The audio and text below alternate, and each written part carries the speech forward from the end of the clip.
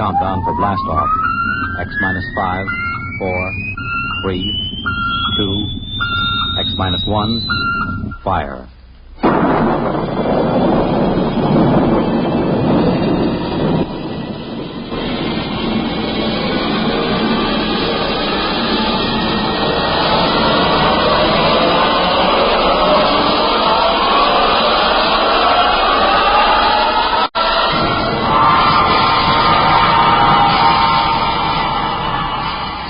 From the far horizons of the unknown come transcribed tales of new dimensions in time and space. These are stories of the future, adventures in which you'll live in a million, could be years, on 1,000 maybe worlds. The National Broadcasting Company, in cooperation with Galaxy Science Fiction Magazine, presents X minus 1.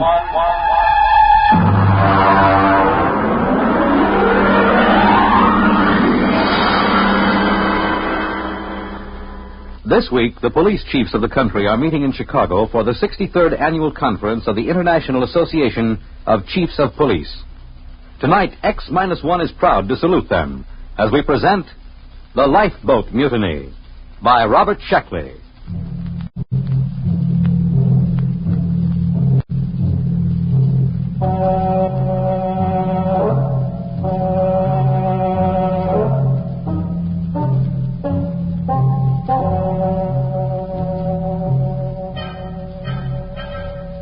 Of course, we should have known better. In a way, we were asking for it, but frankly, we were short of credits, and beggars can't be choosers. As a rule, I don't like second-hand equipment, if I have to trust my life to it. But Joe, the interstellar junk man, can be pretty persuasive. He has an air of confidence when he walks down between the rows of antique jalopies on his lot and pats an airlock door lovingly or kicks at the ground gyros to show how firm they are. Joe exudes faith the way trees drip sap in the spring. And if you get too close, a little rubs off on you. Yeah, you see, solid as a rock. Look at that plating. I'm telling you, this boat is a real buy. She looks pretty old. Sure, she's old. Now, don't give us that story about it belonging to a little old lady who used it to flip to church on Sunday. Now, look, boys, I'm not trying to unload something on you. I don't stand to make a nickel on this, but tell me the truth. Did you ever hear sweeter engines? And look at those servos. Pretty old. And that hull. I bet it's 500 years old and not a spot of corrosion on it. I'm telling you, you're lucky. It's a coincidence, you two fellas coming in. You need a lifeboat. And sitting right here waiting for you, like you was made for each other, is this baby. Well, she certainly does seem rather nice. What do you think about it, Dick? It does look pretty good. It's about what we need for the ocean survey work on Trident. But you know Joe. Nah, they just don't build them this way anymore. Look at that propulsion unit. You couldn't dent it with a trip hammer. And note the capacity of the cooling system. It looks good, but some of these old machines, I just want to make absolutely sure it's safe. Safe? Safe. He asked me if it's safe. Is it? Now, step inside. Go ahead. Step inside. All right. Push that button. Right there on the instrument panel. This one? I am Lifeboat 324A. Hey, the darn thing talks. Yeah, and in English, too. It's equipped with a universal translator. It's completely automatic. I told you they just don't build them this way anymore. Go ahead.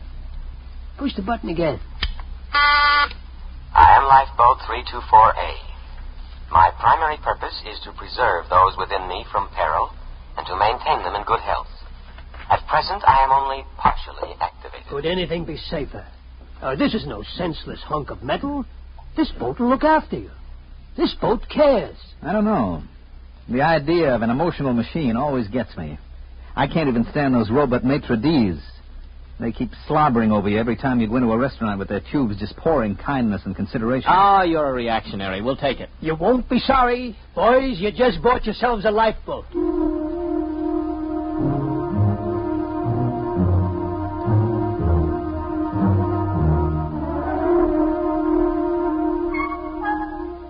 Joe delivered this assurance in the frank and open tones that had helped make him a millionaire several times over.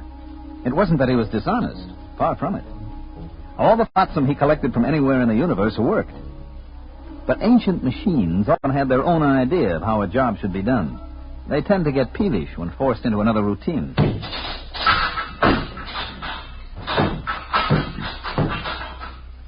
Well, there she goes, Lifeboat 324A. I got her down in the afterhold. I think she's in perfect condition. You know, it's just what we need for those oceans on Trident. I hope so.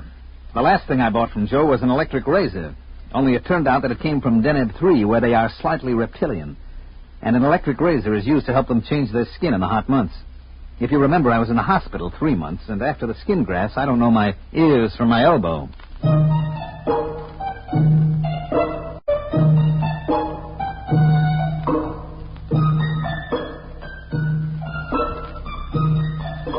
This job we were on was to survey the planet Trident for a real estate speculator who bought it for subdivision. Trident was about the size of Mars, but with a far better climate. There was no native indigenous population, no poisonous plants, and no germ-borne diseases.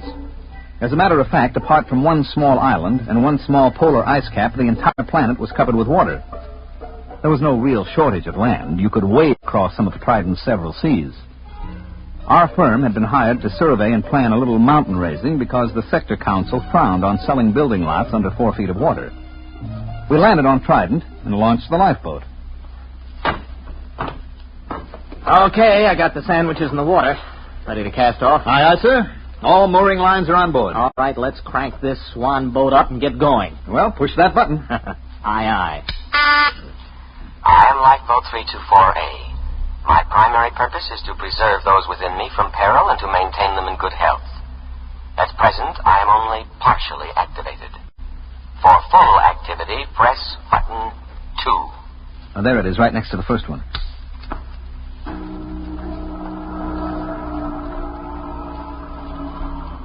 Well? Something's going on back there. Sounds like motors warming up. Hey, that sounds like a short circuit somewhere. You know there's no wheel on this thing? Oh, wait a minute. There's got to be some kind of tiller or control. Well, you look. That's all there are, 2 buttons. Well, then maybe she controls telepathically. I'll try it. Hey, 324A, go ahead slowly.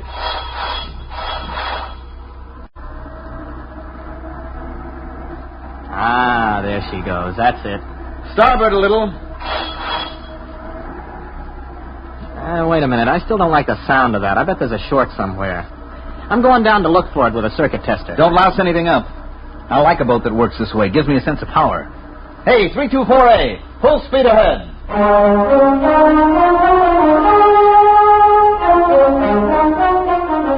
Arnold disappeared into the bilge with a circuit tester, and I handled the survey. Actually, our machines did all the work, tracing the major faults in the ocean bottom, locating the most promising volcanoes.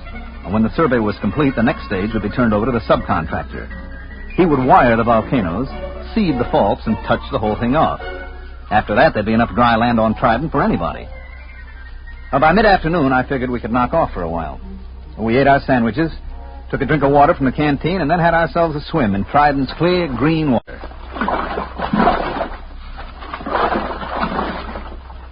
Hey, give me a hand up.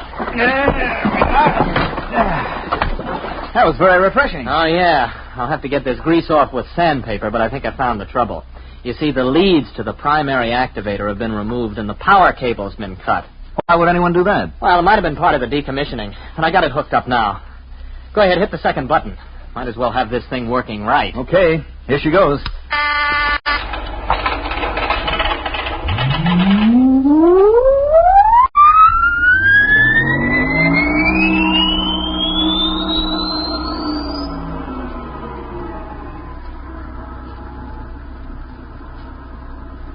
I am Lifeboat 324A. I am now fully activated and able to protect my occupants from danger. Have faith in me. My action response tapes, both psychological and physical, have been prepared by the best scientific minds in all drones. Ah, that's more like it, huh? Gives you a feeling of confidence, doesn't it? I suppose so. Where is Drone? Well, Gentlemen, try to think of me not as an unfeeling mechanism, but as your friend and comrade in arms. I understand how you feel. You have seen your ship go down, cruelly riddled by the implacable Again. What ship? What's it talking about? You have crawled aboard me, dazed, gasping from the poisonous fumes of water, half dead. Oh, no, wait a minute. You mean that swim we took? You got it all wrong. We were just surveying. Half dead, shocked, wounded, morale low. You were a little frightened, perhaps, and well you might be, separated from the drone fleet and adrift upon an alien planet. A little fear is nothing to be ashamed of, gentlemen. But this is war, and war is a cruel business, and we have no alternative but to drive barbaric again across space. There must be a reasonable explanation for all this. Probably an old television script got mixed up in its response bank. We better give it a complete overhaul. We can't listen to that stuff all day. Well, we're about a quarter of a mile from the island. I'll tell you what. I'll take it down and clean the goo out of the contacts when we get there. Hey, what's going on? We're stopping. Hey, lifeboat. Quiet, calm, trust in me. I am scanning the island. What's he talking about, scanning me? Better humor it. Lifeboat, that island's okay. We checked it personally. Perhaps you did, but in modern lightning-quick warfare, drone senses cannot be trusted. They are too limited, too prone to interpret what they wish. Electronic senses, on the other hand, are emotionless, eternally vigilant, and infallible within their limits. But there isn't anything there. I perceive a foreign spaceship on the island. Oh, that's our ship. It has no drone markings. Well, it hasn't any enemy markings either. I painted it myself. In war, we must assume that what is not ours is the enemy's. Oh. I understand your desire to set foot on land again, but I take into account factors that a drone motivated by his emotions would overlook. Consider the apparent emptiness of the strategic bit of land, the unmarked spaceship put temptingly out for bait, the fact that our fleet is no longer in this vicinity. All right, that's enough. Now, I'm tired of arguing with you. Go directly to that island. That's an order. I cannot obey that order. You are unbalanced from your harrowing escape from death. All right. Enough of this nonsense. I'm just going to take that cutoff switch and... Come to your senses, gentlemen. Only the decommissioning officer is empowered to turn me off. For your own safety, I must warn you not to touch any of my controls. You are mentally unbalanced. Later, when our position is safer, I will administer to you. Now, my full energies must be devoted towards detection and escape from the enemy.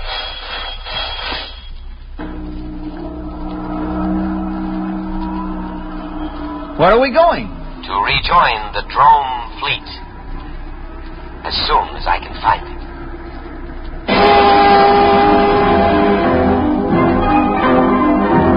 We sailed over the empty seas of Trident for the rest of the afternoon and far into the night. At about midnight, we sat in the cabin, sharing our last sandwich. The lifeboat was still rushing madly over the waves, its every electronic sense alert, searching for a fleet that had existed 500 years ago upon an entirely different planet.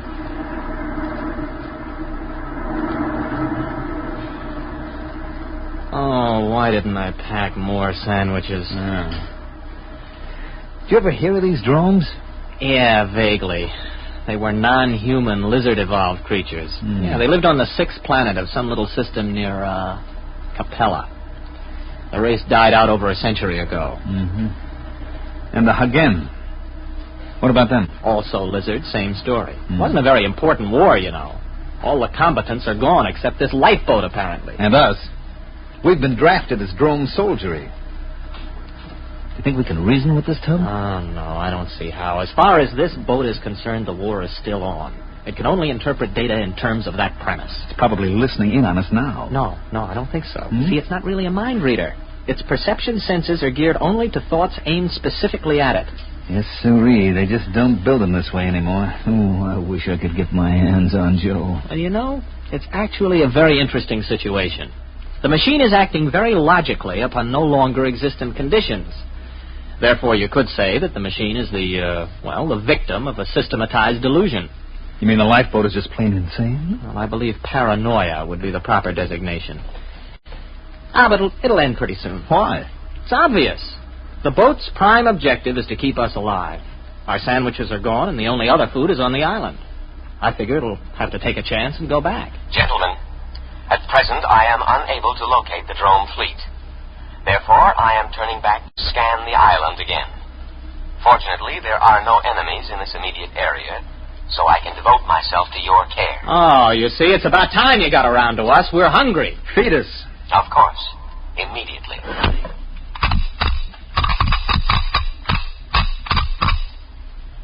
There you are. On the tray. What's that? That looks like clay. Oh, it smells like machine oil. Hey, what's it supposed to be? That is Giesel. It's the staple diet of the Drome people. I can prepare it in 16 different ways. Oh, try it.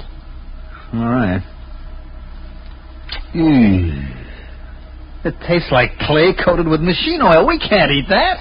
Of course you can. An adult drone consumes 5.3 pounds of Giesel a day and cries for more. Now listen, we are not dromes. We are humans, an entirely different species.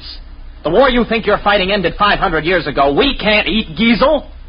Our food is on the island. Ah, yes. Your delusion is a common one among fighting men. It is an escape fantasy, a retreat from an intolerable situation. Gentlemen, I beg you, face reality. You face reality, or I'll have you dismantled bolt by bolt. Threats do not disturb me. I know what you've been through. Possibly you've suffered some brain damage from your exposure to poisonous water. Poisonous? To drones. If absolutely necessary, I am also equipped to perform physical brain therapy. It is a drastic measure, but there can be no cutting in time of war. You see, you need not worry. All my scalpels are razor sharp and ready for immediate action. Oh, scalpels, huh? Well, we're feeling better already. That's a fine-looking batch of Giesel, isn't it, Arnold? Oh, delicious. Nothing is too good for our boys in uniform. Do try a little. Oh, that's wonderful. Oh, that's delicious. Good. I am moving toward the island now, and I promise you in a little while you will be more comfortable. Why? The temperature here is unbearably hot. It is amazing you haven't gone into a coma. Any other drome would have. Soon I'll have it down to drome norm of 20 degrees below zero. And now I'll play our national anthem.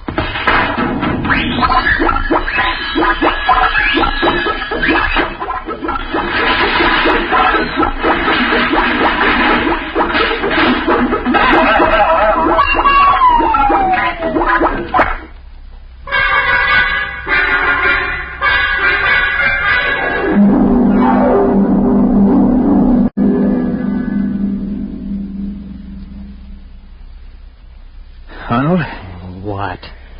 I'm cold. Well, you should be very comfortable. Drones live at 20 below zero. We're drones and no back talk. Those cooling tubes are all frosting up. Yeah, I just wrote my name in frost in the porthole. Hey, wait a minute. Wait a minute. I got an idea. Just follow my lead. Why not? Lead on, fellow drone. Give me the canteen. What are you doing? Just gonna get a little exercise. Gotta stay fit, you know. That is true. Here you are, boy. Catch. Look out, that canteen's heavy. Just throw it right back, boy. Just heave it right in. Come on, let's see your curve. Be careful with that receptacle. It's filled with a deadly poison. Water. Oh, we'll be careful. Here we go. Bad shot, old man. Oh, how careless of me. I seem to have broken the cooling tubes. Cooling fluid all over the floor. I should have taken precaution against internal accidents. It won't happen again. But the situation is very serious. I cannot repair the cooling tube myself. I'm unable to properly cool the boat. Say that's tough. Now, if you'll just drop us on the island... That is impossible. My first duty is to preserve your lives, and you couldn't live long in the climate of this planet. But I'm going to take necessary precautions to ensure your safety. What are you going to do? There is no time to waste. I will scan the island once more. If our drone forces are not present, we will go to the one place on the planet that can sustain drone life. What place? The southern polar ice cap. The climate there is almost ideal. 30 degrees below zero. And, of course, I must guard against any further internal accidents. So, I will lock you gentlemen in the cabin.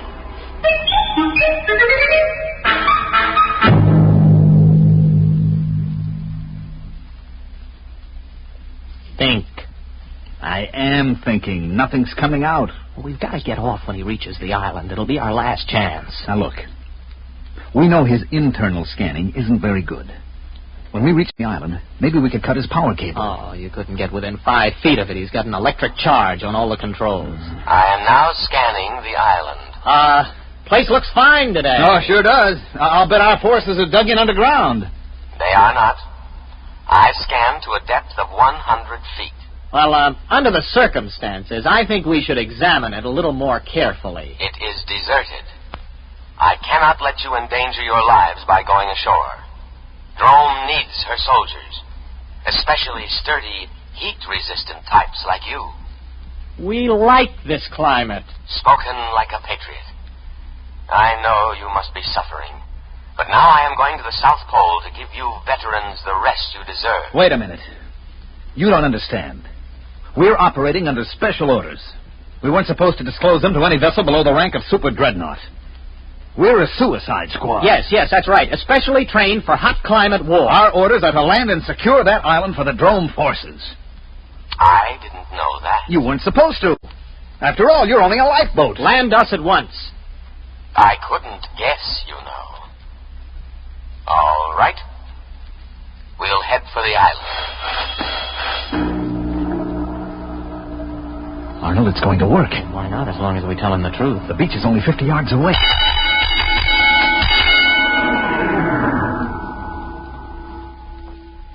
No. No, what? I cannot do it. What do you mean? This is war. Orders. I know, but I cannot obey. A different type of vessel should have been chosen for this mission, but not a lifeboat. You must think of our country. Think of the barbaric Hagin. It is electronically impossible for me to carry out your orders. My prime directive is to protect my occupants from harm. That order is stamped on my every tape, giving priority above all others. I cannot let you go to your certain death. You'll be court-martialed for this. I'll have you broken down to a dinghy. I regret to say I must operate within my limitations. I must take you to the safety of the South Pole. Listen, you crazy tin can. Let me at those controls. I'll... Please, do not attempt any more destruction.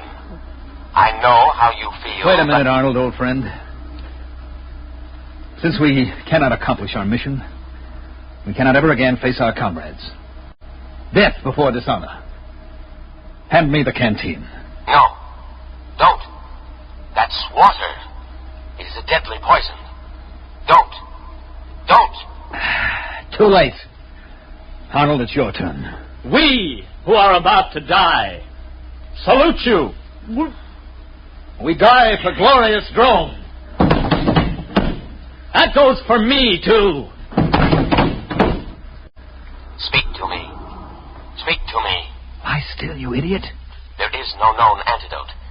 If only I could contact the hospital ship. Speak to me. Are you still alive? Answer me. Here.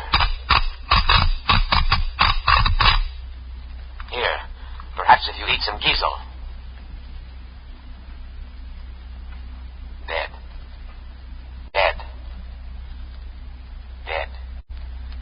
I will now read the burial service. Great Spirit of the universe, take into your custody the souls of these your servants. Although they died by their own hand, still it was in the service of their country, fighting for home and hearth. Judge them not harshly for their impious deed. Rather, blame the spirit of war that inflames and destroys the spirit of all Drome. And now, by the authority vested in me, by the Drome fleet, and with all reverence, I commend their bodies to the deep. Ow! Shut up. Accept them, O ocean, For many brave hearts are at slumber in the deep. Float quietly. What's the lifeboat doing? It's still hanging around. Just pray the drones didn't believe in cremation. Sleep quietly, brave spirits. I will now play the drone national anthem.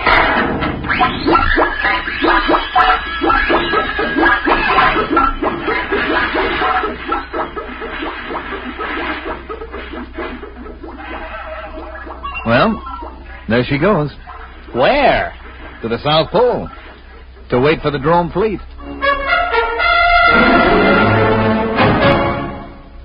You have just heard X-1, presented by the National Broadcasting Company in cooperation with Galaxy Science Fiction Magazine, which this month features The Man Who Ate the World by Frederik Pohl.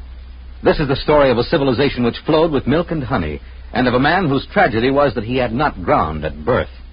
Galaxy Magazine, on your newsstand today. Tonight by transcription, X-1 has brought you The Lifeboat Mutiny, a story from the pages of Galaxy written by Robert Sheckley and adapted for radio by Ernest Kinoy.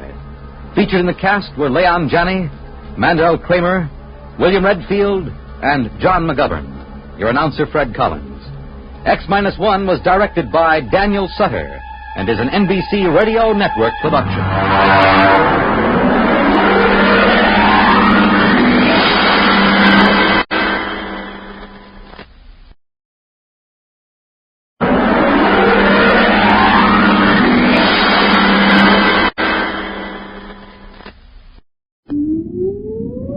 Countdown for blast off. X-5, 4, 3, 2, X-1, fire.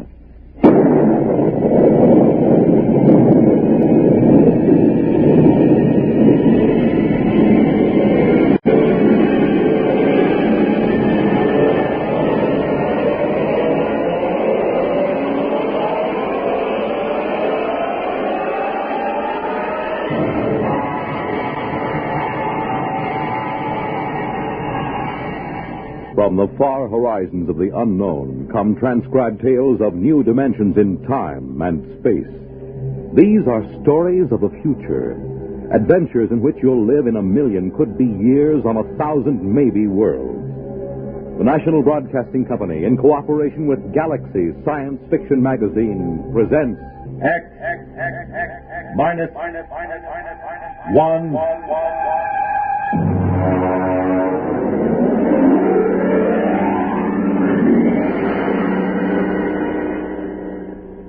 Tonight's story, The Map Makers, by Frederik Pohl.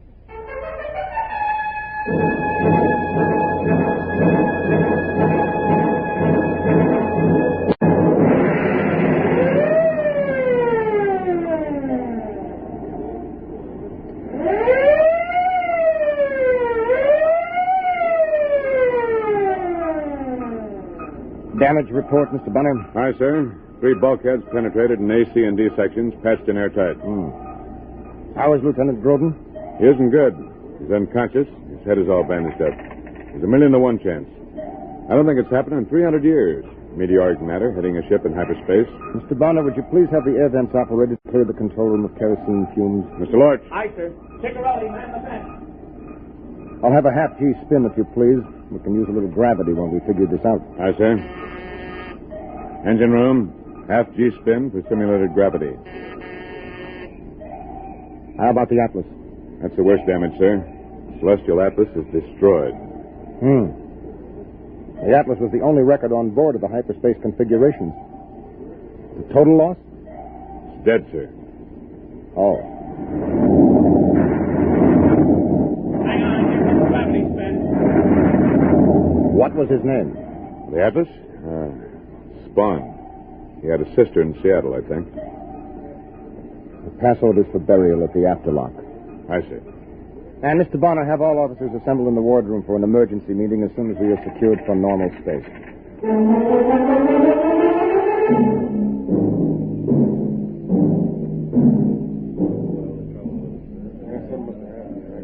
At ease, gentlemen.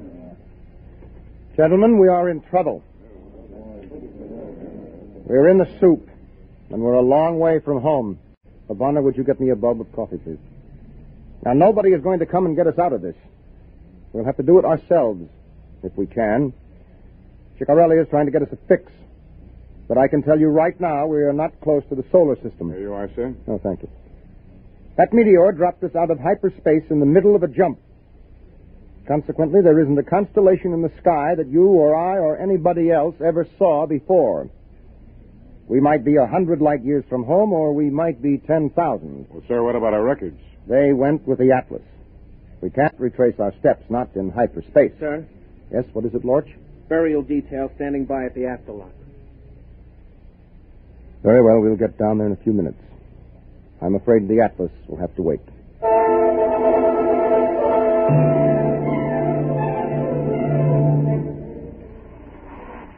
He's a mess, isn't he? Cover him up. Haven't you got any respect? Yeah, it's a laugh. Spawn, I mean. Look at his head. They spent 4 years stuffing it with all those equations out of that hypno machine. Did you ever see him working a jump? Oh, my jump station's engine pit 3. There's enough to curl your hair. You know what it's like during jump. No lights, no fluorescence even, just those kerosene lamps smoking. Everything looking bent and twisted. You can't tell what you're seeing.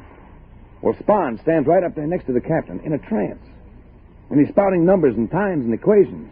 And all the time, his eyes are shut. He's out like a light. He's sure out for good now.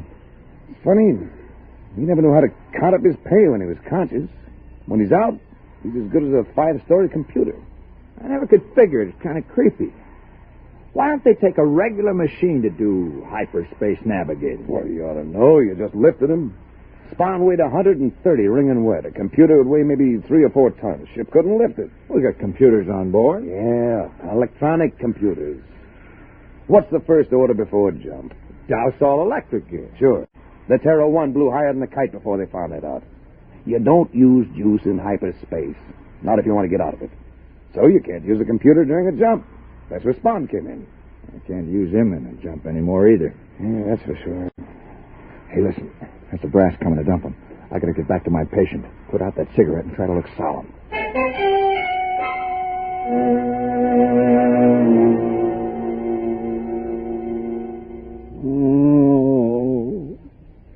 Mr. Bradbury. How is he, convoy? Not so good. I gave him 3 ampules of neomorph in the last 2 hours. That's twice the normal dosage. Let me see. Lieutenant Grodin's the navigator, isn't he? I mean, what happens with him all cut up in the head? The captain is a trained navigator. Well, that doesn't do us any good in jump, does it? Not without the Atlas to do the calculating. Look, our job down here is to keep Lieutenant Grodin out of pain. We'll leave the rest of the bridge, all right? Oh, sorry, sir. It's just that Corelli in the chart room told me he can't locate one of those stars in his chart. And what's more... Convoy. Yes, sir. Hammer that ampule.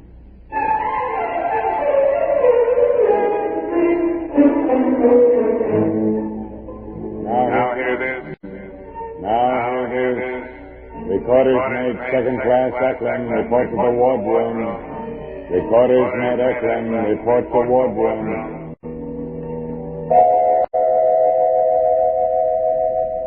All right, Eklund, come in. Recorders made Eklund reporting, sir. Stand at ease, Eklund. You've heard about Recorders made Spawn. Yes, sir. I was with Charlie when... Bonner, get Eklund a chair, please. Yes, sir. Here you are. I'm all right, sir.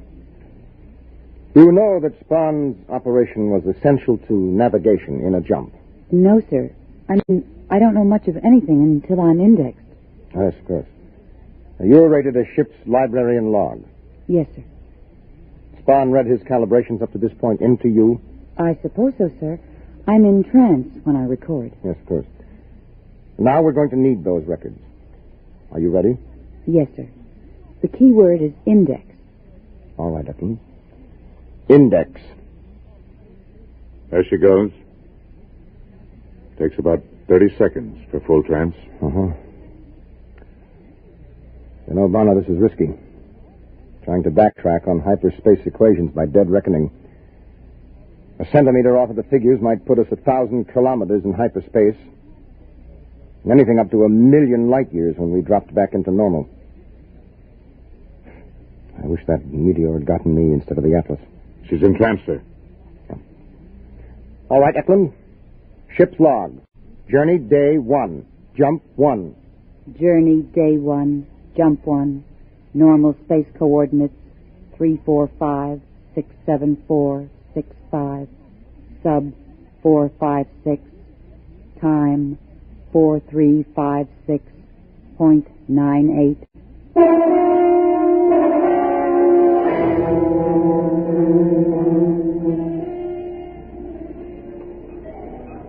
Ensign Lorch reporting on watch, sir.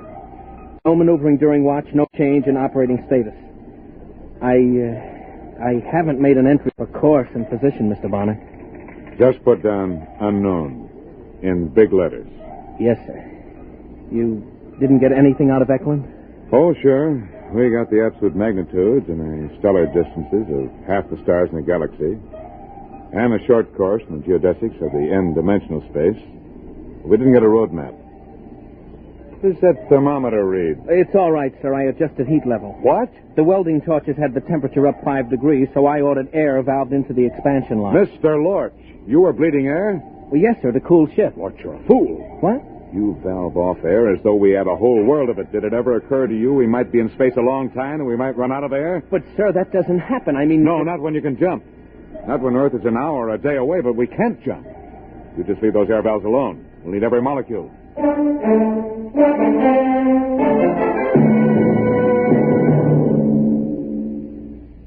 Groden, can you hear me? Oh. It's Doc Broderick. Can you hear me? Yes, All right, don't talk. You've been hurt. A meteorite got the Atlas and something got you right across the eyes. Drops of molten metal. You're blind, at least for now. Oh. We can fix you up from the eye bank when we get back on Earth. The Atlas. Dad. We got enough problems.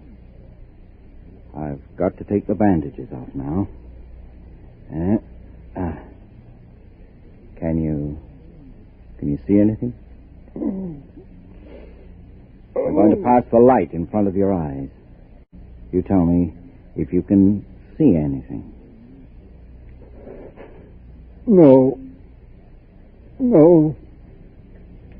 Nothing, but it hurts. All right, convoy. Hand me that ampule.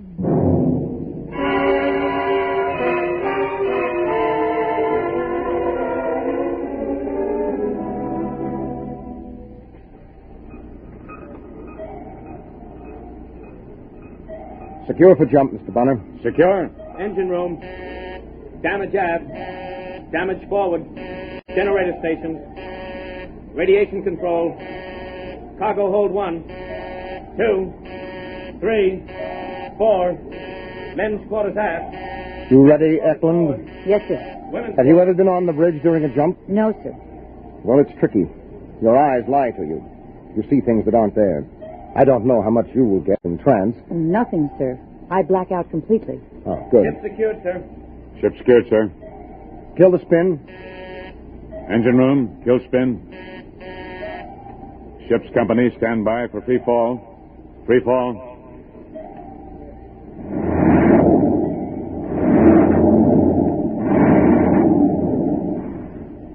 Check off. Chronometers wound and synchronized. Kerosene lamps lit. Navigator. Aye. Communicator. Aye. Atlas. I'm sorry. Ready, Eklund? Aye. Put her under. Eklund. Index. Proceed, Mr. Bonner. Main circuit breakers open. Main circuit breakers open. Electricity cut. Eklund's in trance.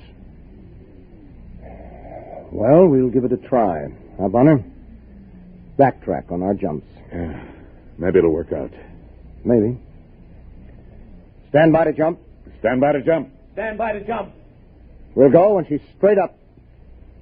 7, 6, 5, 4, 3, 2, 1. Jump.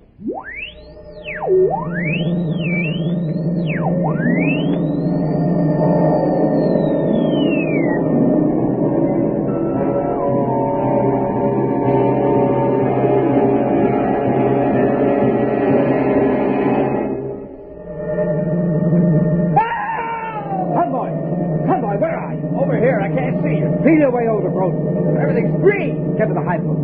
Come on, man. You've been in the jump before. Here's the ampule, sir. Not the pressure hypo. We can't use current in jump that we're in. Groden, it's all right. We're in jump, that's all.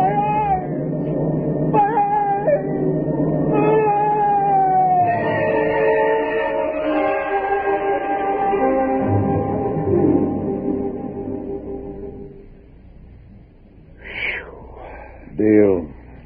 What's the use? You can't use the money even if you win. You're trying to do, chicken out? Corelli says they got a fix after the jump. What are we worried about?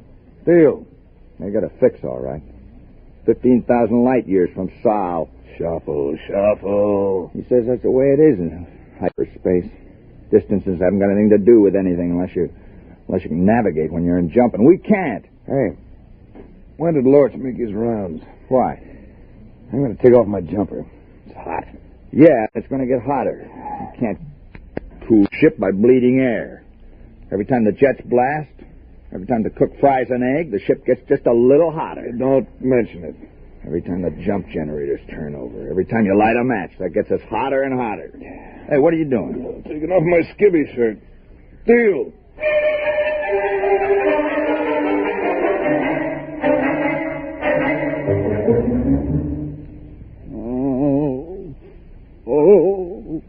How is he, Mr. Broderick? You can tell the captain that Lieutenant Groden remains unimproved. How is he really? He's working up to some real damage. The kind I can't handle. It's in his head. I had to tell him his sight was gone, unless we can get back to an eye bank within 10 days. You can patch in an eye, but once the nerves deteriorate, you can't replace it. Did he take it hard? Worse. He didn't say a word. I know that man is in pain. The convoy found his pills hidden under his pillow. He wouldn't take them. He just lay there without a sound until we went into the jump. Then he screamed his head off. What's wrong with him? Who knows? If I had an electroencephaloscope on board, then I'm lucky they let me have a mini X-ray. What did doctors do before they had those gadgets? Shoot the patients? No. With luck, I could run an old-fashioned verbal psychoanalysis on him. I might pick something significant out of the sludge. Maybe 5 or 6 months. That's what they did before they had the EES. What time is it? 07:56. I've got sick call in 20 minutes. Heat exhaustion, dizzy spells, skin rashes.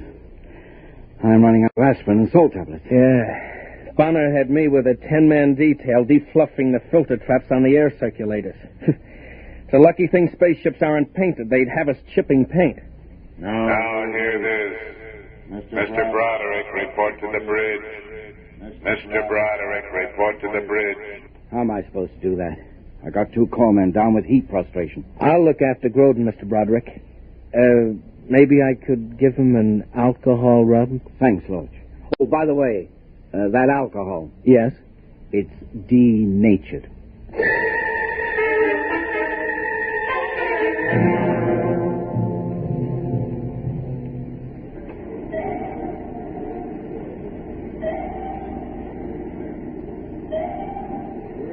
Here's the problem, Mr. Broderick.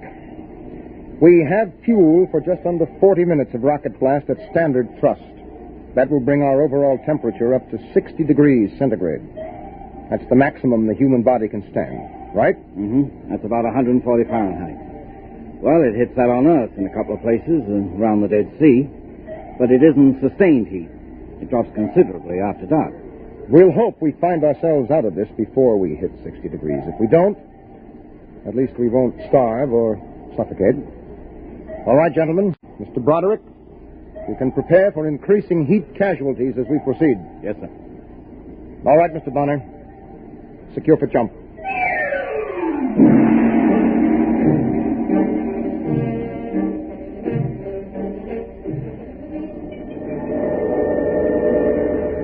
My eyes. Now take it easy, Groden. Convoy. Yes, sir. Where's the doctor? He stayed on the bridge for the jump. Well, what do we do for Groden? During the jump, I can't even see him. I don't think he can hurt himself. We better just wait till the jump's over.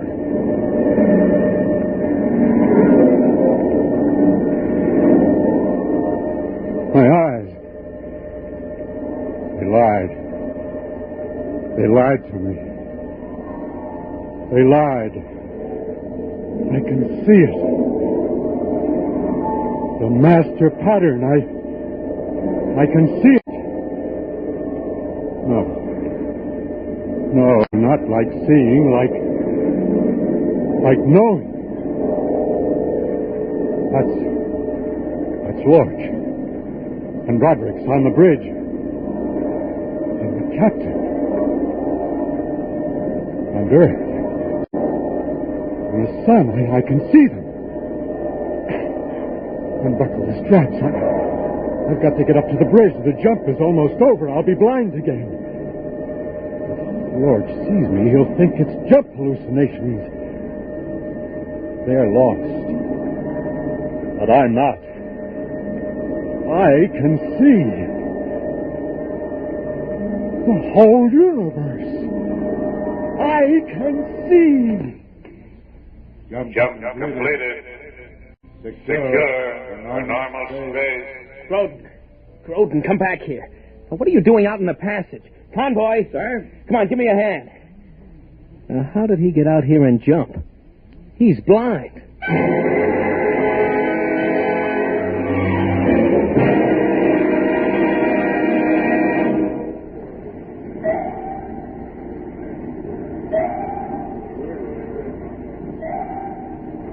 Navigation report negative, sir. Is there a fix? No, sir. Pirelli thinks you can get a triangulation on an extragalactic nebula. That'll take time. And what's the temperature? 45. We don't have time. We'll have to keep on. If we don't end up within a light year of Sol, we're cooked. Literally. So at your convenience, we'll take another jump. So we've got to take a break. The only way to handle the temperature is frequent rests and liquids. Will 10 minutes be enough? Well, I suppose so. Mr. Bonner, have steward sections issue whatever they have, juices, water. There's no point in saving it for any length of time. We have about 24 minutes of rocket time before the hull heats up to 60 degrees. Is there any reasonable chance? Mr. Broderick, we've tried dead reckoning from the records. But in hyperspace, we can't follow them accurately, not without Atlas. I'm timing the blasts from my pulse, because you can't trust reading a clock unless you can touch it. When we jump, I might as well be blind.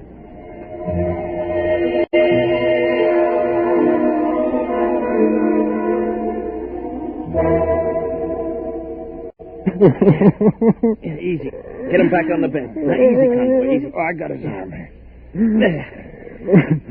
I can't figure how he got out there. I saw him, but I thought it was a jump hallucination. Easy, Mr. Gordon. Now, just slide. No, I can see. Is that possible? Oh, look at him, Mr. Lorch. His eyes are covered with bandages. He's blind.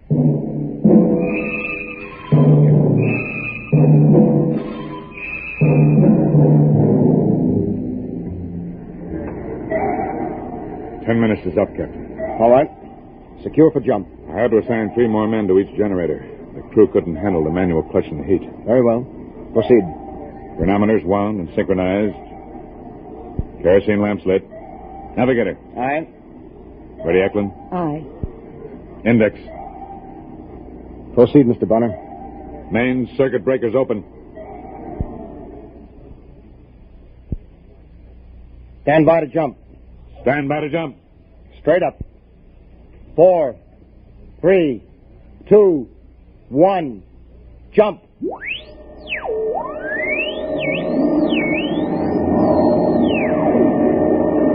30 seconds to full velocity, sir. You never can get used to it. You can hear, you can touch, but your eyes lie. The photons and electrons that carry vision have some crazy mathematics of their own. I know, sir. I remember once I saw a row of monkeys sitting on the control console. I wondered what they were before hyperspace twisted them into monkeys. 10 seconds. Yeah, that's what I mean. Now it seems as if I'm seeing Groden up here on the bridge, and I know very well he's down in sick bay asleep. Captain. Who's that? Lorch? Yes, sir. You're not on bridge watch. Captain, he's really here. It's not a hallucination. What are you talking about? Groden. He's really here, sir. Lorch, what's the idea of bringing him up here during jump? I only brought him to the forward lock, sir. Then he brought me. Broderick, is this some kind of heat exhaustion? I'm telling you, sir. We went in to jump, and I couldn't see anything that made sense. Just twisting shadows and lights, you know. But Grodin took my hand and led me right up here along the passage. Blind. Not in hyperspace.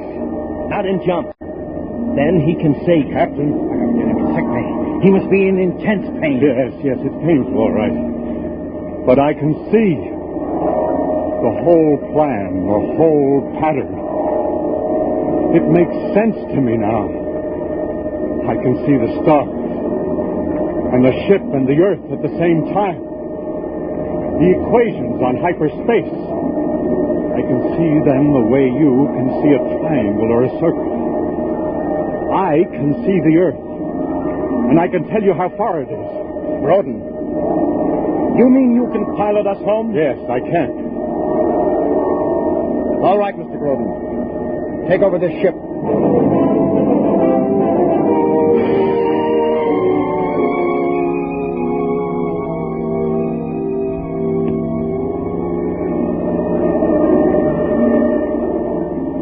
Number 3 pattern. Fire. Cut. Velocity. 5, 6, 3, 7, 4, 8. Relative thrust. 7, 8, 6, 7. Counterblast for 2 seconds. Pattern 6, 5, 7. Blast. Cut. All right. Hit normal space at mark. 5, 4, 3, 2, 1. Mark. Look out, he's going to fall. Yeah, I've got him. He saw in hyperspace. He navigated by line of sight in hyperspace. We'll have to order a stretcher up. He's blind again. Sun system, 239 degrees, 45 elevation. Magnified by 50 on forward screen. That's not Saul. No, but it's a place to land. There's a planet there. It's just normal. You can land and cool ship and replenish air. Mr. Bonner, take her down to atmosphere. Have planetology section start to check it out. Aye, sir.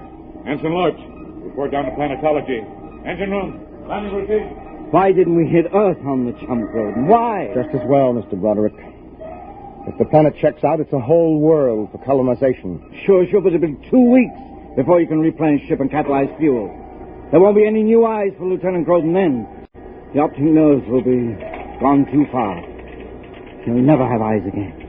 I knew that before I brought you up here. Ready, blast. For skip deceleration in pit 3. You mean, Grodin, you could have brought us back to Earth? In 2 jumps. Then why didn't you? I can't allow a man to go blind because of phony heroics. Do you want to know how many Sol-type systems there are within 5,000 light years? I can tell you. Want to know what the universe looks like in hyperspace? I can tell you that, too. Only I can't describe it. The whole thing is as orderly and chartable as our own space. And I could see it, all of it. And you offer me eyes. Captain, we have a quadrant of hyperspace to chart. I can see during the jumps. Captain, Look out.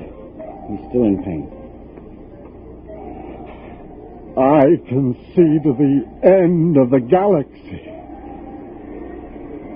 And beyond. I know. But in the meantime, Mr. Broderick. Aye, sir.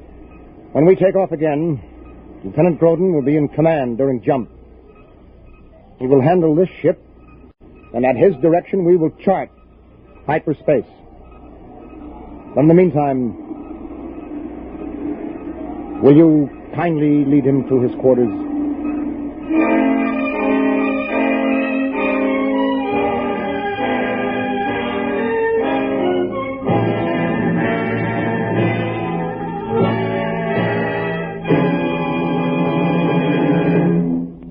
You have just heard X-1, presented by the National Broadcasting Company in cooperation with Galaxy Science Fiction Magazine, which this month features Dead Ringer by Lester Del Rey, a fascinating story about a man who learned that there was nothing on earth which could set him free, least of all the truth.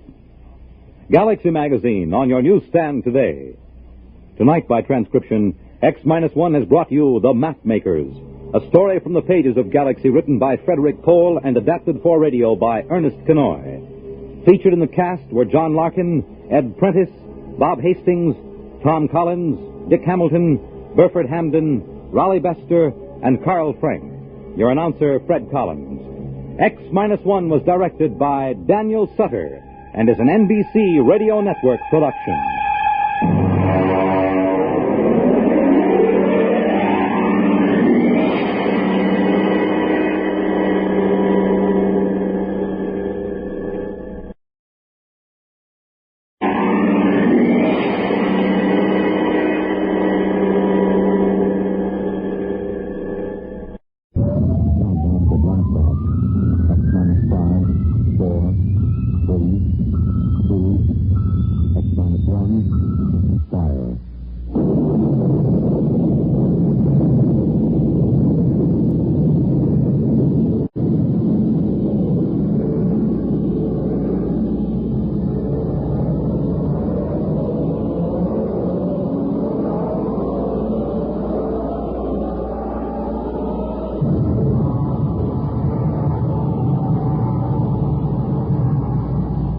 From the far horizons of the unknown come transcribed tales of new dimensions in time and space.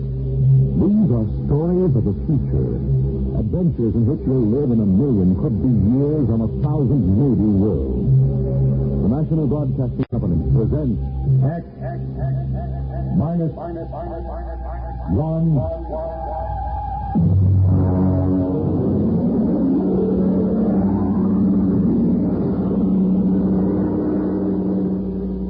Tonight's story, Protective Mimicry, by Algis Budrys.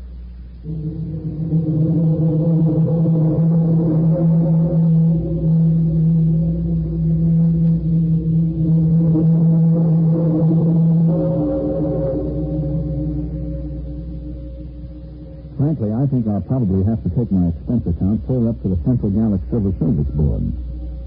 My friends tell me to forget it. But take it from me, a rap in a credit book like this isn't easy to laugh off. Not on a grade 4 civil service pay scale. So I've made my beef out and quadruplicate and filed it. Usually, a special agent in the United Galactic Federation's Department of the Treasury, Investigations Division Currency Section, doesn't have much trouble with his indices. But this one's a corker. To understand, you got to know how to make yourself. The Young Galaxy Inn is in New Geneva on Canopus 3. I remember I went around with the 40 Dutch credit tour when I first joined the staff. The guide was a cute little brunette from one of the ring stars who was later fired following an annual Pan Solstice office party. I didn't pay much attention to her spiel. She was dressed in a new neo-Minoan style, but I got the general idea. This is a demonstration machine, of course, but you will notice the indestructible fiber coming off that spool at the right. It goes into the slot in the machine there. Now, if you'll pass along, you see it goes between those two rollers through 57 chemical baths. No, I'm not sure what chemicals. That's restricted information. It's stamped, analyzed for flaws, dyed, and then run through this unit here. This is the most carefully guarded part of the process. The unit is removed from the plant each night and locked in a deep space vault on the satellite station directly overhead. After the stripping is assured, it's chopped into convenient lengths and carefully removed into armored cars. It is called money. What does that secret unit do? Well, that's a very good question. You see, the currency is non-defensible, fireproof, immune to wear, weather, and water. But the most important thing is an electronic pattern impressed into the fiber by that secret pattern. You all know when you cash a bill, it is passed over an electronic plate that reads the pattern. If the serial number and the pattern match, but if they don't, well, first I'll put an ordinary credit note over the beeper. There. Perfectly good. Now, a simulated counterfeit bill without the electronic pattern. Well, now, that wouldn't fool anybody long, would it? Could anybody duplicate that electronic pattern? Well, that's a very good question. Only the government has the equipment to put that in. Your currency is safe and sound. Don't you worry about that. Are there any more questions? Yeah. How about a drink after the tea? Well,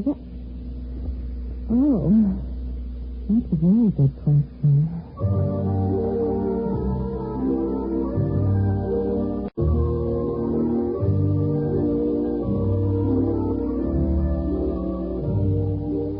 It sure was. So was the answer. Well, getting back to money.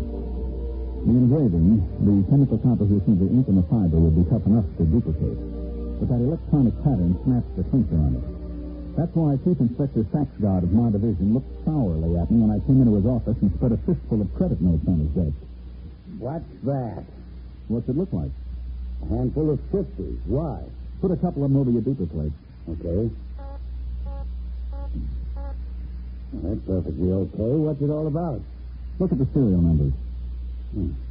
3, 4, 5, 6, 5, 6, 7, 8, M. Look at the others. 3, 4, 5, 6, 5. What? Let me see. Save your eyes. They're all the same. 14 50 credit notes with identical serial numbers. That's impossible. And every one of them goes over a beeper plate quiet as a sophomore climbing into a dormitory window after hours. Sir, where did you get these? They came into the New York Clearinghouse from a branch on Deneb 11. The manager blew his top. He called us the minute he spotted them and sent them out to us. How about the manager? Is he blabbing all over the Bankers Club about it? I read the Ungallic riot act to him. He'll keep it under his hat. Good. At least we won't have any financial panic for a while. Have you checked these through the lab? Well, the ink and paper is government stock, and they match government beepers.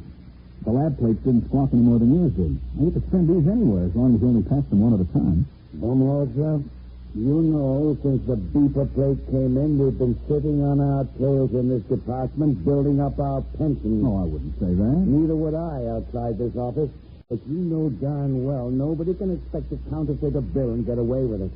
It's only because throughout the universe there's a certain percentage of people who will try anything once, and a corresponding percentage of purblind idiots who will accept anything with engraving on it as money that we're here at all. Now, I've seen cigar coupons and crayon sketches come into this office. I've seen premium offers from household magazines, jet bus transfers, where some people would try to pick a Yale lock with a quarter of a pound of butter. Now, the only reason any queer can pass is because some goggle-eyed nudnik neglects to use his beaver plate. But I worry. For 15 years, I've sat in this stinking office and waited for somebody to invent a matter duplicator. Well, looks like you can stop worrying. Look at those bills, identical down to the whiskey stain in the corner. All right, Bumholzer, you call transportation and get out to Deneb 11 and find out if anybody in that neighborhood has a matter duplicator, or if he hasn't, what he has got.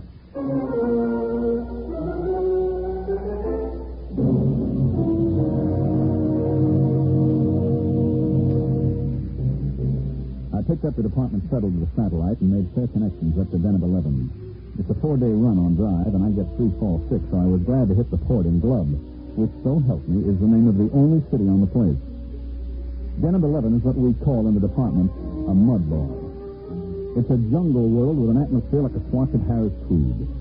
I was smoking a cigarette when I got off the settle, and the air I pulled in made the smoke taste like well-decayed leaf mold. I was wringing wet 2 minutes after I left the air-conditioned port. I noticed the local costume would get you arrested on any beach in the galaxy, but it didn't matter since there's nothing titillating about pasty skin dripping with weary perspiration. I checked in with the regional office and found the resident agent tinkering with his air conditioning. Hi, Baumholzer. You know anything about the sealed power pack on this condenser? Yeah, if you keep banging at it like that, you'll crack the seal in the atomic shielding, and your posterity will thank you. 3 heads at a time. Oh, I guess I better not fool with it. Now, take off your pants or pull up a chair. No mind if I do. Is it always this humid? Oh, no. In the hot season, it's worse. I sent for a replacement part, but the fax line isn't too reliable. The last time I sent for a steel unit, they shipped back an overload steel line. Yeah, I know. I was on Polar Station on Ganymede when my heater element broke down. I faxed for 3 feet of element, and they shipped me back 3 feet of elephant. Yeah. Well, I suppose you'll hear about the queer bill, huh? Yeah. Got any lines on it? Well, my orders will lay off and let the central office handle it. Be my guest. Any ID? No. Where do you figure to strike? Well, this is the only city. I'll have to check it out. Have you got a list of authorized beetle plates? Somewhere. Oh, look out. Why? There's a whittle fly on your arm. Hey, how does a thing that size get through the filters? Insects on denim are tricky. This one is a non-filterable virus in the larval stage, and it blows up to this size. Carve his initials in your arm if he gets a good bite. That's why it's called a whittle fly.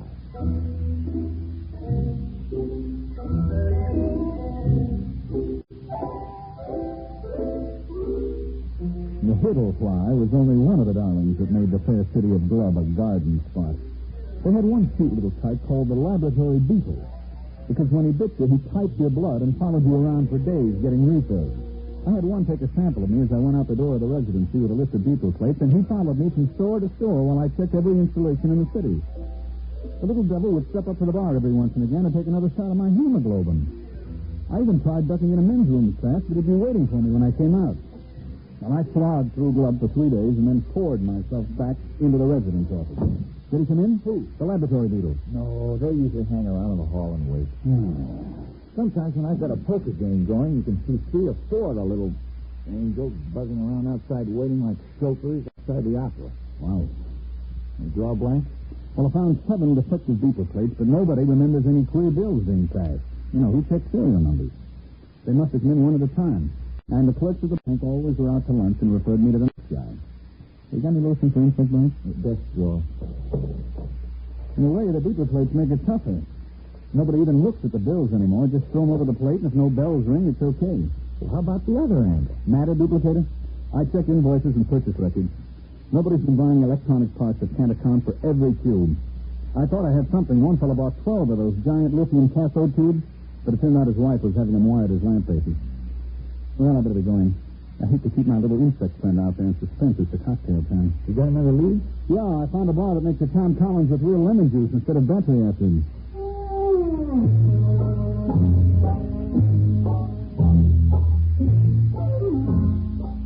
I managed to duck my lab beetle in a revolving door. He went around twice and shot out into the street, so I settled down at a table at the bar and tried to make believe that I couldn't taste Den of 11 atmosphere in my Tom Collins. I was chewing on an ice cube when I looked up. Mr. Baumholzer? That's right. I want to talk to you about money.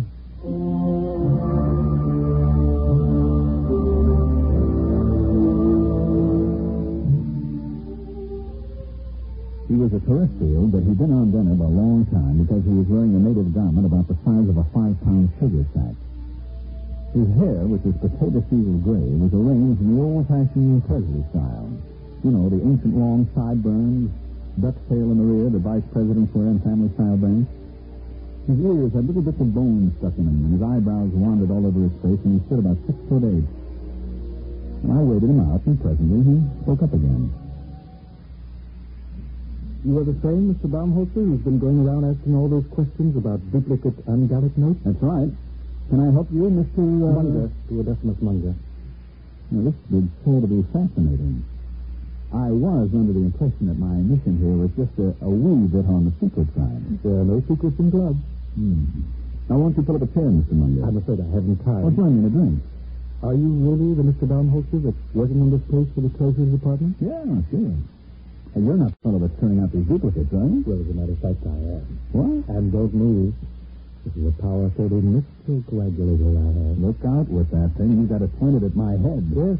I've got it set on high charge. It'll fuse your brain solid. Well, what else is new? Now, Mr. Baumholzer, stay right behind that table. Now, let's not make any rash decisions now. Well, I can't very well see how I could let you live. Oh, come on.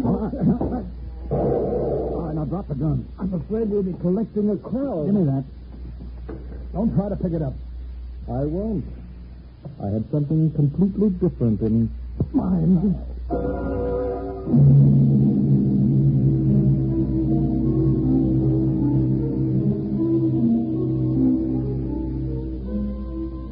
Just like in those ancient legends the archaeologists keep digging up, the ones with the hard-boiled detective and the beautiful blonde, I felt the traditional roof falling on the back of my head.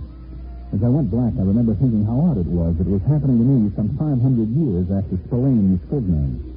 I came to in the same archaic fashion with my head going around in a free orbit around my neck. Baumholzer, are you all right? I can't see. I'm blind. Everything's black. Well, open your eyes.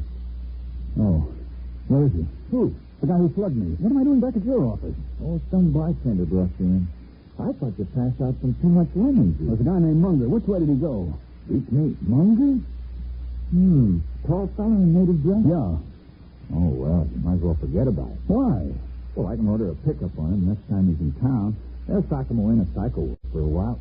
Forget it. Look, I am not an old lady calling up complaining that the nasty delinquents are seizing my cats. That Munger's tied in with the queer. Him? He said he was the patcher. But that can't be. Munger. You got a file on him? Yeah. I get a number of complaints on him, so does the local cop. Well, I didn't want to make trouble. He's a very wealthy man. I'll bet. What does he do? Well, he's a merchant or something at a native village. Once or twice a year he comes out and paints the town, but a counterfeiter? I would like to talk to him again with the mistral in my hand. He had a mistral? Well, that's a violation of the municipal ordinance. You're supposed to check him at the quarantine. Look, I'm not investigating parking tickets and violations of the anti-noise laws. This is a counterfeiting case. Now, do you know where I can find him? Well, he's probably gone back to his village. Where's that? Out in the jungle. All right, get out your rubbish, friend. We're going out after him. Suppose you fill your bathtub full of mud, build a fire under it, turn on the shower, and crawl in and wallow a little. Do that, and you've got a fair idea of the Demetrian jungle. I went out with Hall, the resident agent, and we started off. Get close, Baumholzer. The visibility is about 10 feet. I'll eat everything I can see within 10 feet. Ow! What happened? I walked into a tree. Help me up out of the mud.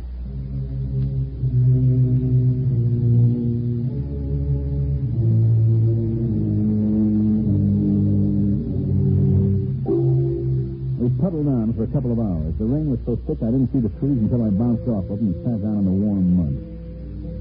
I reflected as I struggled to my feet what a terrible waste. In the beauty salons of towers of the rich asteroid, ladies from all over the galaxy paid thousands of credits for hot mud baths to take the wrinkles out and make their skin smooth and caressable. And here was I getting a much more thorough treatment every time I sat down. They issue a lot of special equipment from department stores, and it all functioned perfectly. My neo-latex galosses were fine, but stuck in the mud. My Minopower goggles and wipers kept my eyes clear, but they didn't keep me from crashing into every tree.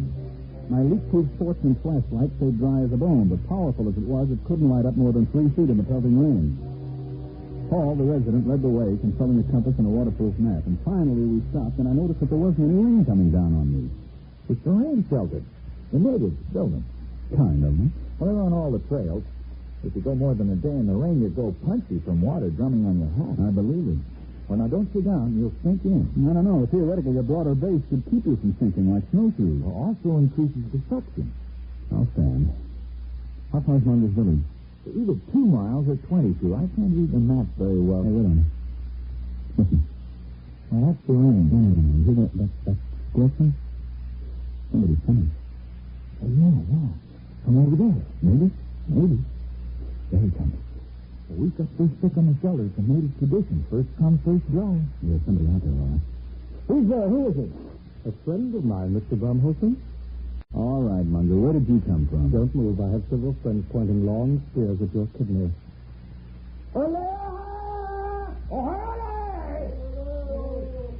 Shall we go, gentlemen, back to my village? I believe you were looking for it.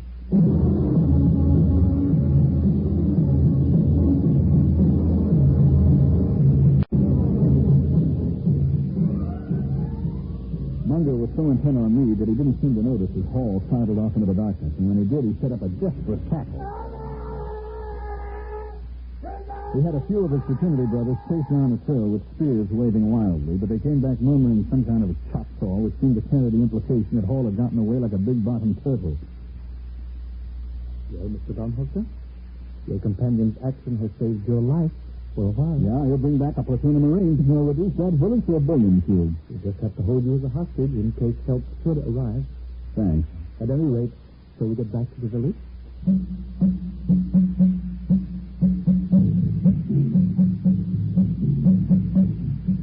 He had about 10 natives with him, each one about 7 foot tall, with those big, flat feet that evolved on Dennet for walking in primordial ooze. They were dressed in the standard native loincloth with matching accessories, mainly 10-foot spears. When as we started out along the trail, I got a good look at Munger's loincloth. It was composed of tastefully arranged 1,000-credit notes. But by the time we got back to the village, the rain had stopped. The humidity, of course, was still 120%, and the only difference was that the moisture just loitered around rather than actually falling. There was some kind of a clam bake going on in the village. The natives were pounding a couple of drums, and as far as I could see, getting rapidly stinko on some kind of jungle juice that they passed around in huge gourds. They were leaping and dancing, and as far as I could tell, doing snappy things and fancy patter as I sat on some kind of a low mushroom and tried to ignore the few spears that were pressed against my throat. It felt as if a nervous barber was trying to shave me with his razor tied on the end of a 10-foot pole. After a bit, Munger strode up to me with all the dignity of the lord of the jungle, and he waved the spears a foot away, pulled up a mushroom, and sat down. Actually, that wasn't a native rhythm at all. The original Namibian music is a kind of quiet, flute-like melody, something like Mozart. That didn't sound very flute-like. Yes, I know. One of the first terrestrial anthropologists out here to study the Ned took recordings of their music. And then to be polite, he played them in a few recordings that he'd made in earlier flutes, but unfortunately, they were from that lost rocket colony on Ferry. Their music was a degenerate ancient form called, I believe, Roland Rock. The Neds liked it. And they've been doing it ever since. What's the point? They're propitiating the tree. I don't know why. It's never failed yet. But they're very conservative. They've got to go into this act every night before I get my stuff. It lasts all night. Want a drink? No, thanks. I wish I had a sip of something civilized. I've been drinking this native swamp water for much too long.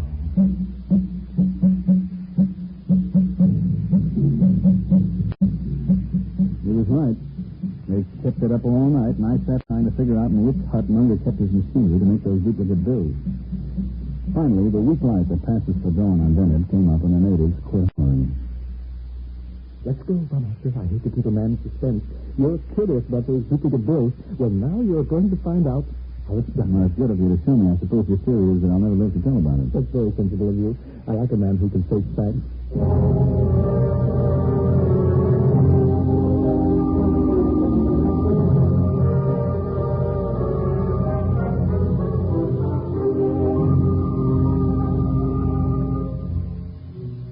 We walked across the mud square to the base of a tremendous tree, which I gathered was the guest of honor for last night's shivaree. I still couldn't see the connection, but I was willing to wait. The natives sat around in a deathly hush, and Munger and I stepped forward. You notice? Nothing up my sleeves. As a matter of fact, no sleeves. And not much arm, either. Now, I take this 50 credit note. Care to examine it? Oh, I've seen it, and 14 others like it. Yes, I only use a 1,000 credit bill when the natives need new loincloths. These 50s are a lot easier to dispose of. Oh, I don't know. I traced them to you. But that was a mistake. One of my contacts got a little greedy, spent too many bills in one place. All right. Now, I used to have the natives make a loud noise, but I'll use your gun instead here. You see, I'll take this bill, hold it, so, and so, and so. And there. What are you making a paper plane for? Just watch. I raise the note in one hand, I aim at the tree, and I fire your gun up in the air. Like this.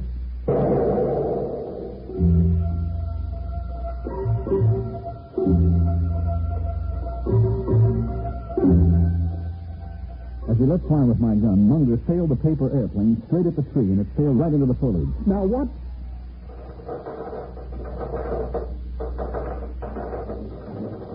The bill came sailing back out of the leaves, and right behind it came another one. And then the air was filled with paper planes.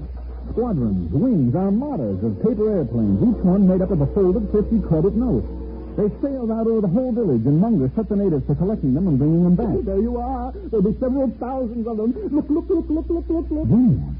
Absolutely genuine. And I suppose they'd go over a beeper plate without a tinkle. Startling, isn't it? Protective mimicry. Yes, precisely. You know, I discovered this tree 6 years ago while I was attempting to evade the clutches of the law in a confidence set. Swung an axe at it to blaze a trail, and 50 axes came bouncing back at me. Well, I never heard of any plant developing mimicry to this extent. I know some plants and animals assume dangerous life forms as a camouflage, but this... Well, I'm not a botanist. All I know is that you scare the tree with a loud noise. You throw something at it, and it duplicates what it thinks is the danger. Well, speaking of danger, it doesn't look as if your colleague is bringing any help. Oh, I'll miss your company. Interesting. You'll be shot with your own gun. Now, look, Munger, don't wiggle. I hate a moving target. What is that? Looks like the cops, Munger, at the edge of the village. Home Hostess, where are you? We outnumber them. I'll get you anyway. No. You can't run away from me. I'll shoot.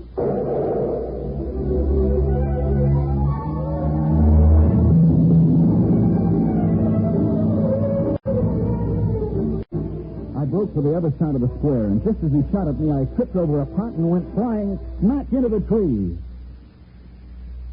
Well, that's about it.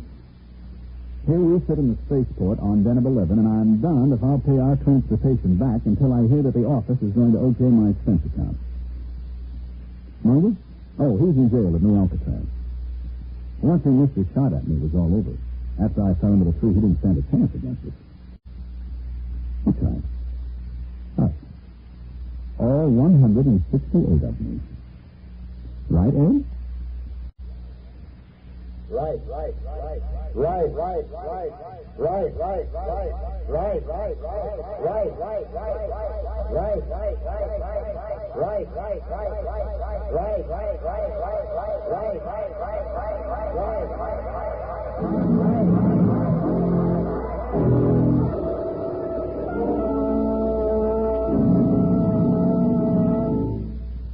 You have just heard X-1. Here is an important special announcement. In appreciation of bringing adult science fiction to a listening audience through the medium of this program, X-1, Galaxy Magazine wishes to make the following free offer to our listeners. For the first 2,500 who write in requesting it, we will send a sample copy of Galaxy Magazine at absolutely no cost. This is an opportunity to read the finest in adult science fiction, just as you listen to it each week here on X-1. To get your free sample copy of Galaxy, just write a postcard or letter to X-1, NBC, Radio City, New York 20, New York, and ask for your free copy. Be sure to print your name and address plainly on your card or letter. This offer can be made only once. So if you want your own free copy of this leading science fiction publication, be sure to write without delay. Here is the address again. Write to X-1, NBC, Radio City, New York 20, New York. Your sample copy of Galaxy will be sent to you without obligation of any kind. Tonight, by transcription, X-1 has brought you Protective Mimicry, written by Altus Burgess, and adapted for radio by Ernest Kinoy. Featured in tonight's cast were Mandel Kramer, Terry Keene, Charles Penman, Dick Hamilton, and Wendell Holmes. This is Roger Tuttle. X-1 was directed by Daniel Sutter and is an NBC Radio Network production.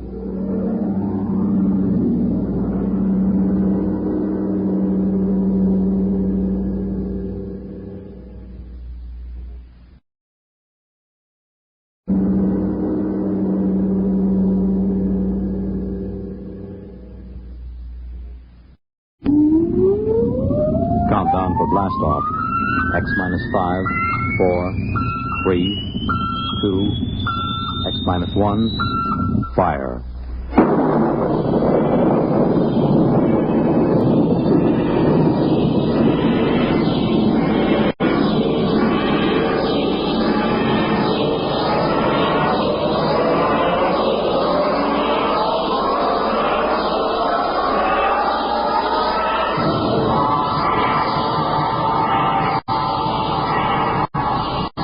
From the far horizons of the unknown come transcribed tales of new dimensions in time and space.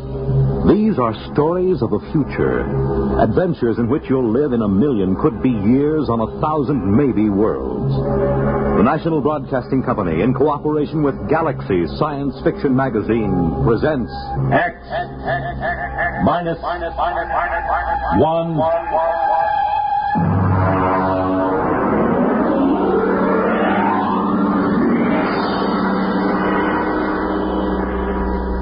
Tonight's story, Colony, by Philip K. Dick.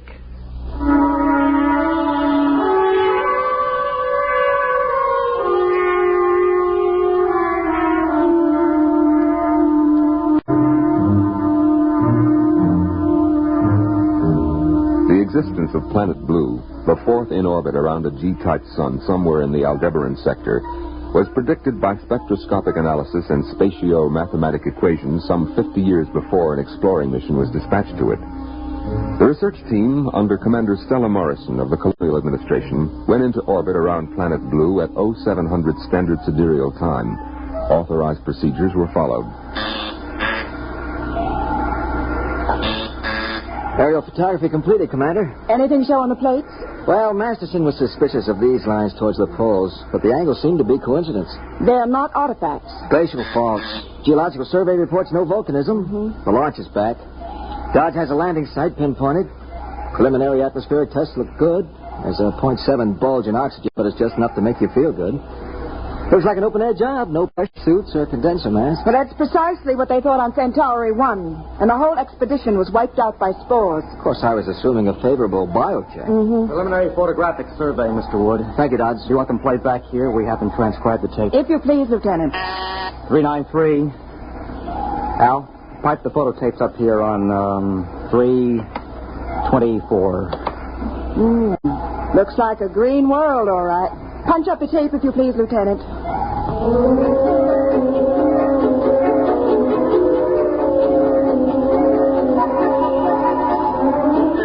All orbital checks proved positive. The atmosphere and gravity Earth normal to 3 places on the Grayson scale.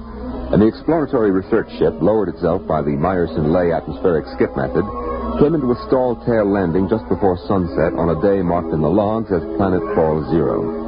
The hatches remained sealed as a 2-mile perimeter was scanned by direct instrumentation. Major Lawrence Hall of Biosurvey reported EEG sweeps to the bridge. Of course, it isn't conclusive. We've run into life forms that didn't broadcast a brainwave at all. The Grylodont lizard on Ganymede. Skull acted as an effective shielding due to a heavy lead constituent in the body chemistry. Major Hall, I am not interested in a lecture on extraterrestrial zoology. Is there or is there not life within the range of your instruments? Well, I'm sorry, Stella. The readings show no electrical brain activity whatsoever, and that covers life down to the level of invertebrates. There may be a few worms turning out there, and unless they're thinking awfully hard about something, we wouldn't pick them up. Well, thank you. I want preliminary drones out for sampling. How long do you think that will take? Well, a thorough job. Take about 2 weeks. I have a schedule, Major.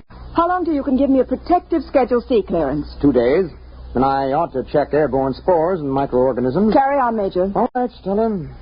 I'll let you know if I turn up any, special diseases on Planet Blue.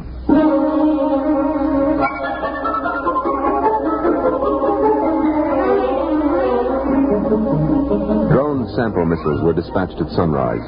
Air scoops, ground samplers, and vegetation choppers returned to base, and the bio team instituted full prescribed tests. Immediately identifiable airborne dangers were ruled out. Outside of the possible allergenic action of pollens, Planet Blue was ruled safe for normal exploratory procedures, and the real work of the survey was gotten underway. Here's the morning report, Commander. 4 in sick bay, 3 ordered to light duty. What happened? Well, last night was liquor ration. Oh. Survey teams out in the field. Bio crew under Major Hall. Agronomy, ecological, geological, and deep map teams out. Any reports back? Deep map seems to think there's petroleum over to the north, and agronomy reports if you dropped a seed in this soil, you'd have to jump back to keep from being knocked over by the plant. Sounds pretty good.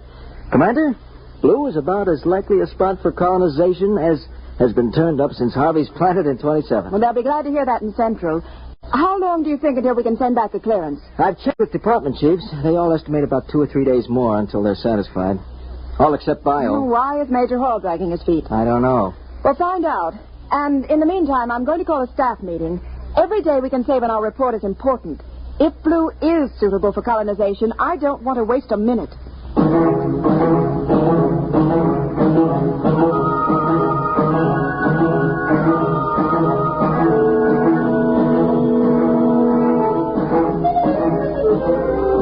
By planetfall plus 3 weeks, all departments had reported favorably except biology. Ecological survey pointed out the difficulty involved in the necessity of importing animal life. But this problem had already been met in the colonization of Gamma 2 and 3, when an entire ecology had been transported in frozen gene banks and fertilized and incubated on the site. Biology, however, still withheld a favorable report. Look, Larry. What is the secret, Stella? Cold formality on the bridge and Larry when you're in my lab? Well, I'm serious. Well, I've just gotten an official query from Central. They want a fish or cut bait on Blue. Your department is the only one holding it up. We're 2 weeks behind schedule. And the first colony on Vishnu was right on schedule, and 7,000 died of green spot. That was before the full biocheck technique was worked out. My dear, do you know how many different microorganisms there are in a cup full of dirt? I'm not a freshman student of biology. Oh, dear. And I was hoping I could tempt you into some field work. Someday, Larry, you're going to make some remark in front of some junior officers or even enlisted personnel, and I'm going to have to call you on it. Afraid for your dignity, my dear? Look, I'm in charge of this expedition. My dignity happens to be a function of command, and as such, it's a survival factor. Ah, well, then you had better take it easy at officers' mess. You know, I saw 2 biomates watching you climbing the ladder to the bridge. Do you know what their affectionate name for you is? Major Hall. I'm serious. I want a bio clearance as soon as possible. And you will get it. As soon as possible. And when will that be? When I'm satisfied. Are the bugs here so dangerous that you're afraid of them? No, on the contrary. We have yet to find a harmful life form. Well, you didn't report that. If there are no harmful life forms... No lice. No disease germs. No malignant virus. Well, then what are you waiting for? There should be. There should be at least one little fellow who could give you a common cold. Look, sociology section found no native narcotic plant life. And inasmuch as there is no humanoid life, there is no bootlegging, gambling, immorality, and pornography either. By analogy, that would be a good reason not to colonize. Is that the idiotic logic you're following? Microbiology is a little different, Stella. Anyway, what is the rush? Blue is something different. There's something peaceful in the air. Why rush to bring picnickers who'll drop candy wrappers and fill the pools up with empty beer cans? Larry, I have a planned board conference in 10 minutes. If you don't bring in some kind of a report by then, I'll have to supersede you under a Section 23. Ah, yes, that's what happened on Vishnu, isn't it? Followed by Green Spot and the wagons to drag the corpses out of the colony streets. Never mind that, Major. I want a report. In the biology section lab, Major Lawrence Hall continued to examine tissue samples from lower fauna and flora samples brought in from Planet Blue. He settled a container of prepared slides and flipped the switch on the electron microscope.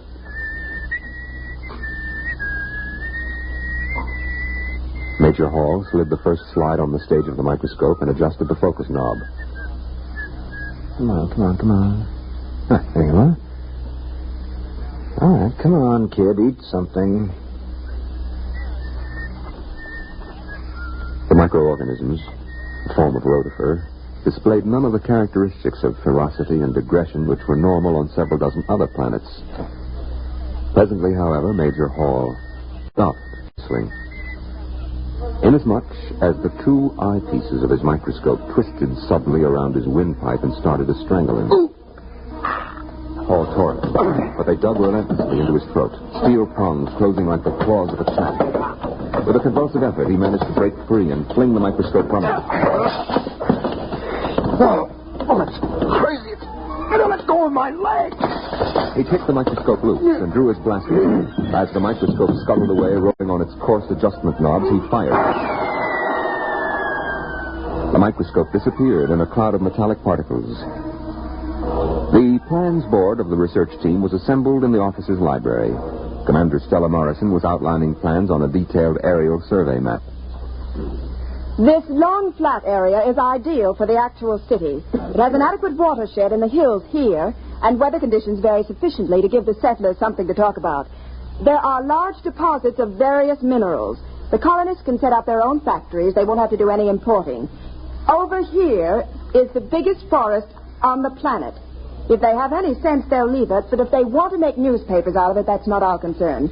Now, all reports are in except bio, and I think that before long we'll be getting... Stella! Major Hall, may I remind you that when the council is in session, no one is permitted to interrupt... Come to my lab. Look, Hall, if you're not feeling well, you look a little sick. Yes, well, I should be. My microscope just tried to strangle me. What? Oh, I see. It almost got me, but I blasted it. Well, that's not the worst. It isn't? No. The microscope is still there. After I blasted it, I found it under the lab bench, untouched. Look, Major, you sure you don't need a psych test? Well, I don't know. I suppose it does sound a little... You look post-trauma to me. Huh? Oh. Well, you're right. Well, I'm sorry. I'm sorry. Commander. Put Major Hall on psycho report. I think we'll have to proceed to order colonization here without him.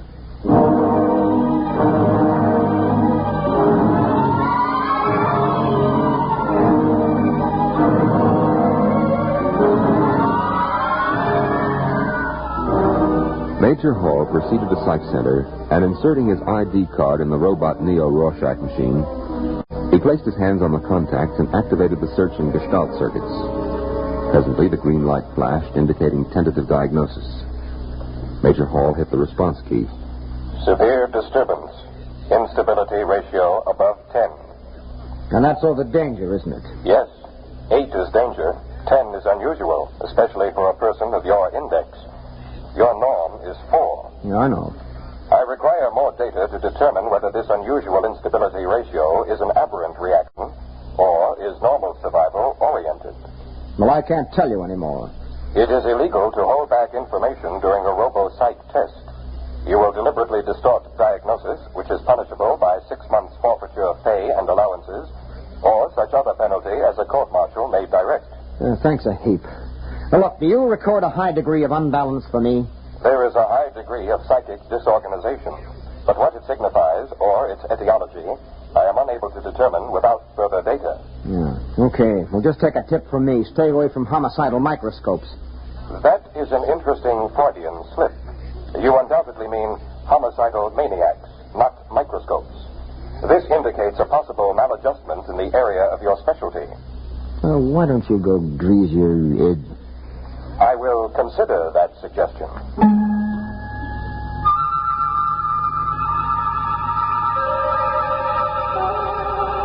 Major Hall returned to the biosection lab and tested the atmosphere near the place where he had fired his blast gun at the microscope. The analysis showed a high density of metallic particles colloidally suspended in the air. In a state of confusion, with an emotional distress quotient of at least 0.742, he stripped off his uniform and entered the shower. Oh.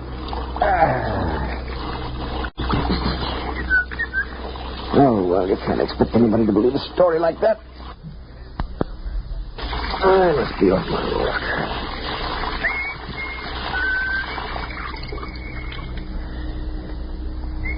Major Hall stepped out of the shower, reached for one of the towels on the rack. The towel wrapped around his head and yanked him against the wall. Rough cloth pressed over his mouth and nose. He fought wildly, pulling away. All at once, the towel let go. Major Hall crawled out of the shower and proceeded to dress.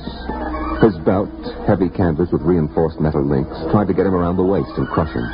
The belt, being a heavy-duty issue, was strong, and they rolled on the floor until Hall was able to reach his blaster. He threw himself down on a chair to regain his breath. The arms of the chair started to close around him, but this time he was ready.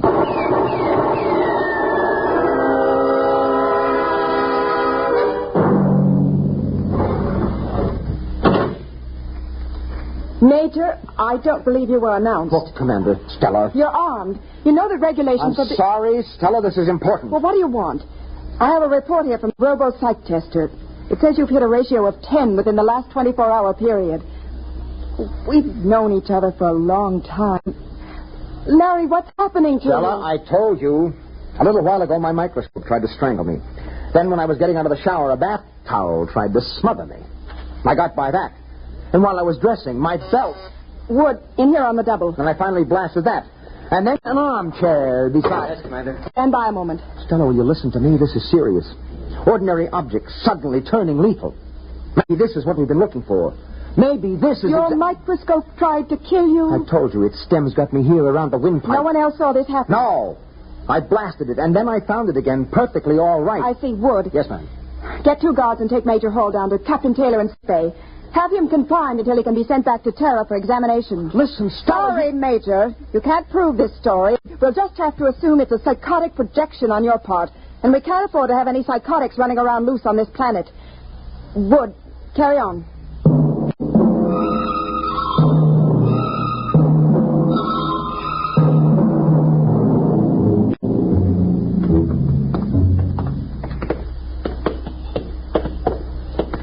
You'll be all right, Hall.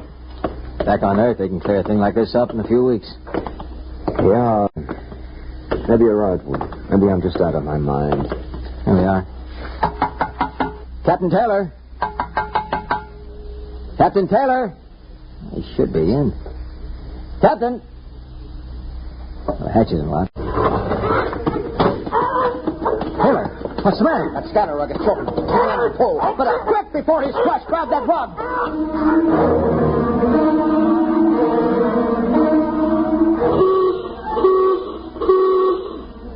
Now hear this. General alarm. General alarm. Emergency stations. Condition red. Sidearms will be issued to all personnel. General alarm.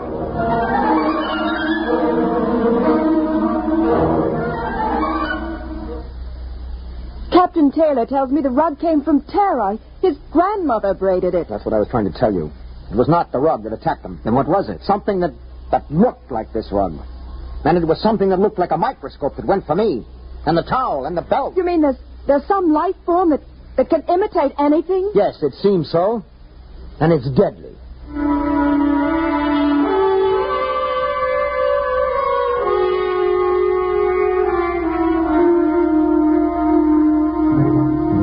Hey, Charlie, general alarm. Get up out of that sack. Hey, what'd you do with my gloves? Oh. Hey, where'd I get 2 pair? Well, eeny, meeny, mite, mo. 1 pair of gloves is the same as the other. Hey, these gloves are moving. How do you like that? These fool gloves are going for my blast pistol. Charlie, is this one of your crazy electronic gags that you rigged my gloves? Hey, look out for that pistol! Look out!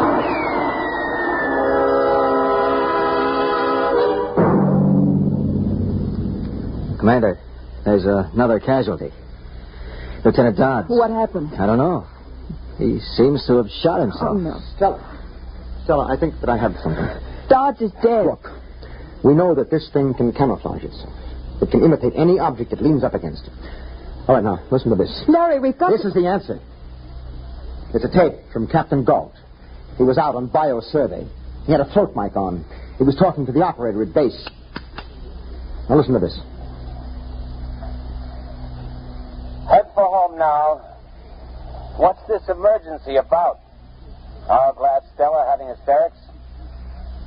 That's funny. I could swear I parked my bucket over by those trees. Well, it's here anyway. Heat up some coffee for me. I'll be in a couple. Yeah, that's funny. There's another bucket over by the trees. Where'd this one come from? Let me out. The thing's stuck. It's folding up around me. Joe, get a squad out here. Joe, it's acid. I can't get out. It's digestive fluid. Get somebody out here before. This transmission just stopped. All right, now we're up against some organic form of life, and there should be some way to destroy it. We've already blasted a few, but we don't know how many more there are. Maybe it's an infinitely divisible substance, some kind of protoplasm. We've had over 12 casualties reported, and there's still 5 teams out in the field. All right, it's a lethal life form. Now, that explains why we found everything else harmless.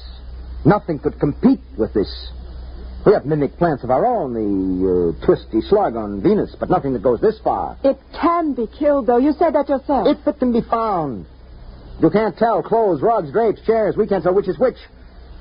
We've got to try to find some poison, some spray that will destroy them wholesale. Oh, no. What's the matter? In the corner. I never noticed 2 briefcases over there before. There was only one, I think. How are we going to know? Shortly after the final casualty report of 30 dead and 12 wounded, Major Hall sealed off the bio quarters and moved in with a team from Chem Section, all dressed in corrosive-resistant suits. Well, I'll make sure that you've got a tight seal on the neck joint. What are you going to do, Major? I got a combination of hydrogen and arsenic under pressure, arsine gas. But it'll give us an idea of how much they've infiltrated. Arsine is deadly to humans, so check your helmets. Now, Sergeant, I don't want any panic blasting. Arsine is inflammable. All right. Release the valve.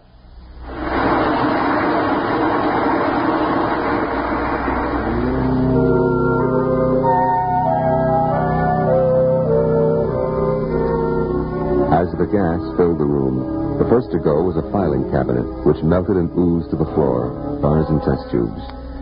The lab was sealed off and a meeting held in Commander Morrison's quarters.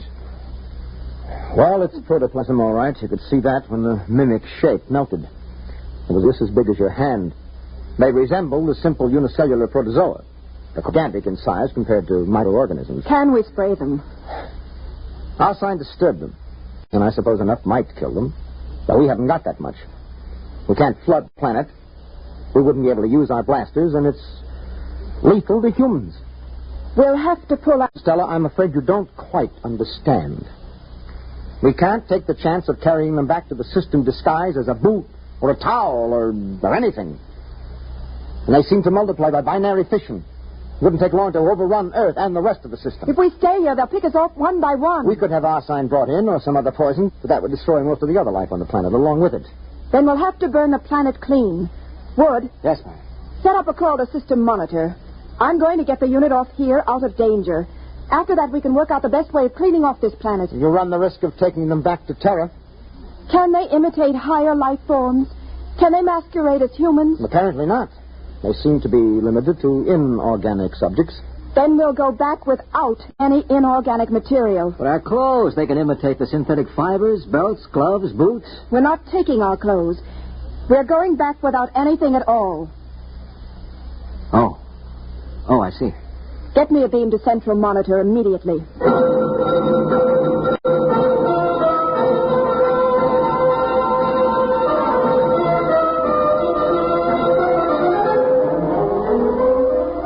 The nearest cruiser was 2 light hours away, Captain Daniel Davis commanding.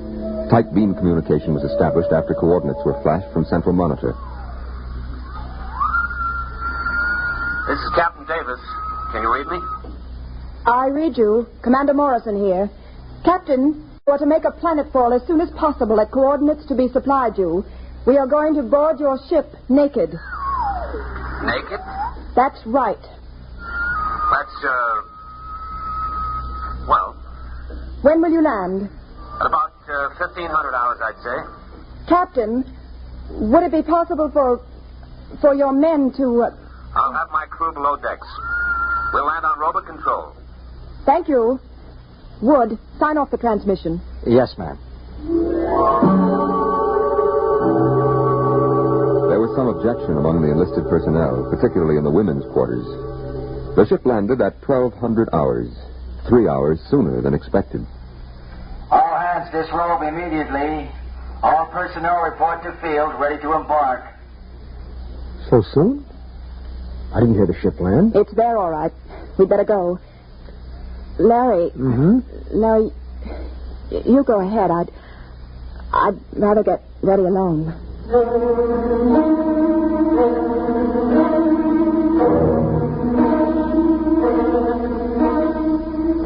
Parked in the center of the landing field was a cruiser, its hull pitted and dented by meteor strikes. It lay motionless, with no sign of life aboard. A crowd of naked people was moving across the field, blinking in the bright sunlight. Commander Stella Morrison, without any sign of rank apparent, paused on the ramp and spoke to Major Lawrence Hall beside her. Larry. Yeah? What is it? I'm scared. Why? I don't know. Psychological reaction. Forget it. It's a reaction to nudity carried over from early childhood. Come on, we're holding up the line. Larry, I want to go back. Stella, look, Now, at least Davis kept his promise. There are no enlisted men lining the hatches to enjoy the view. You see, it's dark in there. There's nothing to worry about. Come on. Up you go.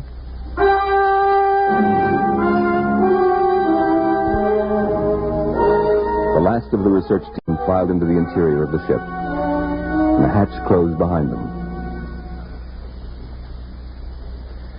At exactly 1500 hours, Captain Daniel Davis landed his ship in the center of the field. Automatic relays opened the main lock hatch and lowered the ramp. Davis and his staff sat in the control cabin waiting. Oh, how do you like that? Where are they? Well, maybe the whole fool thing is a joke. We've waited an hour already. They waited. And waited. But no one came.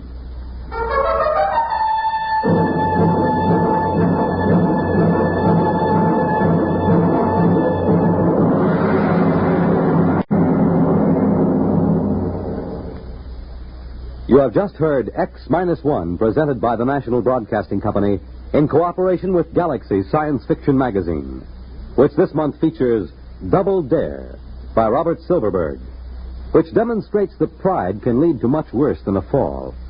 It can put a man out on a limb and keep him there. Galaxy Magazine, on your newsstand today.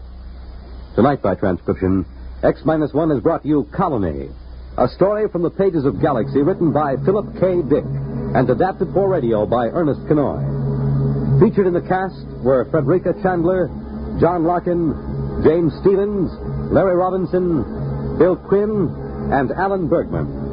Your narrator was Norman Rose. Your announcer, Fred Collins. X-1 was directed by Daniel Sutter and is an NBC Radio Network production.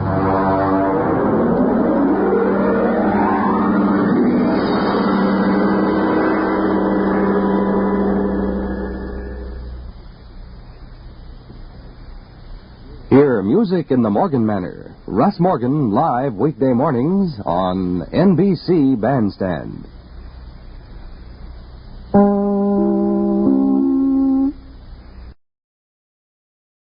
NBC Bandstand.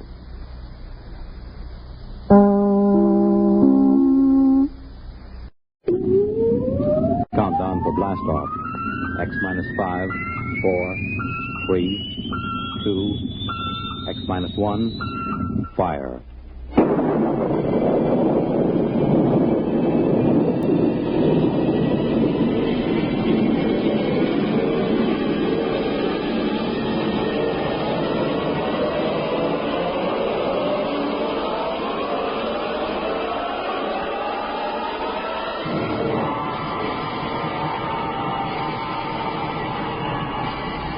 From the far horizons of the unknown come transcribed tales of new dimensions in time and space. These are stories of the future, adventures in which you'll live in a million, could be years, on 1,000 maybe worlds. The National Broadcasting Company, in cooperation with Galaxy Science Fiction Magazine, presents X-1.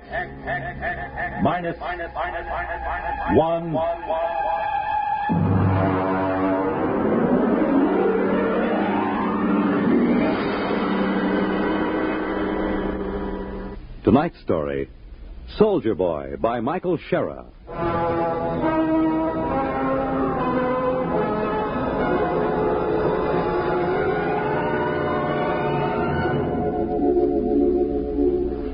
There is a Scandinavian legend. In the Northland deep, in a great cave by an ever-burning fire, the warrior sleeps. For this is the resting time, the time of peace. And so shall it be for 1,000 years. And yet we shall summon him again, my children, when we are sore in need. And out of the north he will come, and again, each time we call, out of the dark and the cold, with the fire in his hands, he will come.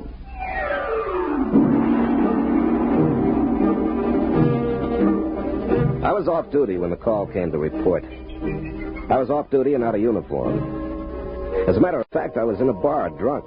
And Basio had just spilled a beer over me. I cussed him out, and when I looked up, there was a shore patrol standing over me. Captain Dillon? Well, where did they find you, Buster? Did you flunk out of high school or get into a fight with your father and run away from home? Captain Dillon, I have a message for you. Well, look, Basio, this is humanity's finest. He has joined the service to protect home and hearth against the savage aliens. Touching, Dillon, touching. Are you Lieutenant Basio? I have a message for you, too. Have a drink, kid. No, thank you, sir. Well, listen to that, sir, Basio. This kid has got morale. It's a fact, Dillon. He's crawling with it. Sure, I haven't heard morale like that since the Second Martian Revolt in 23. Boy, don't you know that the armed service is a scrap heap? Do not use the best iron to make nails or the best men to make soldiers. Old Chinese proverb. I didn't raise my boy to be a soldier. Ancient folk song. Please, Captain, Lieutenant, I'm just doing what they told me to. I'm supposed to tell you to report to division headquarters. Uh-huh. And they told you to try every bar on the strip and you'd be sure to run into us, huh? Yes, sir. Those were Colonel Swift's orders. A good commander. He knows the whereabouts of his troops. All right, Basio, drink up. Let's go. Duty calls.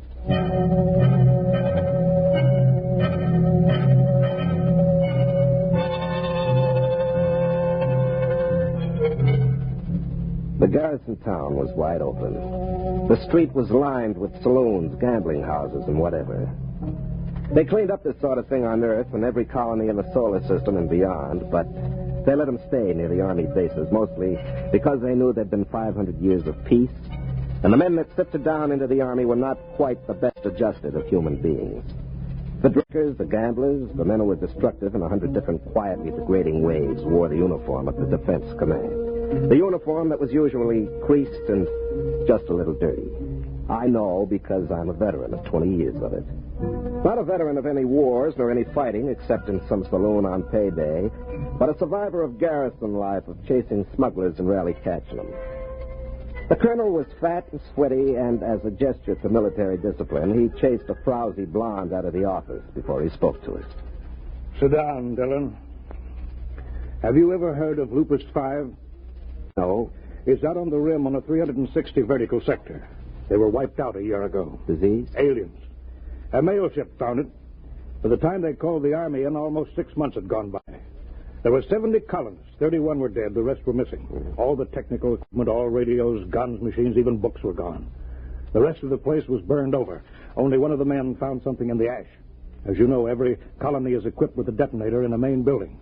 And a cobalt bomb buried right in the middle because it's a lot more important to blow a whole village than let some hostile alien learn vital technical facts about human technology and body chemistry. Well, why didn't the bomb blow at Lupus 5? Because the wire was cut. At the heart of the camp, under 12 inches of earth, somebody dug it up and cut it. Who? I don't know. Dillon, we're pulling back, evacuating the rim colonies. There's nothing else to do. No defense possible? After 500 years of peace? Look at you, Dillon. Look at me. And the rest of the Army is about the same. We're pulling out. They're not going to like that out at the rim colonies. If they don't like it, they can wait and be burned by the aliens. We can't protect them. You'll report to the 38th sector. You'll have 10 planets on your route to warn and evacuate. Try and stay sober. Yeah, I'll try. That's all. Get out of here. And send Kitty back in on your way out.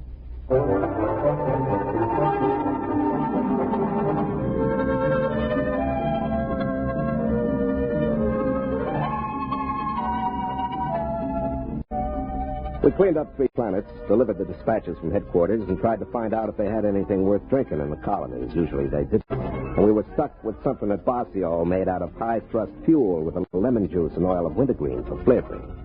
We headed out for number 4.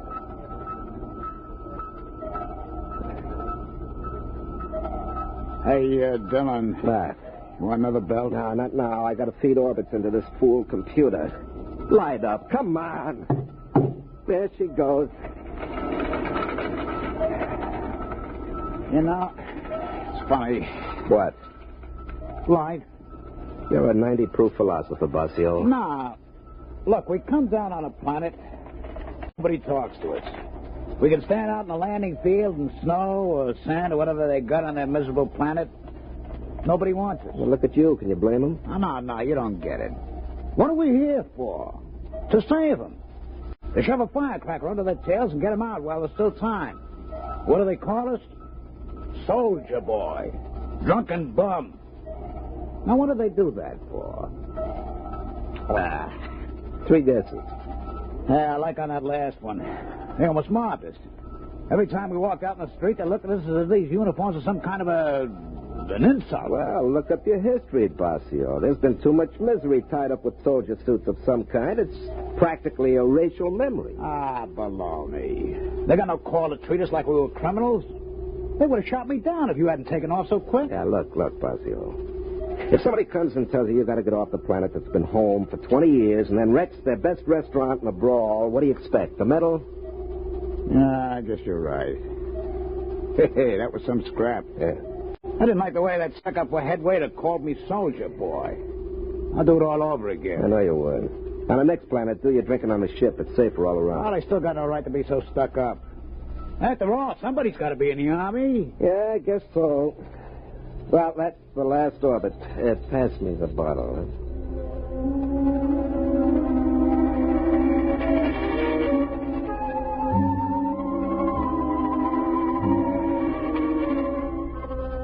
The 4th planet was Norge 1, a big green world about 20% cooler than Earth temperate. They'd heard about the evacuation, and when we sent the scout down on the landing field, there was a crowd gathered. When I opened the hatch, I could smell a wet, heavy breeze that meant snow. It was below freezing, and Army-issue cold weather gear wasn't worth much. I waited out at the edge of the field for 15 minutes, waiting for somebody to take notice of a ship of the United Earth Defense Command. I just stood there in the cold wind with a plank to keep me warm. Finally, somebody came up to talk to me. What do you want? I'm Captain Dillon. I have a message from Fleet Headquarters. You in charge here? Nobody's in charge here. If you want a spokesman, I guess I'll do. What is it? Well, I got a dispatch for you from headquarters. I'll look at it later. Is it always this cold? This time of year. Sweet brass monkey. Drink? No, thank you. Mind if I do? No, if you have to. I don't suppose you got any decent liquor on this planet. No, we don't have any. Yeah, I forgot. All right, let's get going. We haven't got much time.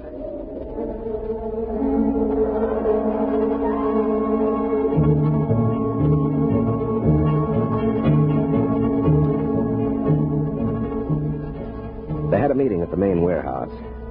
Russell read the dispatch and the order for evacuation. It took them a long time to understand. They took it pretty well, but then these were pioneers. Pioneers. Before you settle a planet, you boil it and bake it and purge it of possible diseases. Then you step down gingerly and inflate your plastic houses, which harden and then become warm and impregnable. You send your machines out to plant and harvest and set up automatic factories to transmute dirt to coffee, and without having lifted a finger, you've braved the wilderness, hewed a home out of living rock, and you're a pioneer. Of course, they were angry, and as usual, they'd take it out on me. Now, look here, soldier. This is our planet. This is our home.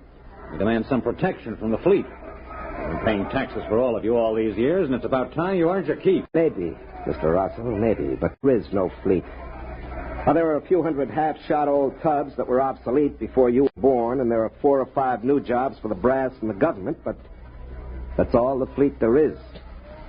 Now, look, it's 10:30 now, and those aliens might be coming in at any time for all we know, so we'd better get going. Lieutenant Basio has gone on to the sister colony at Planet 2 of this system. He'll return to pick me up by nightfall. And I've been instructed to have you gone by then.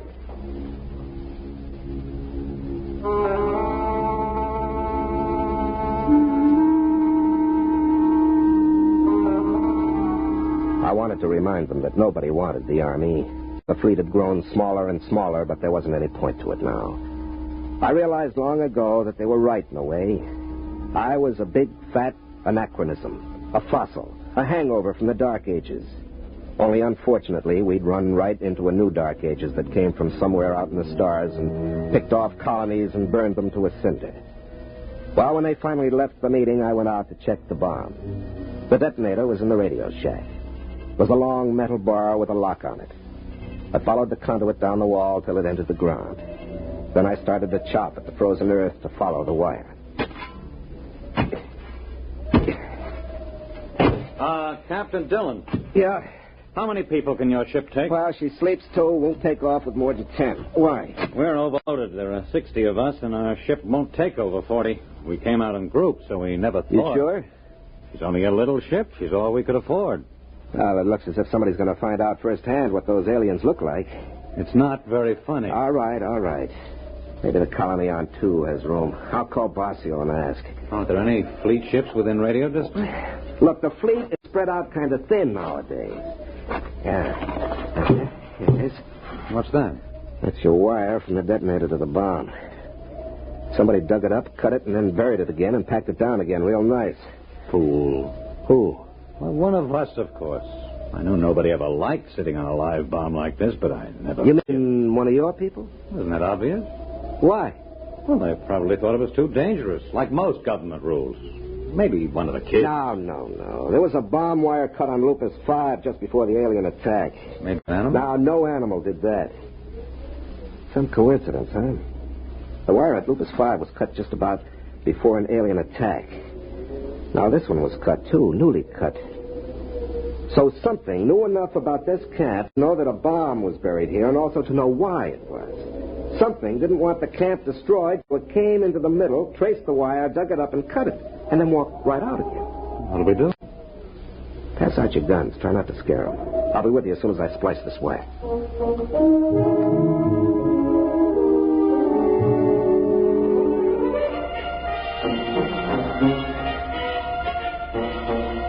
I spliced the wire and went back into the radio shack and pulled out my pistol. I checked it and primed it and tried to remember the last time I'd fired it. I couldn't. The snow began falling near noon. By 1 o'clock, the visibility was down to 0. I tried to contact Basio to tell him to hurry. He didn't answer. I figured he was probably drunk or sleeping it off. I suppose I should have been out organizing some kind of defense, inspiring everybody with grim, lantern-jawed courage. But as a matter of fact, my jaw is somewhat slack, and I'm not strong on courage. So I took a belt from the bottle and considered things. The tension was beginning to get me. After 20 years of hanging around and playing like the town drunk, a man can't be expected to rush out and plug the breach just like that. You have to work up to these things gradually. I suppose there was something to me originally, but I lost it. I lost it in 20 years of idiotic garrison spit and polish in saloons and the icy looks and choice words that civilians save for peacetime soldiers. I had half the bottle killed when Rosso came back to see me. Captain, I just can't make any sense of this. Who cut that wire? Well, as far as I can figure, an alien cut it. No, there haven't been any aliens or any peculiar animals near this camp. We've got planet-wide radar, and there have been no unidentified ships since the first landing a year ago. One of us must have done it. It's the only possible explanation. You mean a traitor? Or a dupe. Maybe the aliens can exert some kind of telepathic control. I can't see it.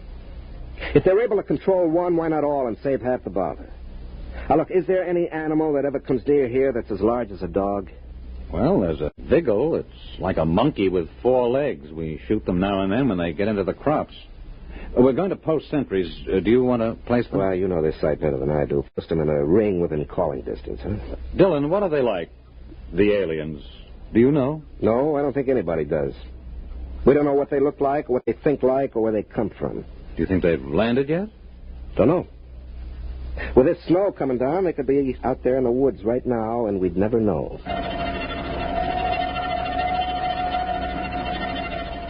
Planet Director 7396 recording progress report on attack day. Physical situation excellent. Headquarters bunker 10 feet underground. Electrical heating apparatus running smoothly. View screens operating. Human colonists' activity not according to pattern. 8 humans have taken up watch positions on the perimeter of the colony. Original plan was for attack at night, but presence of Earth vessel dictates change in plans. The humans move quickly. They might be gone by nightfall. It will be necessary to disable their ship, proceeding on this alternate plan.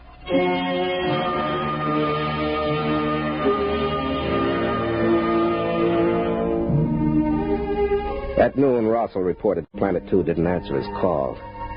Bossio might be drunk, but the colony on 2 wouldn't be. If there was no answer, it was because they were dead. The people were quiet and frightened. Some of the women were beginning to cry. They brought me coffee now. It had begun to dawn on the women that they might be leaving without their husbands or sons. They had their ships stripped down and they were loading. The ones that were going stood outside and stripped off their clothes. Cold weather gear of 40 people weighed enough to get a few more on board. In the end, the ship took 46 people. When they were all loaded and they cleared the landing field and the hatches closed. You could hear the generators surge for a lift. But then there was a sharp burning smell and she never got off the ground. Dylan. Over here under the tree. What happened? The lining's burned out. She's being repaired. How long will it take to fix? 4 or 5 hours. It'll be dark by then. It seems like they want to wait till the dark. Probably aren't many of them. Might mean that, or maybe they see better at night, or maybe they move slow. You got any idea how they got to the ship? No. You know, I've been in the Army 20 years. This is the first time I was ever in a fight. I never shot at anybody. I always figured I'd be afraid. Well, there doesn't seem to be any sense in being afraid. There's nothing to do but wait until night comes.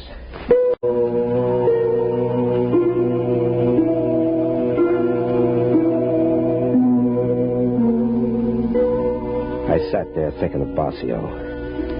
He was dead. There wasn't much doubt of that.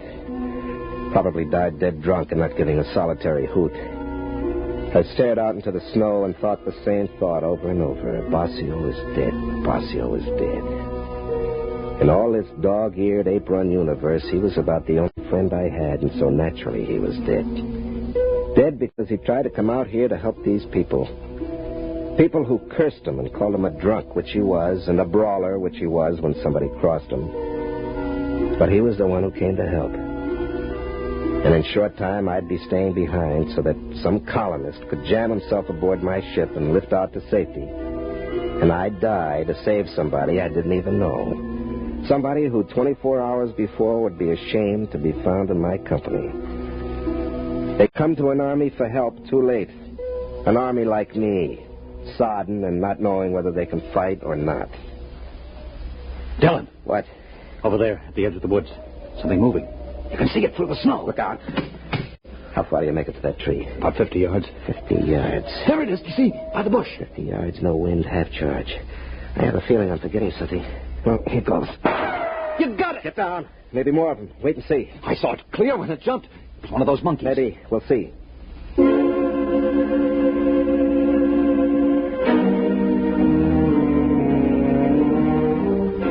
I waited 10 minutes and then I ran over it.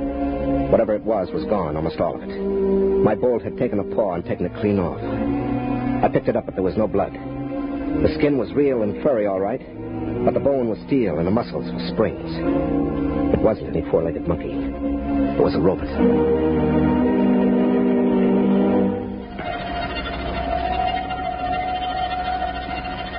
Planet Director 7396 recording progress report on attack day. Due to component tube failure, small robot unit out of control. Wandered toward settlement. Took calculated risk with poor seeing due to snow that humans would overlook it and still think of it as an animal. Even firing with ports open. But a part of the robot is missing and the humans have found it. No chance to disable the smaller ship now. In order to carry out total destruction, the settlement will have to be detonated. The settlement will have to be bombed from previously planted locations. I will have to leave control bunker for a more distant position as soon as protective armor is put on. I will proceed to carry out this plan. I realize this is not the ideal operation. It is more disciplined to capture humans and their equipment undamaged, but total destruction is necessary. For further operations, recommend duplication of essential controls on robots. The procedure of planting them on worlds before colonization by humans in the shape of local animals demands perfect operation when attack day arrives. Or the resident director planted at the same time on each world will be unable to carry through attack plans. Now leaving bunker.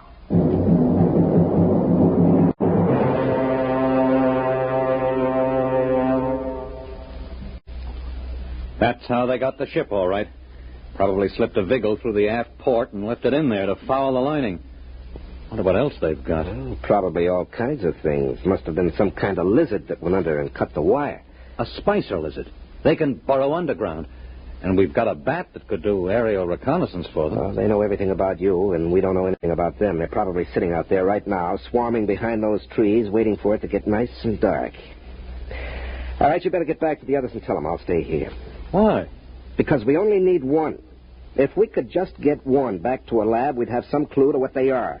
We can't just cut and run. We've got to make a stand. I didn't think the Army made stands. I thought they just pulled out. Yeah, I suppose so. An Army does what it has to, and ours is weak and filled with men like me. But even so, there comes a time when you have to make a stand.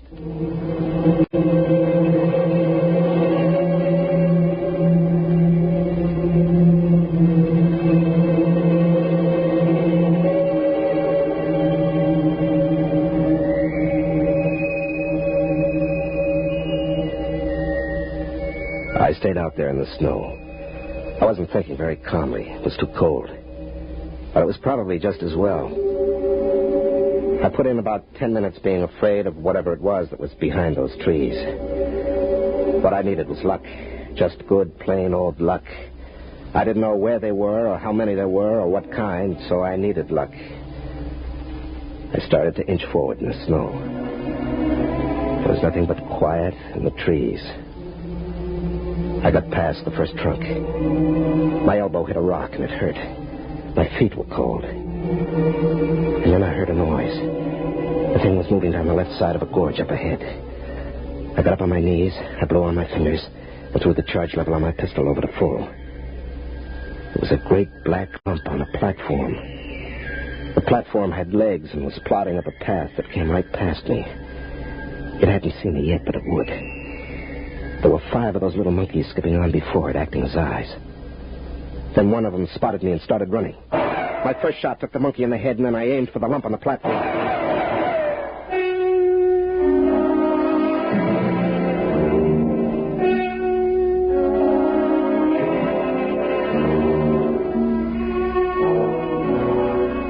They got one blast off before I hit anything vital. It burned across my shoulder, my shirt charred. It felt as if I'd been hit in the arm with an axe.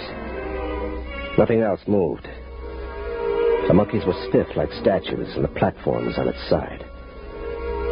Through a hole in the black lump, something gray and soft was oozing out. I looked around and saw the robots frozen, and I realized I'd got him. I'd hit the guide, the alien who was directing the robots. I kicked at it with my foot. It was too big and heavy to carry. I'd have to send someone back for it. But I wanted to take something, so I grabbed one of the monkeys by his stiff, jutting arm and began to drag it back to the village. We put the alien in a freeze tank and shipped it back to Earth. They learned a lot in the lab, but out there in the colony, we learned a lot more. We learned that man wasn't born to live out his days at home by the fire. In the wee black corner of space which man had taken for his own, other men were learning. And the snow fell in the planet's world, and when it was spring, where I had fought, men were already leaping back out to the stars.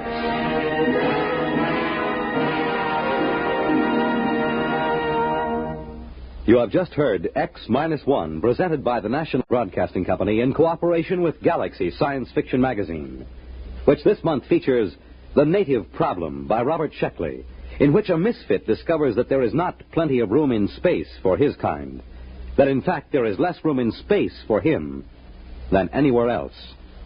Galaxy Magazine, on your newsstand today. Tonight, by transcription, X-1 has brought you Soldier Boy, a story from the pages of Galaxy written by Michael Scherer and adapted for radio by Ernest Kinoy. Featured in the cast were Larry Haynes as Dillon, Ralph Bell as Bossio, Alan Hewitt as Russell, Bob Hastings as the shore patrolman, Wendell Holmes as the colonel, and Kermit Murdoch as the alien. Your narrator was Floyd Mack. This is Fred Collins speaking. X-1 was directed by Daniel Sutter and is an NBC Radio Network production.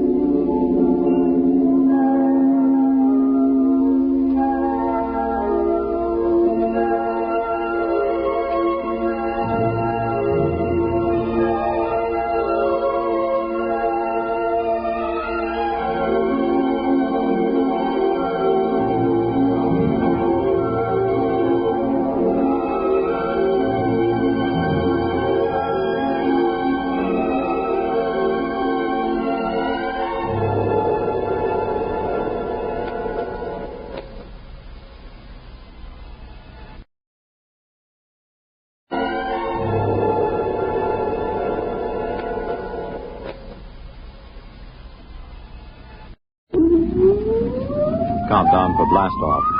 X minus 5, 4, 3, 2, X minus 1, fire.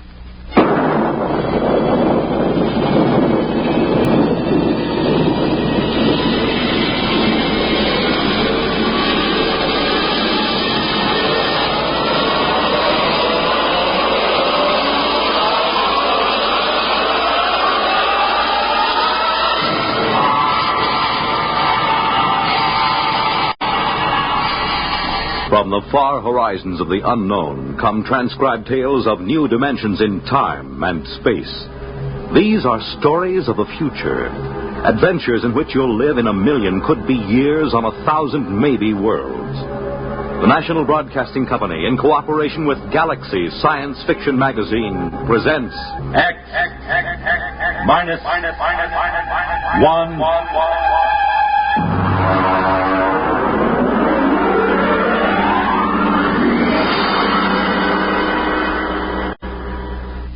Tonight's story, Pictures Don't Lie, by Catherine MacLean.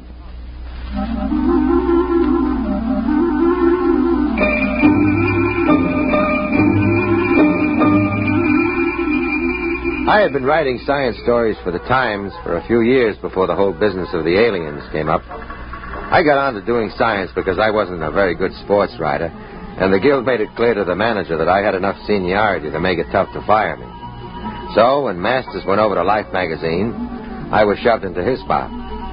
Now, being the man from the Times on any given story is quite a responsibility. It's not quite as inspiring as the London Times. You remember the butler announcing there were several reporters and a gentleman from the Times? But we're supposed to look as if we didn't specialize in axe murders and picking winners at Jamaica. Of course, it pays off. You find scientists, atomic energy commissioners, even congressmen will open up to the Times man. And that's how I got on the inside of this whole business. I had met Joseph Nathan at a convention in Atlantic City, and when he invited me to look over this work, I accepted. I don't think there's anything classified in this work, Mr. Schwartz, as long as I don't actually supply you the text of messages. Now, I got a department clearance up to most confidential. Well, that should do it. Hello, Max. Hi. You see, my job is radio decoder in the department here. Under the Pentagon directly? Department of Military Intelligence. Uh-huh.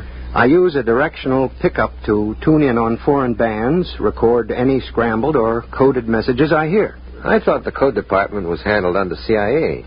Well, I guess there is some duplication. Actually, though, I concentrate on the scrambled messages. I see. Here, I can show you. Come over here. Look out for the table. Yeah. Anybody want coffee? I've got a piece of tape here. This is a typical scrambled broadcast. It's not military, it's a commercial message. Wait a minute till I thread up the machine. Sure. You know the basic principles. You take a straight voice message, run it through on an electronic scramble circuit. It may come out something like this.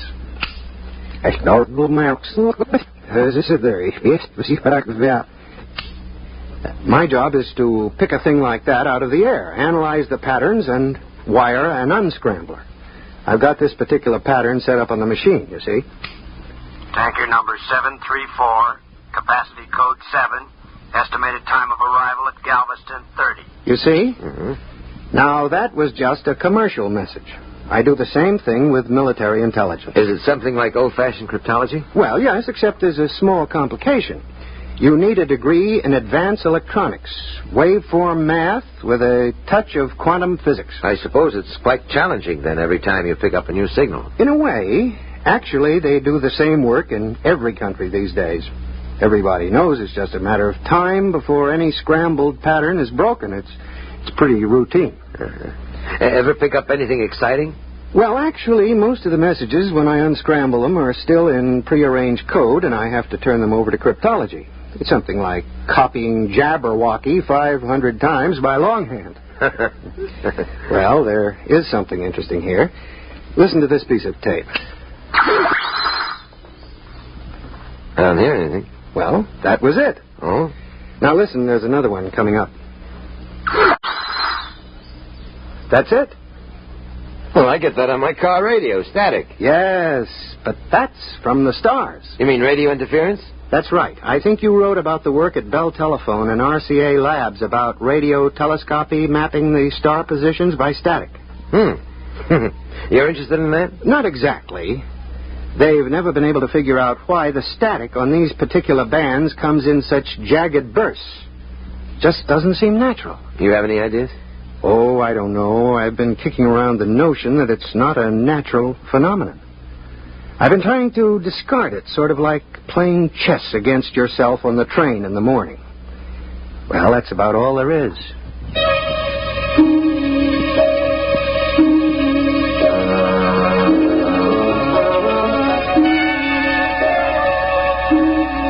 That's all it was then. Joe Nathan swindling a few parts and a little government time to ride a hobby horse of his. I wrote up his job for the Sunday magazine section. It got squeezed out for an article by a famous actress on the 10 leading roles I disliked the most. So I forgot about it. Went back to announcing a miracle drug per week and conflicting theories of psychoanalysis. I don't know what to do without them. They're always good for a piece. I was at the office late one night. I didn't have any work, but I just didn't feel like going home and putting the kids to bed. Schwartz. Mr. Schwartz? That's right. This is Joseph Nathan. Do you remember? Yeah, sure. How are you? Mr. Schwartz, can you come out to my lab? You mean Riverhead? Yes. I'd like to show you something. Well, maybe we can make an appointment. As a matter of fact, I have to be out on Long Island next week. No, I mean tonight. Oh? What is it? I think I've found something that you might be interested in. Yes? You know those static bursts I recorded? The ones that came from the stars? That's right. I've decoded them.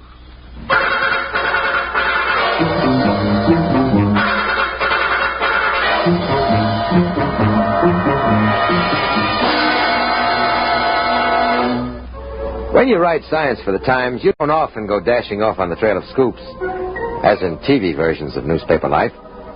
But it was about 11:45 as I drove out along the Montauk Highway, listening to Tex and Jinx on the radio to keep from piling up the car against a tree. Radio keeps me awake. Nathan was waiting for me at the gate, and he had quite an argument to get me in past the MPs. We were challenged 4 times before we got to his lab. I'm glad you came, Mr. Schwartz. Oh, it's a nice night for a drive. I know, but frankly, I wanted to ask you what I should do. You see, I requisitioned the supplies without authorization, and I don't know how to explain it to my division chief. I mean, it isn't as if I took any of the equipment home. It's all right here. But I've got to tell somebody. I just thought you might have some experience in how to handle a thing like this. Like what? Well, you remember that static recording I played you? Here, I got it set up. Oh, yes. Yes, I remember it vividly. Now, Mr. Nathan, it's very late, and this is far out on Long Island. Now, you see, there's an old intelligence trick, speeding up on a recording till it sounds just like that, a short squawk of static, and then broadcasting it.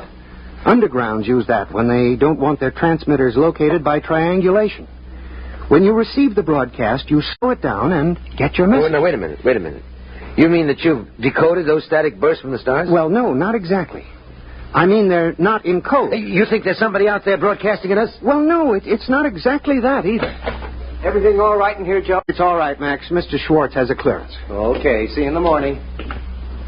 You see, if a star has planets, inhabited planets, and there was any broadcasting between them, they'd send it on a tight beam to save power. It's the same method we used to aim radio beams at the satellite stations. You don't lose power. But you couldn't aim from planet to planet. You can't expect a beam to stay on target over such distance more than a few seconds at a time. It'd be like trying to keep a flashlight on a bouncing ball from a mile away. Yeah, I see. So they naturally compress each message into a short half-second or half-length package and send it a few hundred times in one long blast to make sure it was picked up during the instant the beam swings across the target. You see? Yeah, I suppose so. Is that what those static squawks were? I think so. I've got them analyzed up to a point, and they can't possibly be random. Oh? I recorded a couple of screeches from Sagittarius section, and I concentrated the work on them. It's taken me a couple of months to find the synchronizing signals and set the scanners close enough to the right time to even get a pattern. But I'm getting close to it now. Huh? You mean you've actually picked up messages from some form of alien life out there in the stars? Yes. You see, and this raises a tremendous problem. How am I going to explain to the division chief why I made all those unauthorized parts requisitions?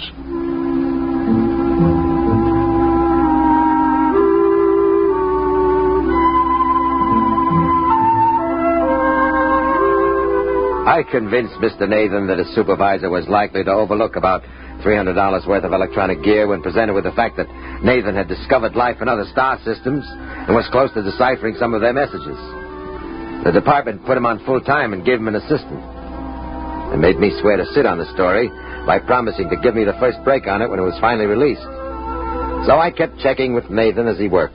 I don't think it's a voice message. Well, what is it, a racing wire?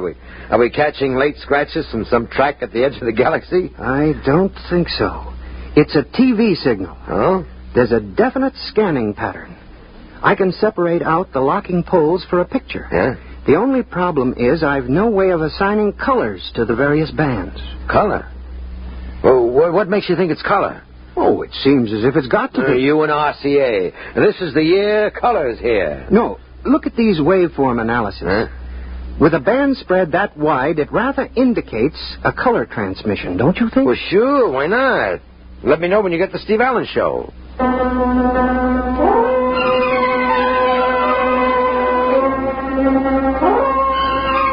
And then, of course, he did. Not the Steve Allen program, but the equivalent of it. He called me in about 4 months later. Had a monitor screen set up on a bare chassis with a wideband tape unit recording everything that came in.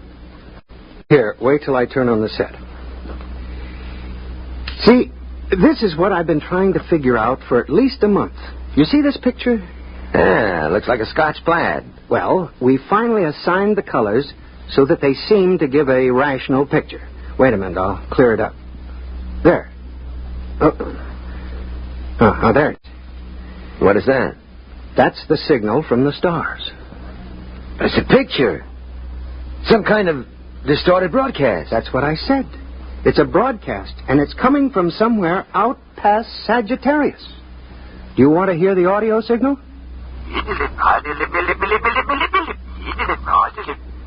That's their language? That's right. We're sure about that. The colors were assigned arbitrarily, of course. You see that figure there, the tall one? With the green skin? Yes. That skin may be blue or pink or gray or anything. We don't know what their color response is. The only thing we're sure about is the various shadings of intensity and the audio channel. What is it? What's it all about? Well, we haven't decoded the language yet. There's a team from Harvard working on that. We record everything that comes in, but I think it's a lending library. A what? It's all fiction. It's plays. And there are dozens of them, all at the same time. I think they broadcast them continuously, and anybody who wants a particular play can tune it in. With the short burst method of transmission, they've got plenty of room in the spectrum. A lending library? Of course. As soon as we break the language barrier, we'll know for sure. Oh, by the way, I thought you might be interested. I've sent them back a message. Look, Nathan, when are they going to release this? When can I use it? I don't know. In the civil service, you don't ask questions. Now, I'm a newspaper man. This is the hottest story. I thought you were from the Times. I know, but it's still a newspaper. What is the message you sent them? How do you do it? Well, I took a print of a film. Yeah? As a matter of fact, it was Ponchielli's Dance of the Hours from the Disney film. You know, with the dancing hippopotamus and crocodile? I think I remember it. Well, I scanned it with the same combinations and sent it back along the same line we were receiving from. Just testing. What do you think they'll make of dancing hippopotamuses and crocodiles out past Sagittarius? Oh, I recorded a prologue, and I explained what it was. I thought it would please their library to get a new record in. Look, Mr. Nathan, please, will you find out when they'll release this? Well, as a matter of fact, I do have an idea. The project supervisor said there'd be big news when we get an answer back. When? Oh, at the rate of transmission, only about 3 or 4 years.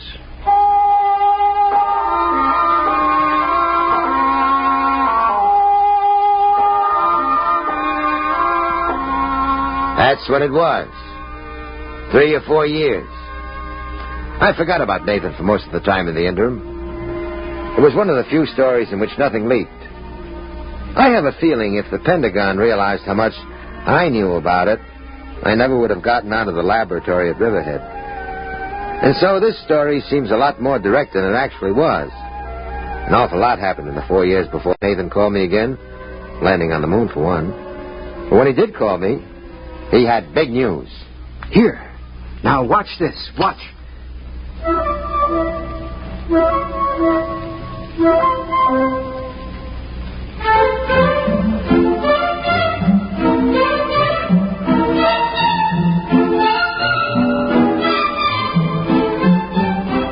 Is that the recording of the message you sent out? I've seen that before. No, it isn't. That's a message we've received. They're playing it back to us. Now, wait, you'll see. Now, look, you see? There's an auditorium. They've been showing our message on a screen. Look at them. What are they doing? Waving their hands in circles? Well, that might be applause. You can't tell, but that isn't the most important thing. Do you realize what the intensity of this message was? On an Omicron scale, 302.8. Yes? Now, you'll see what I mean. Now, watch. Their camera, or whatever they use, pans up from the audience. Look at that wall.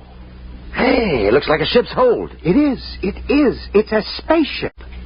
That accounts for the intensity of the broadcast. We've picked up an alien spaceship, and they've gotten our message. They're approaching the solar system, and we'll be able to contact them. Joe, you know, I just don't care anymore. You've strung me along with this thing for 5 years, and it's no use to me. Absolutely no use. Why, didn't I tell you? The Department of Defense is releasing the story to the press. You have it today, and there'll be a general release tomorrow.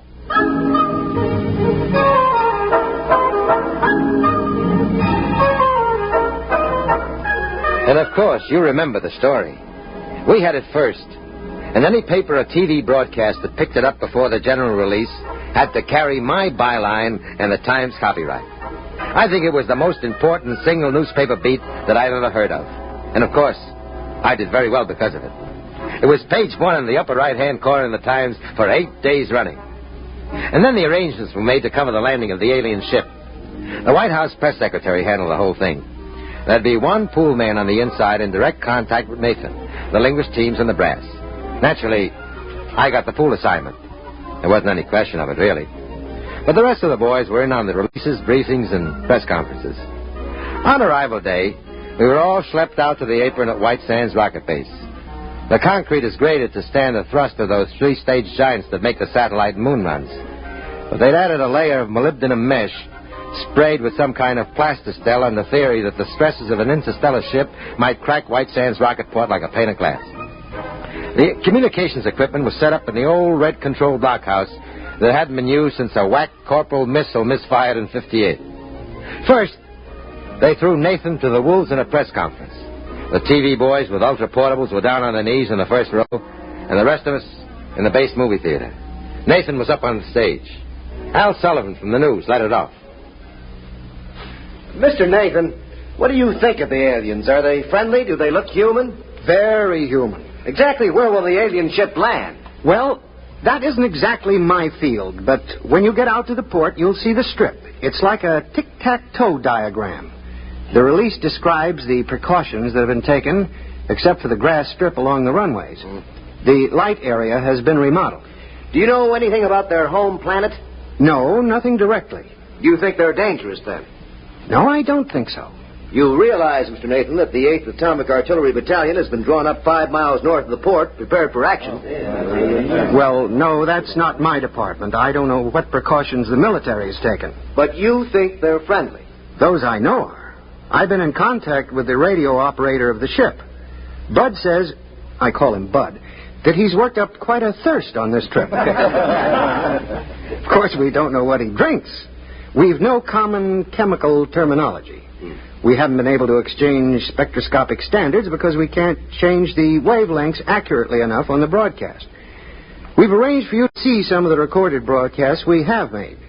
When you watch them, I'd like you to realize that these are plays, all fictional. We haven't dubbed in a translation of the soundtracks, although since these were recorded, we've developed an automatic translator. You'll see that later.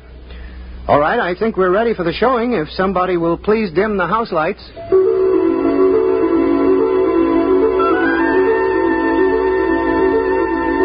Of course, I'd seen the films before, but I stayed at the back of the hall to watch them again.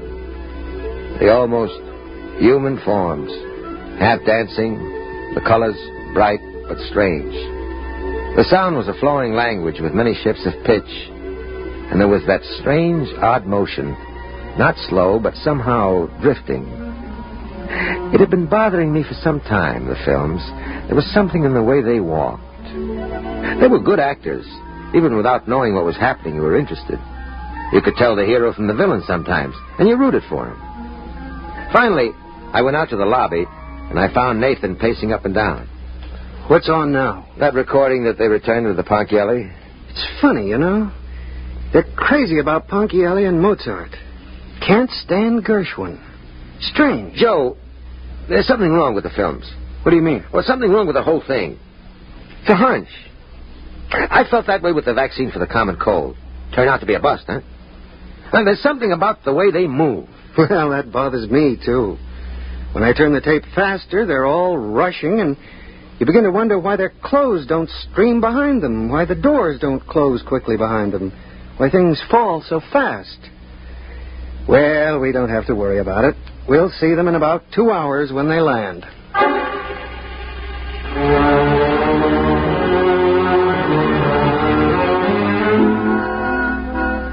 He seemed a little too cheerful. Joe Nathan wasn't like that. He was usually too serious, took things literally. But he seemed to be trying to convince himself that nothing could go wrong. It was as if he smelled a rat but held his nose and went right ahead.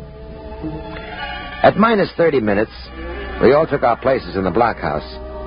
They had a monitor set up with the automatic translator hooked up on the audio channel, so the alien operator looked as if he was talking English, but the lip movement didn't quite match, like a bad foreign film with English dialogue. There he is. He's broadcasting. Throw on the translator unit. We've decelerated enough to enter the atmosphere. We'll be landing in 3 time periods. Hey, Joe, what is it? A murky-looking planet you live on? What do you mean by that? He's kidding. I've been talking with him for a few weeks. He's got a sense of humor. Well, what does he mean, murky? Can't be raining over much territory on Earth. It rained here this morning, but it's cleared up now. There he is again.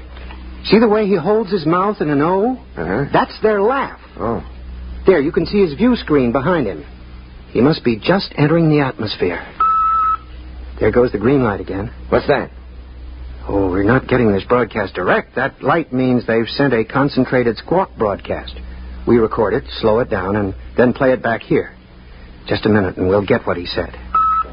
Here it comes. Hey, Joe, it's dark. Your atmosphere is thick, really thick. You didn't tell me that. Approaching ground level. I didn't hear any rocket jets. We should hear a landing blast, shouldn't we? I don't know. Another message in. We've landed. We're down. Well, they can't be. They can't be. There's nothing out there. Here he is again.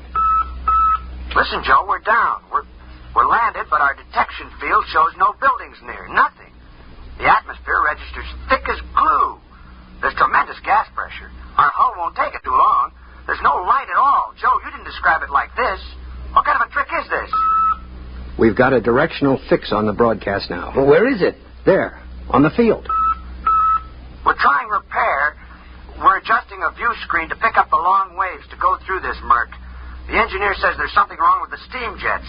We're sending a help call to our nearest space base. Joe, get us out of here. Well, where are they? Where are they? There's nothing out there. Nothing. They'll have to triangulate the next broadcast again. Joe, you've got to send a rescue party somehow. Listen, we've got a viewing screen rigged now. We're in the middle of a half circle of cliffs. Around the horizon, there is a wide, muddy lake with swimming, pulpy things attacking and eating each other on all sides. We're almost in the lake on the soft edge. And the mud can't hold the ship's weight, and we're sinking. The tubes are mud-clogged. When can you reach us? They're out there, aren't they? They're out there on that airport, on the empty field. Where are you? We're sinking. Where are you? I was wrong. The squawk transmission, by speeding it up for better efficiency, I was wrong. What do you mean? They don't speed up their broadcasts. They live that fast. Over an hour of talk and action in one squawk? Nothing of any size could move that fast against inertia. Joe, get us out. We're sinking. We're sinking into the mud, into the lake. The hull is buckling. Joe, get us out. You can't, can you? How? Get them out. There isn't a lake or a river within hundreds of miles from here. The direction finders. The broadcast came from out there. From the concrete spaceport. Possibly at the edge of the runway where the grass is growing. After all, it rained this morning. Do you think we could ever find them? Maybe. With a strong enough magnifying glass.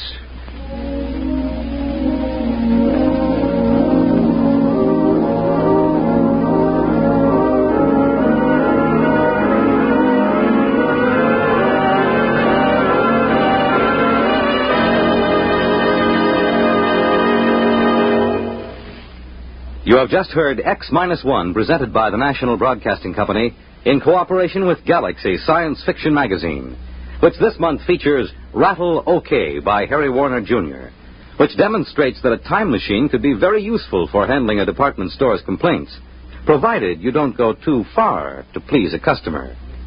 Galaxy Magazine, on your newsstand today. Tonight, by transcription, X-1 has brought you Pictures Don't Lie, a story from the pages of Galaxy written by Catherine MacLean and adapted for radio by Ernest Kinoy. Featured in the cast were Joe DeSantis as Schwartz, John Gibson as Nathan, Sam Gray as a newsman, and Dick Hamilton as the alien. Your announcer, Fred Collins. X-1 was directed by Daniel Sutter and is an NBC Radio Network production.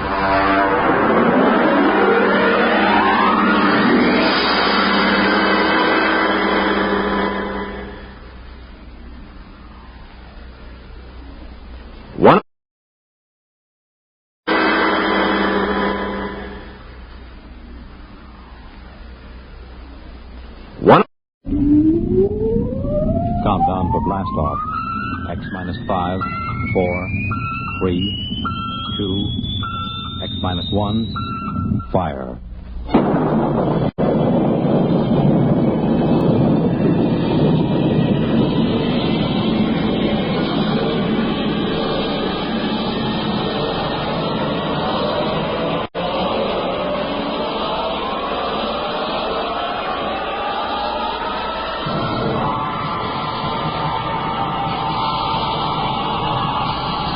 From the far horizons of the unknown come transcribed tales of new dimensions in time and space.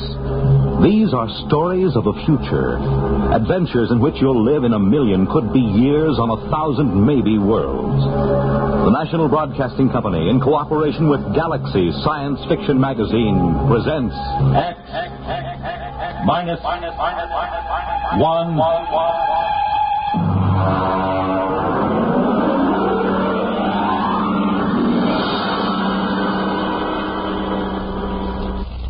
Tonight's story, Sam, This Is You, by Murray Leinster.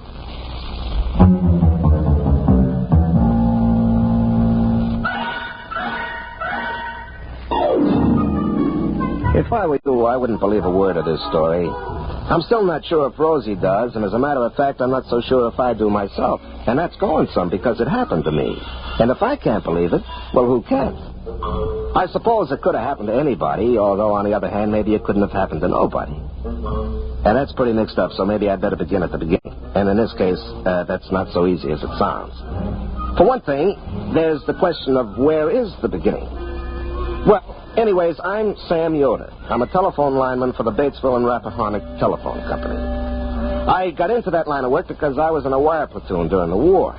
I've been up more trees in the Ardennes forest in Belgium than anybody, except maybe a couple of squirrels, and they didn't have to string telephone wires. I guess it started because Rosie, She was my girl, Rosie.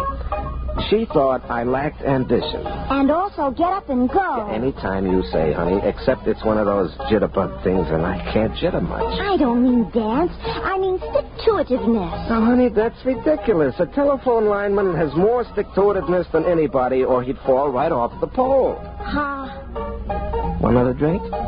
Sam, are you trying to get me drunk? No. Well, only there's a $3.50 minimum in this place, and I hate to see it go to waste. I'm discussing your future, Sam. Okay. Do you think a telephone lineman's life is right for you?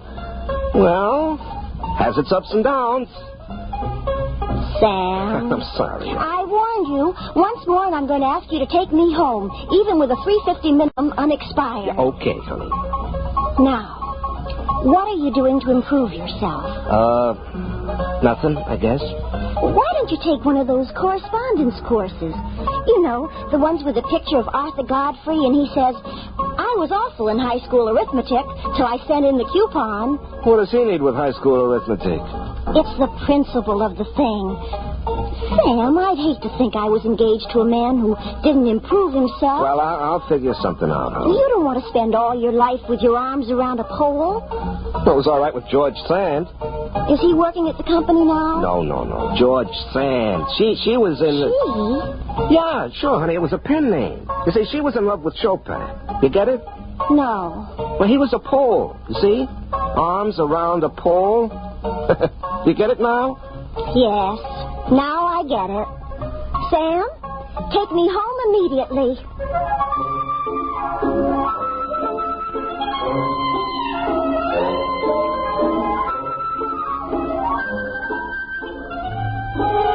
She's like that. No sense of humor, know what I mean? But listen, when you climb up and down telephone poles all day, you get tired of something that's straight up and down. Rosie was a refreshing change. Know what I mean? Wow. But she had something. I mean, in the conversation.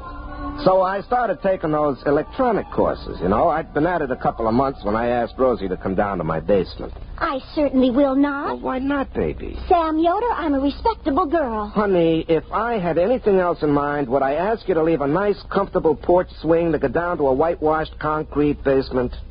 I guess not. Okay. Come on. I want you to see something. What? Oh, that's a big surprise. Right here, over on the bench. Take a look. Sam Yoder, have you been taking Papa's television set apart again? No, honey, no. Last time you got the channels mixed up, and all Papa could get was Jane Mansfield. Mama had to finally take the fuse out and hide it. It's not a television set. It's my invention. Oh. What does it do? Well, I got the idea at the shop. I was looking at the blueprints of the multiple circuit stuff. You know, how to send 100 messages over the same wire. Well, I got this idea about how to have private conversations on the party line. Actually, I got the idea calling you up with the whole street listening in. Does it work? Well, almost. I got a few bugs in this mess of garbage here. Sam, that's no way to talk. Well, honey, all the engineers talk that way, and they're college men with fraternity pins. Well, then I guess it's all right. When will you have this fixed up? Oh, I don't know. I'll have to tinker with it a little. It's just like you, honey. Sam, you do not have to tinker with me. Honey, I mean electrically like you. High voltage and a lot of current, but too much resistance. You get it, honey? I mean like an electrical circuit, resistance. I get it. Sam, take me home immediately.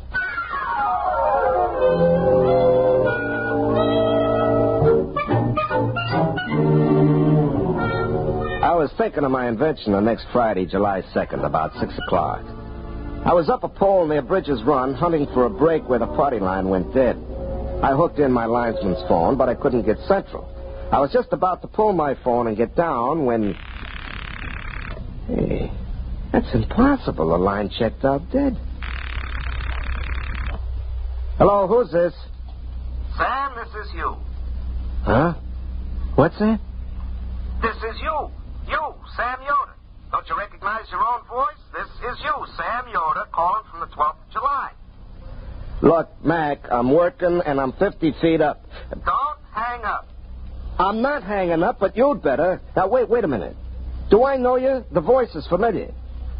Sam, it's the 2nd of July where you are, and you're up a pole by Bridges Run. The line's dead to two places, or else I couldn't talk to you. Lucky, huh? Whoever you are, it isn't going to be lucky for you. But I'm you and you're me. We're both the same Sam Yoda, only where I am, it's July 12th. Where you are, it's July 2nd. You've heard of time traveling? Well, this is time talking. You're talking to yourself. That's me. And I'm talking to myself. That's you. And it looks like we've got mighty good chances to get rich. Look, I don't believe this. All right, then listen. Do you remember the time you were out with Rosie at the drive-in movie over at the Wing? And the couple in the convertible next to you were naked. And then Rosie...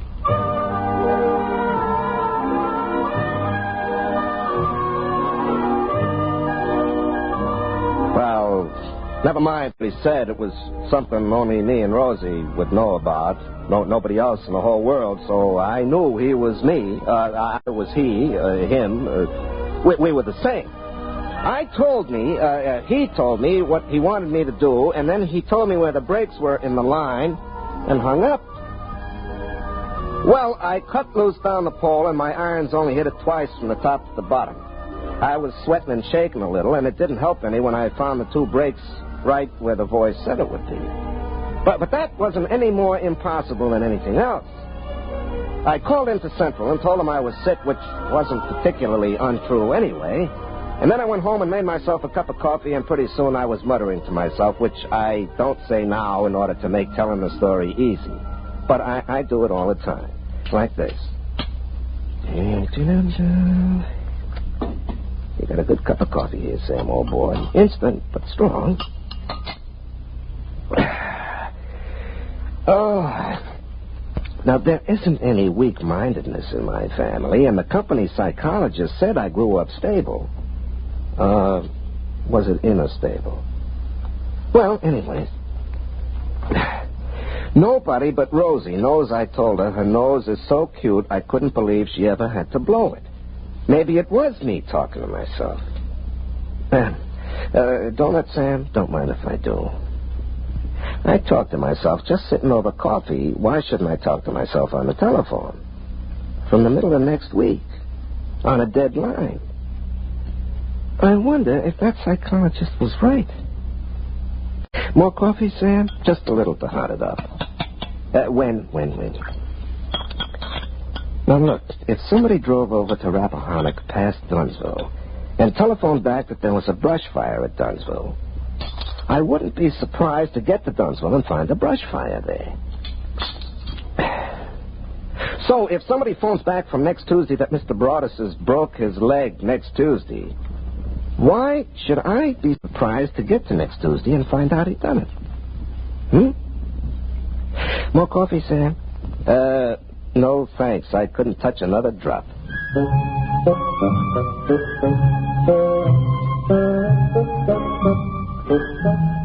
You see what I mean?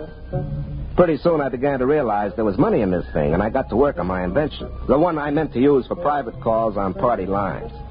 I got out the soldering iron and a bunch of components I liberated from the phone company, and I started to rearrange the circuits the way that voice on the telephone had told me to.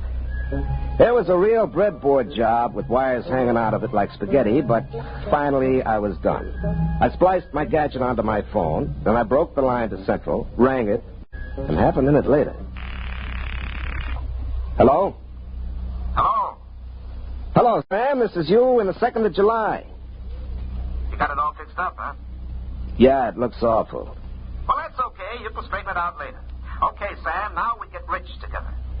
Look, Sam, I want to ask you a few things about this gadget. Now, you know where those 4 transistors are hooked up bridging the... Look, Sam, you mind if we don't go into that right now?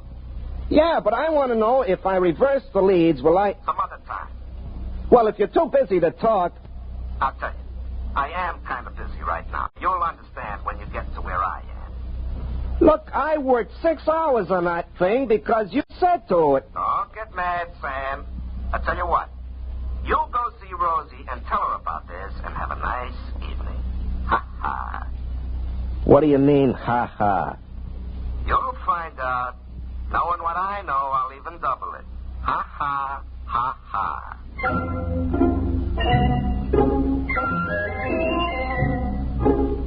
I went over to Rosie's house. Her old man was watching Diana Dors on the television, and her mother was watching her old man, so I took Rosie by the hand and led her out onto the porch. I could see the moon glinting off eyeglasses as all the neighbor ladies leaned forward in their porch rockers to watch us. I always felt a responsibility to those ladies, and usually I try to make it worthwhile to them staying up so far past their bedtimes. But tonight, I had other things on my mind. Sam, you didn't slick down your cowlick. I've told you, if you go on a date without slicking down your cowlick, it shows you have no respect for the girl. Rosie, forget my cowlick, huh? I could go inside and get some mustache wax. Pa keeps it because his crew cut always goes limp when the humidity gets above 60%. Rosie, will you listen to me? I've made up my mind to get rich. You ought to have everything your little heart desires. Now, suppose you tell me just what you want. I want your cowlick to lie down so I won't be ashamed in front of the neighbors. No, honey. Mink, chinchilla, a sports car, anything, whatever you want. Do you feel all right? Now, listen, honey. Nobody knows it, but tonight Joe Hunt and the Will Backus are eloping to North Carolina to get married. We'll find out about it tomorrow. And day after tomorrow, on the 4th of July, Dunsville is going to win the baseball game with Bradensburg, 7-5, all tied till the 9th inning, and then George Peavy is going to hit a homer with Fred Holmes on second base.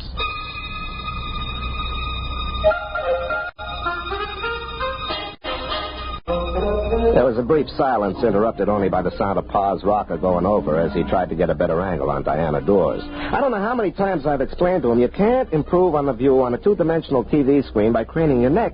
But he says you can't overcome a lifetime of habit. Well, anyways, I explained to Rosie about Sam in the week after next telling me all these things and how we were going to get rich. Sam, somebody was playing a joke on you. Oh, yeah? Well, who else but me knows what you said that time you thought I was mad at you and you were crying down behind McHenry's ice house? Sam, I told you when I read those words on that board fence, I didn't know what they meant. And nobody else knows about the time we were picnicking and the bug got down the front of your sunback dress and you thought it was a hornet. Sam Yoder, you never told anybody about that. No, but the me in the week after next knew. He told me, so he had to be talking to me. He couldn't be anybody else. Sam, either you've told somebody else everything we ever said or did, or else there's somebody else who knows. That's awful. But, honey, it's me. This other person knows everything we say, even now? Sure. Sam Yoder, you go home. But, honey... Do you think I'm going to talk to you when somebody else listens to every word I say and knows everything I do? Do you think I'm going to marry you? But, Rosie, it's just between the two of us. You, me, and me next week. Rosie.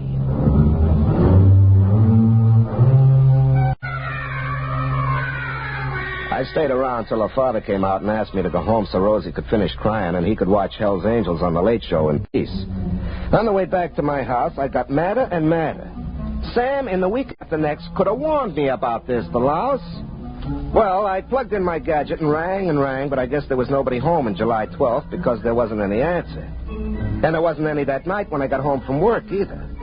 So I went around to see Rosie. The only reason I'm talking to you, Sam Yoder, is that Pa's inside sneering at Dorothy Kilgallen on What's My Line, and I don't think it's polite. You still mad at me? I never was mad at you. I'm mad at whoever was talking to you on the phone and knows all our private secrets. And I'm mad at you if you told him. But, honey, I didn't have to tell him. He's me. All he has to do is just remember. I tried to call him again last night and this morning, but he doesn't answer. Maybe he's gone off somewhere. Do you think it's polite to sneer at Dorothy Kilgallen? She knows so many important people by their first names, lots of them even for short. You think maybe it's all an illusion? You told me last night there'd be an elopement, and there was. Joe Hunt and the widow Backus, just like you said. Well, could have been a coincidence. I'm waiting to see if Dunsville beats Bradensburg 7-5 tomorrow. Yeah, I bet $11 on it. If that happens, I'll die. Why, honey? Because it'll mean that I can't marry you, ever. Because somebody else would be looking over your shoulder, and we would never be by ourselves all our lives, day or night.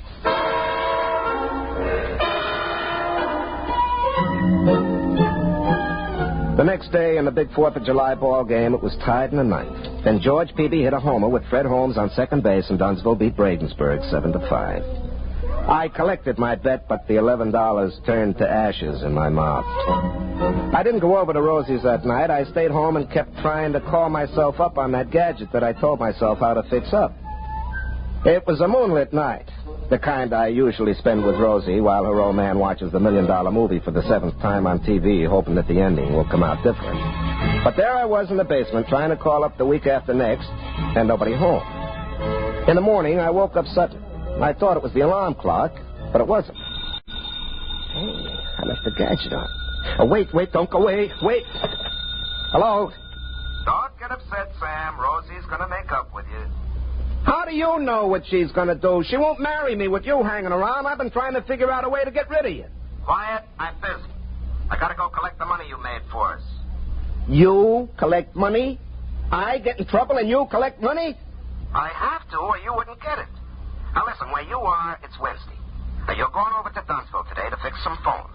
You'll be in Mr. Broadus' law office about 10:30. Now, you look out of the window and notice a fella sitting in a car in front of the bank. Notice him good. I won't do it. I won't take orders from you. Maybe you're me, but I make a bet and you collect it. For all I know, you spend it before I get to it. Now, I'm quitting this business right now. It's cost me my girl and my peace of mind and to blazes with it. Okay. Okay, Sam. Just wait and see.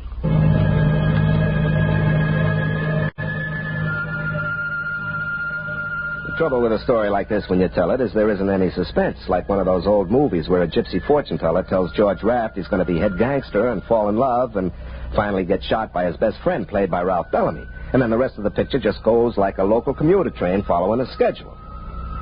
Well, sure enough, I was ordered over to Dunsville to fix the phones in Mr. Broadus' office.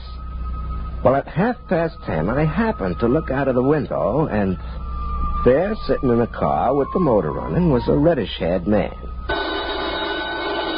Then suddenly 2 other men come running out of the bank carrying bags. Mr. Harrison, the guard, is shooting at them. And they're shooting back. And the car takes off like a big bird and shoots out of town.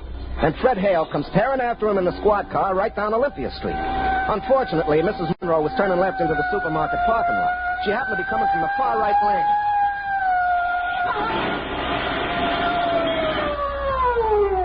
And so the bank robbers got away clean with $35,000.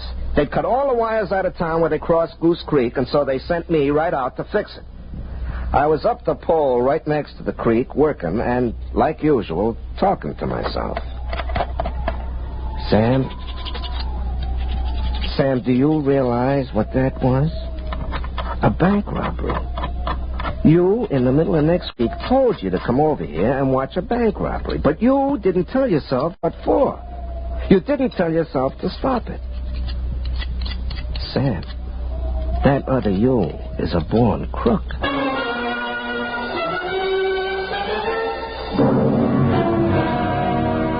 Then I realized it wasn't another me. It was me a week and a half later. If he was a born crook, so was I. Nothing could happen in a week and a half to change character like that. I couldn't even turn myself into the cops, because nobody would believe it. I suddenly realized I was an accessory before and after the fact of that bank robbery. And then I realized there was only one thing to do. That night I drove over to Rosie's house. Her father had a jacket and tie on because he was expecting to visit Her Supreme Highness Princess Grace of Monaco and Slapsy Maxie Rosenblum with Ed Morrow face to face. I took Rosie out to the porch just as the princess invited Ed and Rosie's old man into a closet to see her shoes. Sam, what's the matter? You look awful. I am awful. Rosie, I come to tell you goodbye. I just found out I'm a criminal, so I better go and commit my crimes far away from hearth and friends who would be hurt. Sam, what's happened now? That bank robbery. I knew all about it before it happened. I called myself up and told myself, but I didn't let myself stop it. Don't you see? I'm an accessory both ways against the middle. I'm a criminal. So, Rosie, goodbye. Sam, you sit right down. Oh, it's in the blood, I guess, or the genes. What do you think in my case it was environment rather than heredity? Now, Sam, you haven't done anything yet. It's that other you. But I'm going to have done something. I'm doomed to be a criminal. Well, I'm going to reform you. What? I'm going to reform you before you start.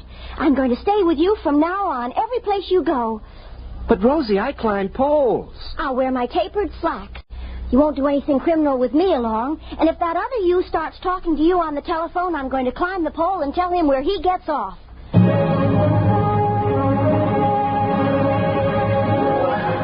And that's just what she did.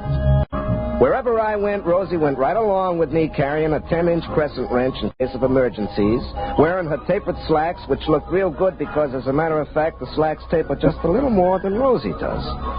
Well, she made me stay over in her brother who was away in the Marines' room and locked me in at night. It went on that way for a couple of days. Rosie looking grim all day, not even holding hands or playing footy in the diner over coffee. We spent the evenings in her living room while her father watched Meet the Press and asked Nixon and Kefauver questions that they never even answered. I complained to Rosie that we had all the disadvantages of being married a long time without the obvious advantages. But her father told me to keep quiet and stop interrupting Steve Allen. Well, finally, on the 11th of July, we were driving in the phone company truck that Rosie was driving to make sure I didn't commit anything criminal like crossing the double white line or not stopping for a school bus. Do you realize tomorrow is the 12th? Yeah. That's the day the other you called you up from, isn't it? Yeah, that's right. Well, I've kept you honest. If you turn into a hoodlum between now and tomorrow... Rosie, look out, that car! Now, look what you did. Is the other man hurt? He's getting out of the car. Rosie, that here.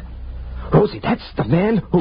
Get down, shooting at us. Why? Well, he's the man I saw outside the bank. He's one of the bank robbers. Look out, he's coming this way. He looks awful mad. Why not? We smashed his getaway car. Rosie, get behind me. I'll protect you. The fella came up to us holding his gun and looking pretty upset. And he was just about to say something when Rosie reached over my shoulder and hit him on the head with her crescent wrench. I took a length of wire and my pliers, and I had his hand spliced behind his back before he came to. We threw him in the back of the truck and took him into the sheriff at Dunsville. He confessed right away and told where his buddies were hiding out. Rosie locked me up in her brother's room again that night, and then it all came clear to me. In the morning, Rosie came out on the truck with me again, and she was still trying to reform me. I let her come along, but inside I was grinning. What are you sneering about, Sam? I'm not sneering, I'm grinning. Rosie, do you realize there's a $5,000 reward for those robbers, and we get it? Well, I'm still worried about that other you. Oh. Well, we'll take care of that right now. Sam, what are you doing? Just a minute, honey. I gotta climb that pole.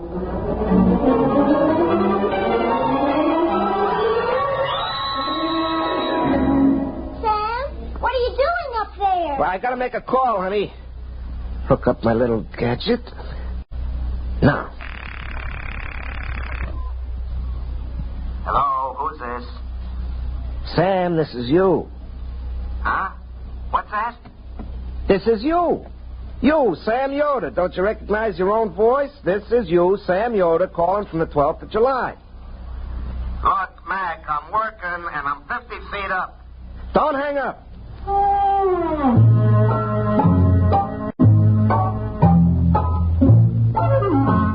You see? It was me all the time. Here it was in the 12th of July, and I was talking to myself back in the 2nd of July, and it was the same conversation word for word. Oh, Sam, then it was you all the time. Uh-huh. Back in the 2nd of July, he's cussing me out just the way I did. And he'll fix this gadget up the way I just told him. Then we still have our secrets. Oh, sure, honey. I'll remember when I call me up tonight 10 days ago, I'm going to be very busy. And I won't want to waste time talking to myself a week and a half ago. Now, Rosie, what do you suppose I'll be doing tonight that would make me not want to waste time talking to myself 10 days ago? Rosie? Oh, Sam, we'll have all tonight to ourselves. There's a big spectacular in compatible color with Esther Williams, and Pa will spend the whole night twisting the dials trying to get the color right. He'll be furious. Yeah, but your set is black and white. That's why he'll be furious. Well, how do you like the nerve of me calling me up and interrupting me at a time like that? Well, it won't take long, honey. I haven't got too much to say to myself this time.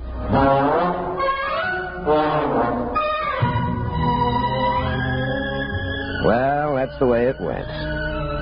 Rosie and I got married. Like I say, I wouldn't believe this story if I was you. Of course, what with horse races and things like that, we're doing pretty well, but that could just be good luck. But folks around this part of the country don't want to bet with me. I am the only one in the country who won a bet that Don Lawson would pitch a perfect no-hit, no-run game in the World Series. You see, I had a little advance information. You have just heard X-1, presented by the National Broadcasting Company in cooperation with Galaxy Science Fiction Magazine, which this month features Of All Possible Worlds by William Tenn, a story which demonstrates that changing the world is simple. The trick is to do it before you have a chance to undo it.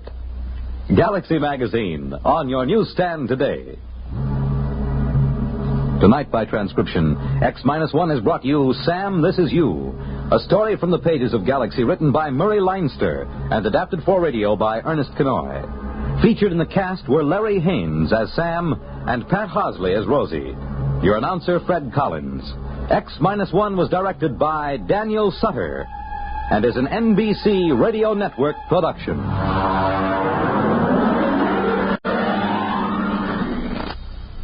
For eerie tales that set the scene for witches' flights this Halloween, hear Sleep No More tonight.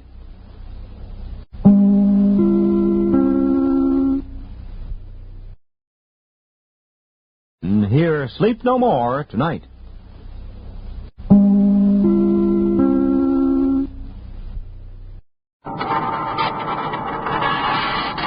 From the far horizons of the unknown come transcribed tales of new dimensions in time and space. These are stories of the future, adventures in which you'll live in 1,000,000, could be years, on 1,000 maybe worlds. The National Broadcasting Company, in cooperation with Galaxy Science Fiction Magazine, presents X-1.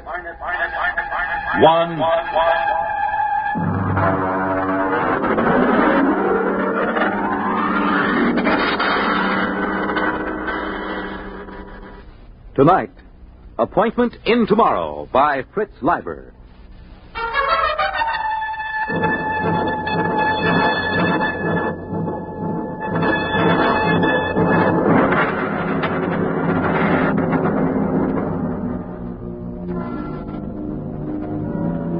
The first angry rays of the sun, which surprisingly enough still rose in the east at 24-hour intervals, pierced the lacy tops of Atlantic combers and touched thousands of sleeping Americans with unconscious fear because of the unpleasant similarity to the ray from World War III's thermonuclear weapons.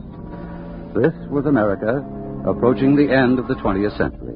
America of the mask fad for women and the Neo-Cretan dress styles. America of your local radiation hospital, of the endless war and the loyalty detector. In his bedroom in the Thinkers Foundation, George Helmut slept. Calculus to the nucleus, adding a quantum equal to the resultant of G sub 1 prime.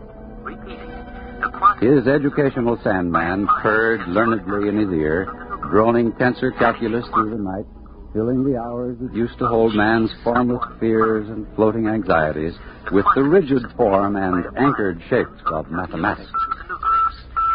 Precisely at 8, the sidereal alarm went off.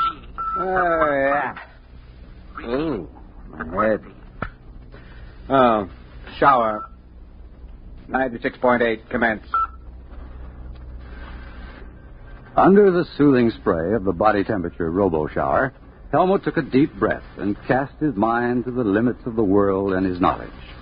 It was a somewhat shadowy vision, but he noted with impartial approval, definitely less shadowy than yesterday morning. Off. Dry blast, commence. Employing a rapid mental scanning technique, he cleared his memory chains of false associations, including those acquired while asleep. He felt the snap of clearing non-thalamic reasoning returning as the brain surged into clear, sharp control. Off. Probing. Color key 705. He stepped into his clothing, the severe tunic, tights, and moccasins of the modern businessman. He smiled. The next big move had come to him in his sleep, as many of his best decisions did, because he utilized the time-saving technique of somno thought, which could function at the same time as somno learning. Attention, robo-locator. Category, rocket physicist. Classification, genius level. Time limit for search, 20 minutes. Commence. Take dictation. Dear fellow scientists, a project is contemplated that will have a crucial bearing on man's future in deep space. Ample non-military government funds are available. There was a time when professional men scoffed at the Thinkers' Foundation. Then there was a time when the thinkers perforce neglected the professional men. Now both times are past. I would like to consult you this afternoon, 3 o'clock sharp, Thinkers' Foundation, signed George Helmut. End of dictation. The president is waiting to see Maisie, sir. He has the general staff with him. March and peace to him. Tell him I'll be down in a few minutes.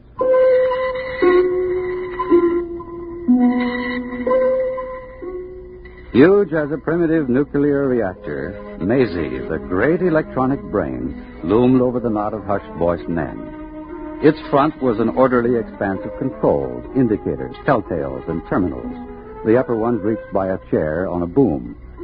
This was the machine with 1,000,000 times as many synapses as the human brain, the machine that remembered by cutting delicate little notches on the rims of molecules. This was the machine that timid cyberneticists and stuffy professional scientists had said could not be built. Yet this was the machine that the thinkers, with characteristic Yankee push, had built and named, with characteristic irreverence, Maisie. Have you the questions for the day, Mr. President? Here, Mr. Helmut. I see.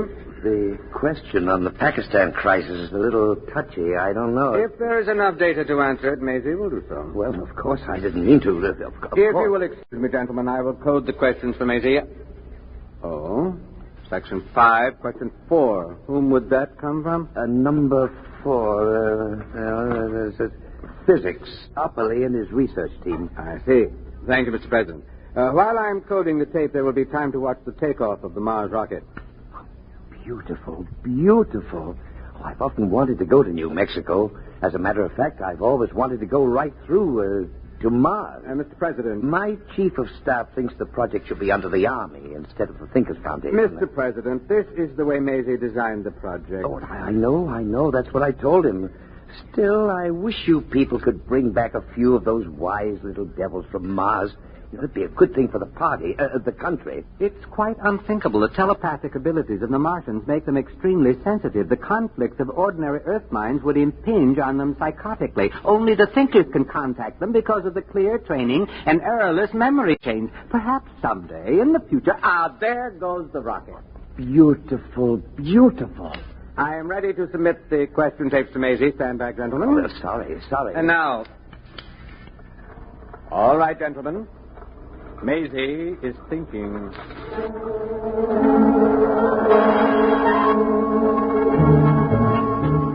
The question tape, like a New Year's streamer tossed out of a high window into the night, sped on its dark way along spinning rollers.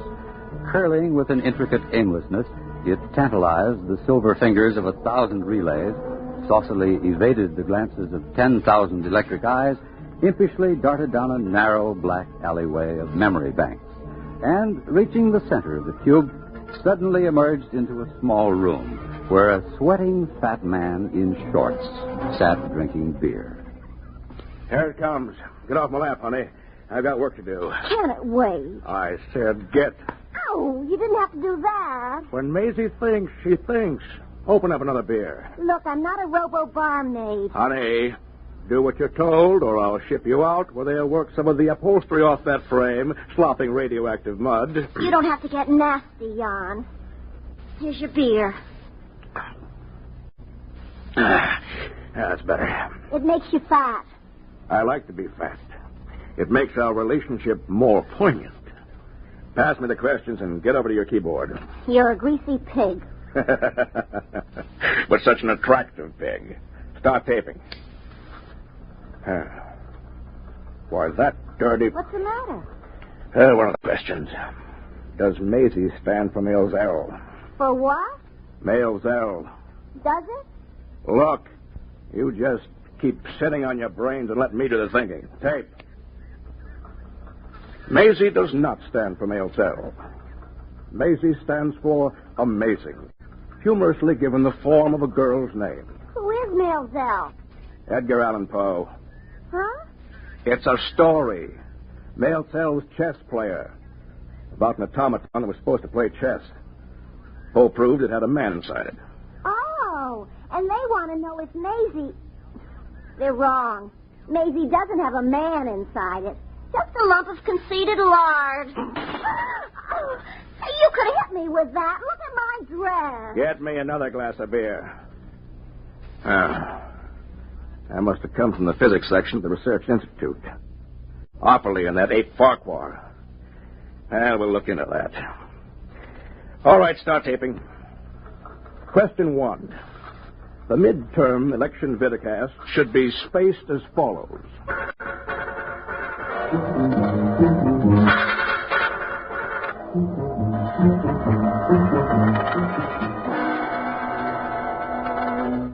Morton Opperly's living room was quite behind the times.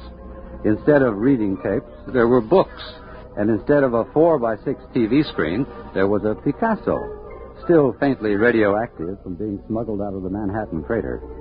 Two physicists faced each other across the table, old Mr. Opperly and young Mr. Farquhar. About that male Zell question, Willard. Why do you keep teasing the zoo animals? Because the thinkers are charlatans who must be exposed. We know their Maisie is no more than a tea-leaf reading fake.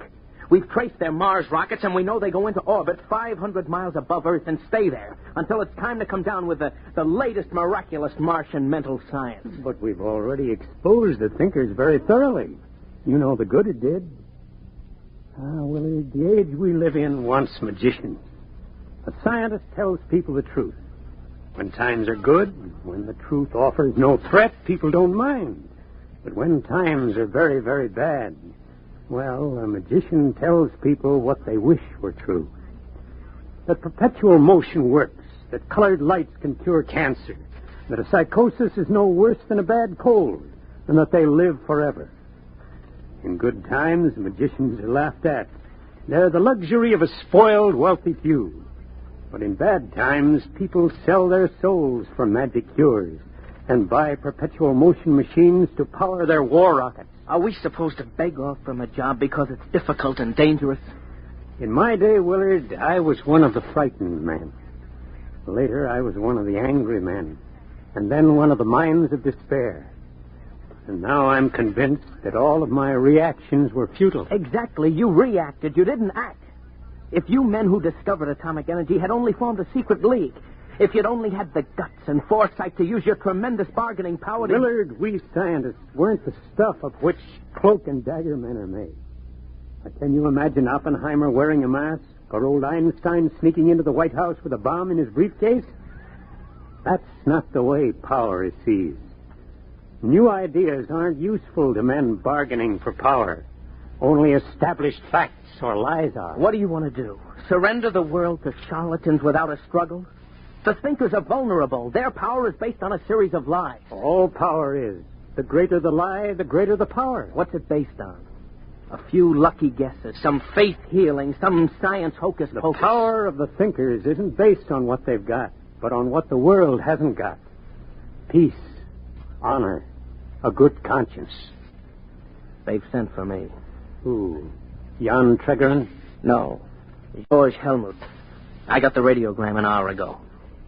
They know they'll have to produce a real nuclear rocket pretty soon, and they'll need our help. I'm afraid, Willard. You think it might be a trap? After the Mel Zell question, you think they might want to shut me up? I'm not afraid for your life. I'm worried about other things they might do to you. They'd better be worried about the things I'm going to do to them.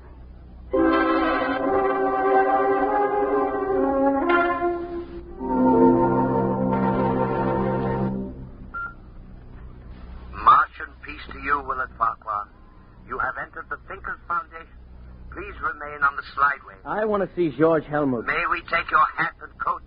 What the... Do not be alarmed. In Visible radiations are slaughtering all the germs in your body, while more delicate emanations are producing a benign rearrangement of your emotions. Claptrap. I can recognize a 14-cycle sonic note when I hear one. Where's Helmut? This way, please. Helmut! About all this Swami stuff, where are you? I'm afraid Mr. Helmut won't be able to meet you, Mr. Farquhar. I'm Jan Tregerin. Perhaps you can have your conversation with me.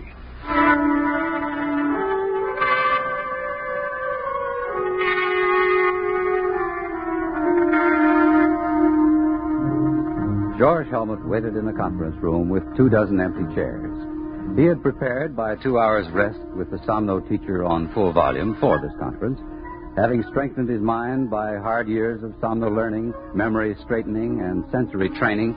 He had assured himself of the executive power to control the technicians and direct their specialized abilities. Together, they would have built the true Mars rocket. But, unfortunately, no one came. Where are they? Report. No word from the door, Master. They can't all be late. Did you check? The calls have been put through. What response? Dr. Burnside reports he received the second message just in time. What second message? The message calling off the meeting. Did he read the text of the second message back? Shall I play it back? Never mind. How was it signed? The signature? Signature, Mr. Jan Tregerin.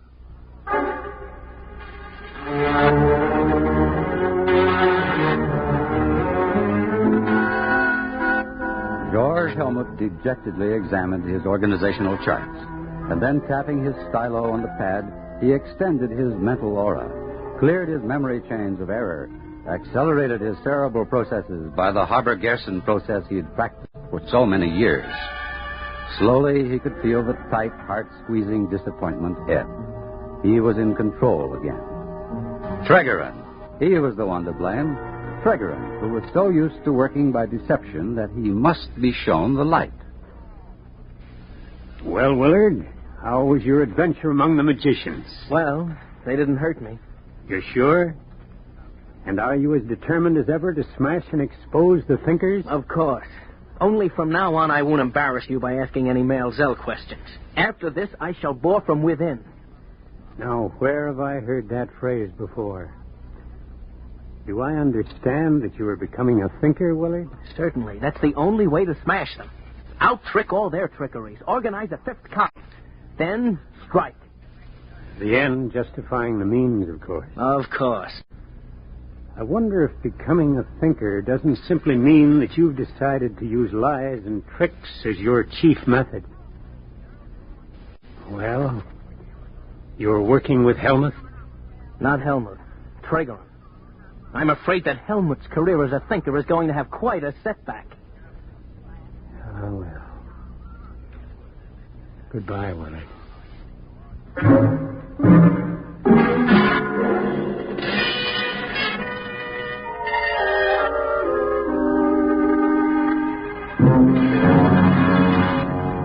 Tregerin, I want to talk to you. Shall I leave? No, please stay. Jan? Stay. You ought to enjoy this. George has that errorless memory chain. Tregerin, you know why I'm here. I don't know. I've been sadly remiss on my precognition and clairvoyance exercise. I've been too busy with other things, other people, other exercises. But I don't need Mesa to guess. You just went ahead and canceled the conference without consulting me. You called it without consulting me. Shouldn't do that sort of a thing, George. I was absolutely sure of my ground, perfectly prepared. I visualized it. The rocket boosting up on chemical power, then setting sail. Sail? Sail? A nuclear reactor rocket? Oh, George, you're fabulous. Yes, sail. Thin streams of nuclear reflecting material and the rocket feeding Mason streams behind it. I conceived it all, complete, except for technical details. George, you are a thinker. A real thinker. I know. Now, look here, George. Every man should stick to his trade. Technology isn't ours. You know as well as I do that we're going to have a nuclear spaceship and actually go to Mars someday. Are we? Yes. Just as we're going to have to build an actual Maisie. I helped you organize the thinkers. At least I was your first partner. Our basic idea was that the time had come to apply science to the life of man on a large scale. The only thing holding the world back from this was the ignorance and superstition of the average man and the stubbornness and lack of enterprise of the academic scientists. Their worship of facts, even when the facts were clearly dangerous. Splendid. Splendid. Caddy, get me another beer. I'm filing my nails. All right, all right. Everybody wanted the new world. The trips to Mars, the knowledge of the human brain. All they lacked was the nerve to take the first big step. And that was what we supplied. Here's your beer. There was no time for slow and careful plodding. We couldn't afford to check and double-check. We couldn't wait for the grudging approval of the professionals. We had to use fake stunts, tricks, anything to get over the big point. Once that was done, mankind was headed down the new road. It was easy to just heal the breach with the professionals and to make good in actuality what had been made good in pretense. Very good. The beer. We built Maisie. We built the Mars rocket. We discovered the wisdom of the Martians. We sold the people and the science the professionals had been too high-toned to advertise or bring into the marketplace. But now that we'd succeeded, it's time to let accomplishment catch up with imagination, to implement fantasy with fact. You suppose I would have gone in with you if I hadn't known that someday we'd actually make what we claimed we had already made? Oh, is that it? John, the day's come, and I'm the man. I've prepared myself. Caddy, clear the decks. All right. I know. You just want room to point that fat finger. I wanted to stay. All right. George, look, every revolutionary wants to see the big change take place in his lifetime. But time for the second step. George, the average man's exactly where he was 10 years ago when we took over. Except he's got a new god. More than ever, he thinks of Mars as a Hollywood paradise with wise men and yummy princesses, like Caddy here. You think I'm yummy, really? Shut up. Maisie is his mama, magnified 1,000,000 times. The professional scientists, they're more jealous and stuffy than ever. All they like to do is turn the clock back to a genteel dream world of square caps and quadrangles. Bravo! I said shut up. George, maybe in 10,000 years we'll be ready for the second big step. Meanwhile, the clever will rule the stupid. The realists will rule the dreamers. George, did you actually think you could have bossed those professionals? Nuclear scientists? Rocket physicists? Oh, now listen to me, boy. They'd have torn you to pieces in 20 minutes, and glad of the chance. George, you baffle me. You know that Maisie and the Mars trips and all that are fakes, yet you believe in your somno-learning and consciousness expansion and optimism pumping like a corn-fed yokel. There is a place for the man who has the courage to dream. Sure. In a straitjacket. Oh, George, you remind me of those men who used to put out those lurid little magazines with Caddy's grandmother on the cover in outer space in a stripped-down bathing suit. My grandmother never... I said shut up! That's what it is. Frustrated little men playing science god to generations of pimply high school chemistry students and gas station attendants, conning them into thinking they're in the know, sprinkling a few formulas to the garbage and playing Atom Smasher, and then being very solemn about the role of imagination in science. George, the trouble with you is they forgot to take your zap gun and space cadet decoder pin away from you when you turned 13. That's your honest opinion? It's more than that. George, get a hold of yourself and quit taking fantasy in the veins. That's an order. Jan, the strange part of it is that I know as well as you do that Maisie and the Mars trips are fakes, but some things aren't. The human mind, Jan, is a tool that hasn't been perfected yet. There are more things in heaven and earth that are dreamed of in your philosophy, Horatio. Who's Horatio? I said shut up. This is the last full cackle, George. You've been fooling around with ESP, huh? Telepathy? Maybe a little hypnotism? Maybe. All right. Guess what I've got in my drawer? Extend your consciousness. Telepath it. Visualize it. Never mind. I'll save you the mental effort. It's a pistol, see? Now, let me tell you something. I got a couple of boys waiting outside. They'll take you by jet to New Mexico. George, congratulations. You're leaving for Mars tomorrow. Mars? Yes. I've decided Mars will be the best place for you. We'll arrange it so that your trip is, say, 2 years long. Perhaps in that time orbiting up there, you'll learn a little Martian wisdom. For example, the big liar must never fall for his own lie. Meanwhile, I got a replacement for you. His name is Willard Farquhar. But I sent for him to... Yes. You see, I, too, believe in cooperation with the scientists. But by subversion. I'll offer them the hand of friendship with a big, fat bribe in it. You know what the bribe is? The power to destroy me. That's what I'm offering. Join us. Learn our secrets. Bore from within. Bide your time before you strike. But while he's biding, I'll have him. And when he's ready to strike, you'll find it's not quite the time.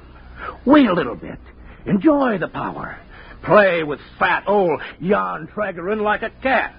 And by then I'll have him. You can't replace me, Jan. Oh, you were a good man, George. When we needed catchy slogans, ray guns, plastic helmets, fancy sweaters. I warned you, Jan. Don't underestimate the mind. The human brain. Even Caddy here is a fascinating instrument. For example, I had a little talk with Caddy last week. Very boring. Ah, but useful. But when we were finished, her mind had something it didn't have before. You always were educational, George. Caddy, look at me. Look at me. Look at me. Now, put your hand on his arm. Now, take his gun. Caddy, are you crazy? I've got his gun. What now? You see, Jan, there is a place for the dreamer, the man who believes, who can use his mind. I'm going to get rid of you, Jan, because the man who dares to dream will rule. Caddy, look at me. Look at me. Point the gun at him. Look at me. I can't anymore. It's too ridiculous. Jan, take your silly gun back. It's too heavy. What? Caddy, I command you. Look at me. Look at me. The power of the mind. Hey, boys, come in and get him. I don't understand. Caddy, look at me. Oh, all right, I'll look at you. Poor Superman.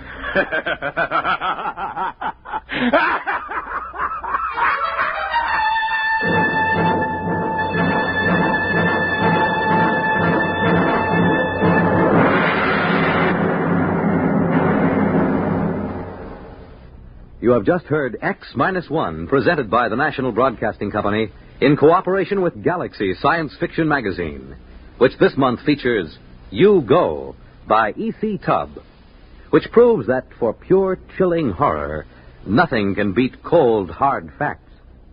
Galaxy Magazine, on your newsstand today. Tonight, by transcription, X-1 has brought you Appointment in Tomorrow, a story from the pages of Galaxy written by Fritz Leiber and adapted for radio by Ernest Kinoy.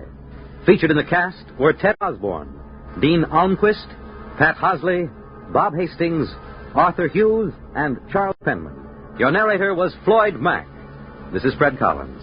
X-1 was directed by Daniel Sutter and is an NBC Radio Network production.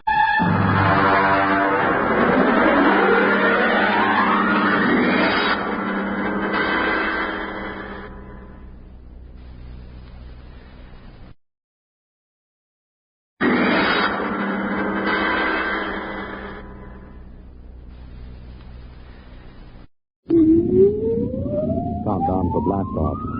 X-5, 4, 3, 2, X-1, fire.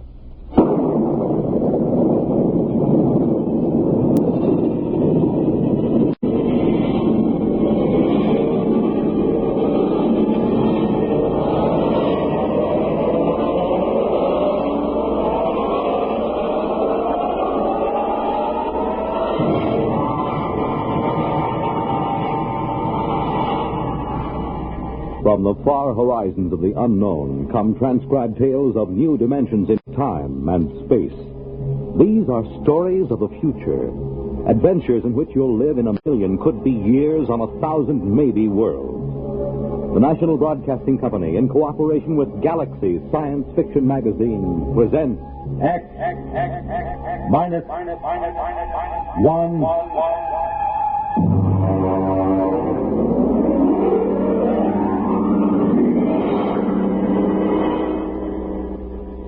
Tonight, Chain of Command by Stephen R.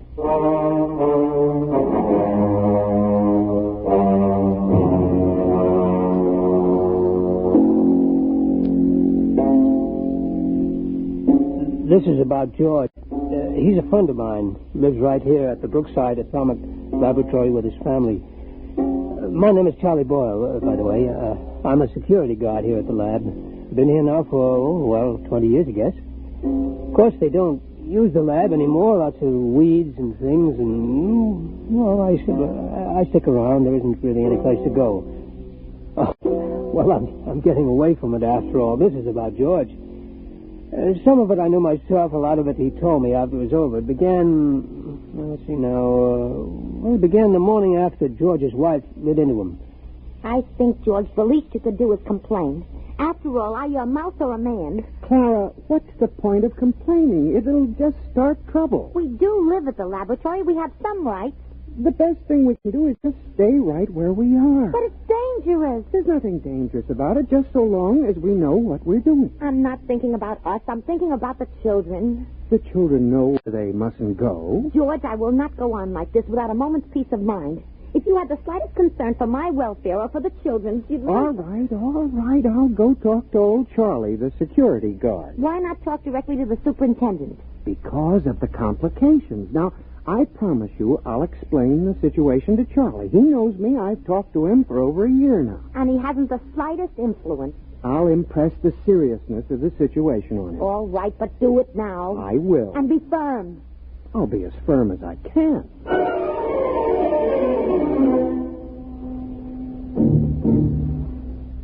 I was at my desk in the hallway. Place was deserted. I've always worked the night shift, except for my supervisor, Mr. Adams, who was in his office down the hall working late. I remember I was sort of dozing off when I heard George's voice in my ear. Charlie? It's me, George. Oh, yes, George. Yeah, how are you? Fine. Can I have a chat with you? Chat away. I got all night. Good. It's about the trap. The trap? The one outside our door. Oh, that trap. Clara, my wife, says it's dangerous. Well, no, she'd like it removed. Removed? Oh, no, George. That can't be done. Regulations? Regulations. Suppose you just removed it without telling anybody. Oh, they'd fire me, George. I see. Clara's afraid one of the kids might get hurt. Oh. How about taking it up with the supervisor? Mr. Adams? Why not? Well, it never occurred to me. Why not give it a try? Oh, I don't know. Mr. Adams doesn't even know you exist. Maybe it's time he found out. Well, it might get a bit sticky. Give it a try. Well, come on, Charlie. Be a good fellow. Haven't we been buddies for a long time? Oh, we've been buddies, all right, but... Well, when it comes to something like Will this... you try at least? Clara isn't going to let me alone unless something happens. Okay, George. I'll give it a try.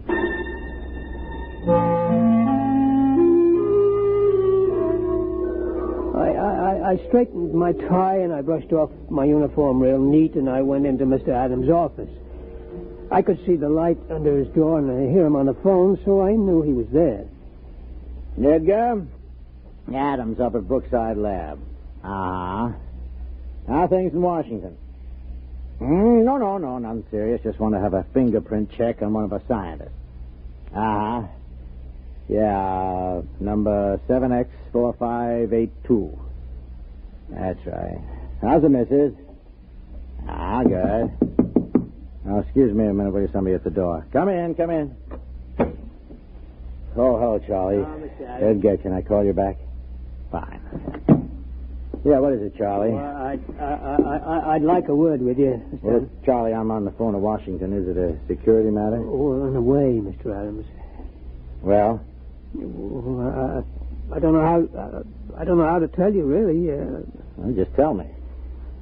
Well, sir, there's a mouse named George down in room 412 who doesn't want the trap outside his door. Yeah, that's just too... What?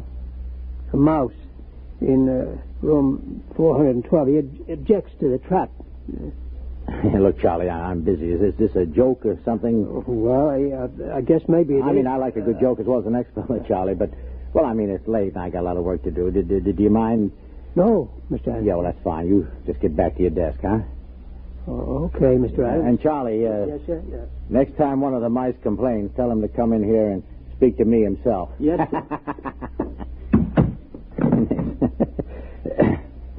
Edgar Adams here again. I'm sorry. One of the security guards playing a little joke on me. He came in to say one of the mice here at the lab is complaining about the trap outside his door. You got him down Washington, too, huh? Yeah? What do you do about it? Traps, huh? Yeah. Yeah, the only way, I guess. Yeah.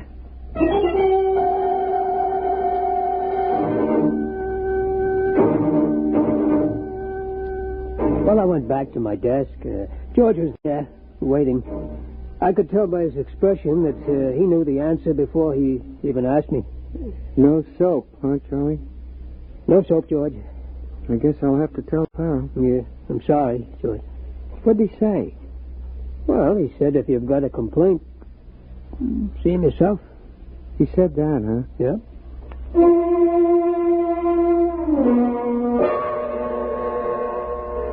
Of course, I didn't know what was going to happen. George didn't tell me till it was all over. I mean, really all over. And then it was too late for me to do anything. It turned out, though, that Clara, that's George's wife, told him that if he didn't go talk to Mr. Adams, she'd up and leave him. Yeah, leave him. And the kids, too. So him and me, we went. And nothing negative on his record, eh, Edgar? Well, okay. Yeah, excuse me a minute. Come in. What is it this time? Excuse me, Mr. Adams. It's that mouse. He wants to talk to you. I'll call you back, Edgar. Now, look, Charlie, I mean, this has gone far enough. Yes, sir. Yes, sir. Whatever you got in your hand? This is him, sir. It's the mouse I was telling you about. George. Yeah, George. This is Mr. Adams, the security supervisor. How do you do? Huh? How do you do? Well, ventriloquism, huh, Charlie? Pretty good. Oh, it ain't ventriloquism, Mr. Adams. He talks. Yeah, sure he does. Well, look, now you've had your little joke, and I got a lot of work to do. I'd like a word with you. It's remarkable. It really... Now, look, George, you don't... George, suppose I just leave you here and step outside. That might be best. Excuse me, Mr. Adams. No, wait a minute. You can't leave that beast in here. He won't take much of your time.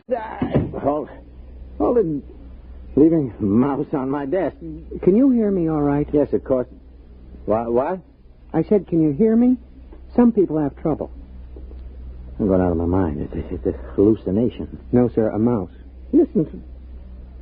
What are you? A mouse. You know, cheese, rodents, all that sort of thing. Do you mind if I touch you? Okay, but take it easy. Careful, don't bend up the whiskers. You're real. Sure I'm real. Now, listen, about that trap. The trap? My wife is driving me goofy. Get it away from our front door, will you? Your front door, yes. Yes, of course. Are you sure you exist? Could bite you to prove it. Never mind. What about it? What? The trap. The trap. Yes, of course. Well, I mean, that's a security problem. Look, would you do me a favor? Depends. Tell me, how come you talk? Simple. My ancestors have been around this lab since it was built. We've gotten a lot of gamma radiation. A couple of them were used as an experiment to test radiation endurance. There were surgical operations, grafts of human brain tissue to mouse brain tissue to check the effects of the rays on human brains and so on. You follow me? Wait a minute. I remember there were some experiments where human brain tissue was placed in a mouse and then exposed. That's it. Those mice, the ones that survived, were my great-grandparents. Holy smokes. So what about the trap? I mean, we're nice, peaceful mice. We don't bother anybody. We don't eat much. We mind our own business. Wait a minute. You say your great-grandparents were the first of this talking line? I mean, are there many of you? 3 generations, Mac. That's a lot of mice. Tell me, have you talked to anybody besides me? Well, I talked to Charlie. No, I mean besides Charlie. I tried it with a couple of guys. They wouldn't listen. These others, what do you call them, your relatives, have they talked to anybody? Tell me. How should I know? I suppose they've talked to dozens of people. Where are these people they've talked to? The mental hospitals are full of them. It's a problem, see. We can talk to kids and, you know, the odd ones, but anybody else, they get scared. Uh-huh. So what do I tell Clara about the trap? Clara? My wife, Clara. Oh, well, it's a security problem. I think I'll have to take it up with Washington. Okay, take it up. Yeah, I'll dictate a memo first thing in the... No, I won't. They'll think I've flipped. Okay, I'll tell Clara. No, wait a minute. Let me make a phone call. Sooner or later, this thing has got to be dealt with. Edgar, Adams at Brookside. Now, Edgar, old man, we have just encountered a rather unusual security problem here at the plant. Yes. No, nothing like that. Mice. Yes. Talking mice. No, Edgar, it is not a joke. I know we were joking a while ago, but it turns out there are talking mice here. Edgar, listen. Please, Edgar, will you listen? I'll put one of them on the phone. Now, listen, would you... Here, would you just talk, please? What'll I say? Just say anything. His name is George. Hello? This is George. I'm trying to get the authorities to remove the trap from in front of my... What? Yeah, let me have it, will you? Edgar, listen, I am not kidding, and I have not gone mad. This is on the level. In my office at this moment, there is a mouse who talks. In this top-secret atomic laboratory, there are several hundred such mice, for all I know. Look, Edgar, you don't believe me, and I don't expect you to believe me. No, I don't want a vacation. Good night, Edgar. He doesn't believe me. We keep running into this all the time. George, are you really interested in doing something about that trap? Have you ever met my wife? Oh, of course you haven't. Wait a minute, I got it. I'm going to call for a top-level security conference at the Pentagon. George, will you come down there with me? Will you? We won't say a word. We'll just appear. Washington? First-class accommodations. We'll get you the best suite in town. Do you like cheese? Do I like cheese? Can you get provolone down there? Get what? Provolone. We'll get it. All the provolone you can eat. I've never traveled before. George, you'll love it. Chance to get away from the wife for a while, huh? What do you say, boy? You and me, huh? We'll live it up down there. Look, I know a couple of girls. I seem to recall they had mice in their pantry. I don't know. I'll have to talk to Clara. Look, tell her it's the only way to get action on the trap. Make it sound big, you know. You hate to go away from her, but it's for the kid. What do you say, pal, huh? Well, okay. Attaboy. Operator, get me chief of security at the Pentagon. Make it fast. This is an emergency.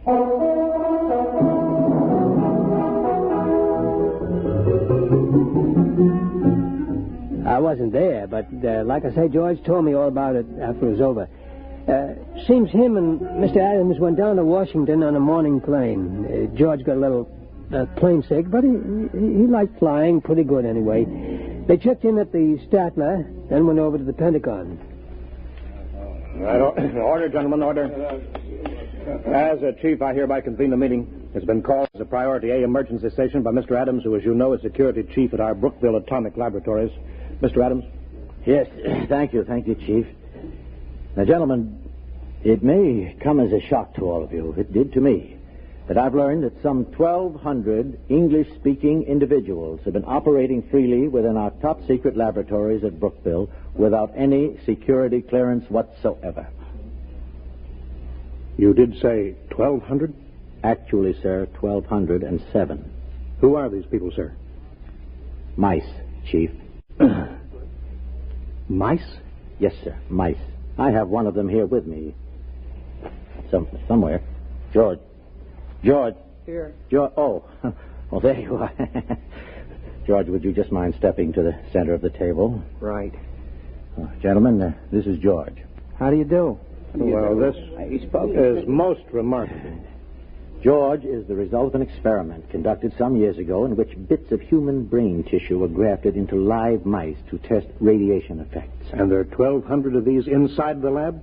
1,207. Without security clearance? Without security clearance. Oh. 'Well, sir,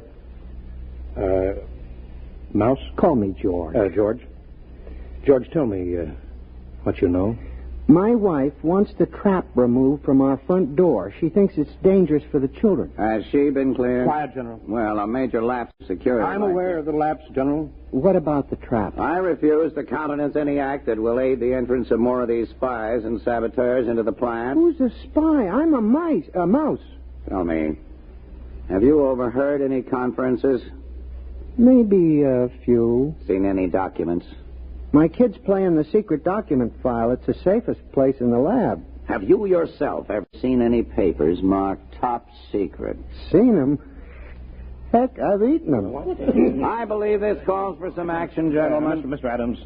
Mr. Adams, if you and this rodent will retire to the next room, I think we'll have a brief caucus. Yes, sir.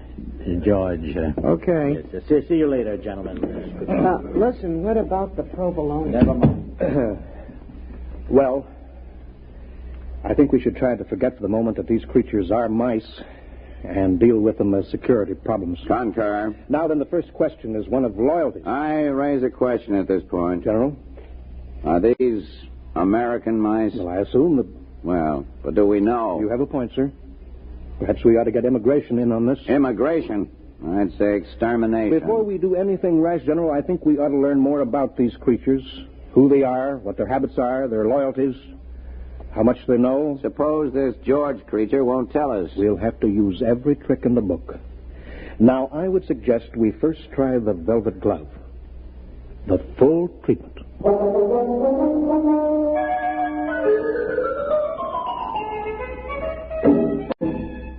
George told me about the velvet glove later. He said he didn't really suspect anything at first, what with all the excitement of being in Washington and so on, but after a while he got wind of what they were doing.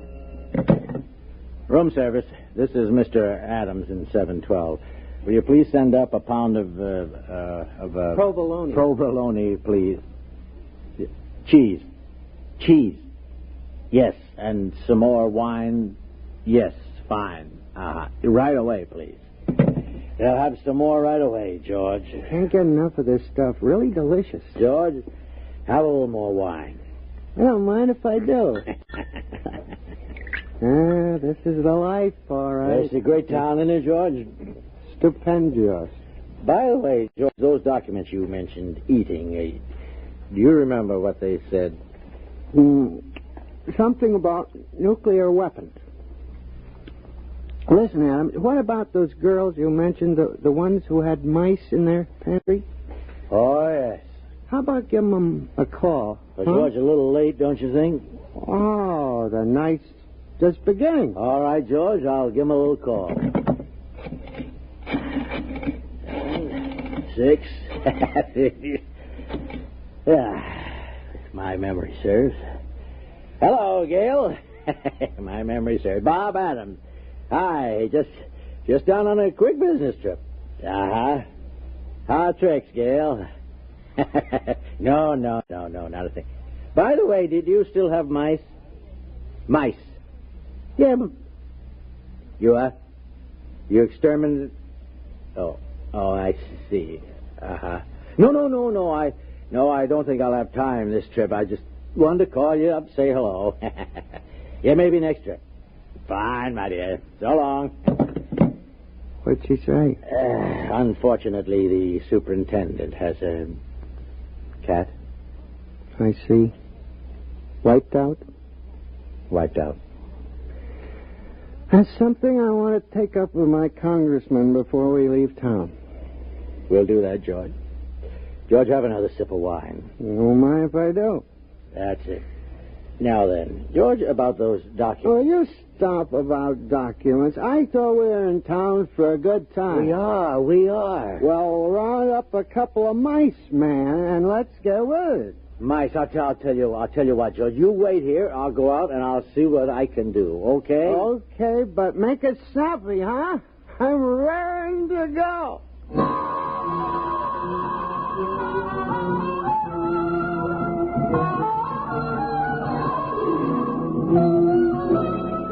Next morning, Adams woke George and told him they were scheduled for another conference at the Pentagon.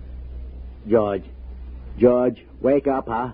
Oh, what a head. Come on, George. We're due at the Pentagon. Easy. Don't talk so loud. Wow. Where did you get those white mice last night? Over at the National Research Lab. Ooh. They must have been feeding those girls wheat germ. All right, come on, George. Come on. You can sober up in the taxi. Come on.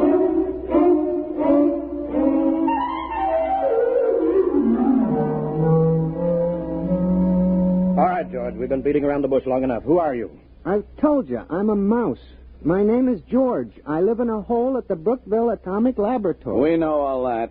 We want to know who's behind you. Nobody's behind me. Listen, you guys don't have to be afraid of me. I'm only a mouse. It's the perfect fifth column. The ultimate weapon. Do you realize that you and your family are living inside a secret government installation without any security clearance whatsoever? I'm willing to be investigated. How do we know you aren't an agent for a foreign power? How do we know you aren't an agent for a foreign power? Preposterous. It'd be the perfect fifth column. Gentlemen, I will not remain here to be insulted by this creature. And I will not be insulted by you, sir. Gentlemen, good day. No, George, wait, come back. George, he went that way. Get him off. George. He's going into the wall. Grab him. Too late. He's gone. No, men, this is it. We'll have to decide on the course of action. We've got to capture him. Look, I think the first thing to do is get a cat. He's too smart for a cat. Well, something's got to be done. Something's got to be done. After all, these creatures have access to every secret file in the country. Not to mention eavesdropping on our private lives. This is the thing that bothers me is, gentlemen, they multiply in another 3 generations. There will be some 12 billion talking mice, 6 times the human population of the Earth. It's no matter for fooling around. Kill or be killed, gentlemen. The problem there is how. We have reason to believe they're concentrated in Brookville. I say evacuate all humans and blow up the plant. Use the H-bomb if necessary. I'm afraid you're right, General. We must exterminate. Now phone Strategic Air Command and alert them. SAC, please.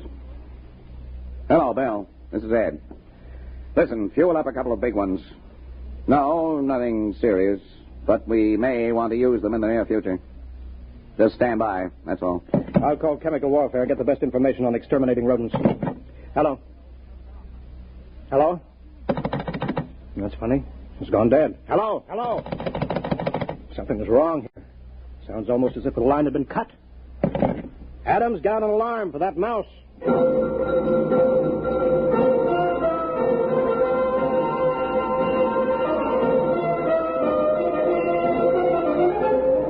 Well, that was only the beginning, of course. Things began to happen pretty fast right after that. You bet your sweet satchel they did.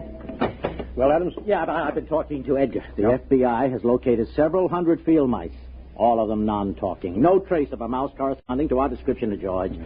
Team of Secret Servicemen been combing the Pentagon and the White House. We've got 1,500 traps baited with imported provolone in the Senate chambers alone.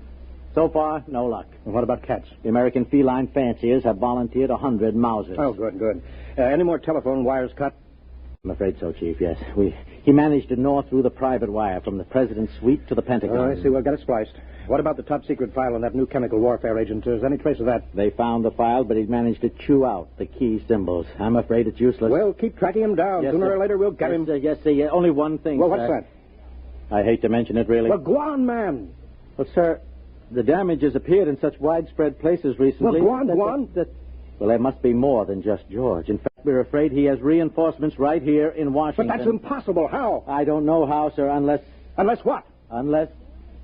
Well, it seems, sir, that there were a couple of female white mice from the National Research Lab. You mean... Yes, sir, I'm afraid so, sir.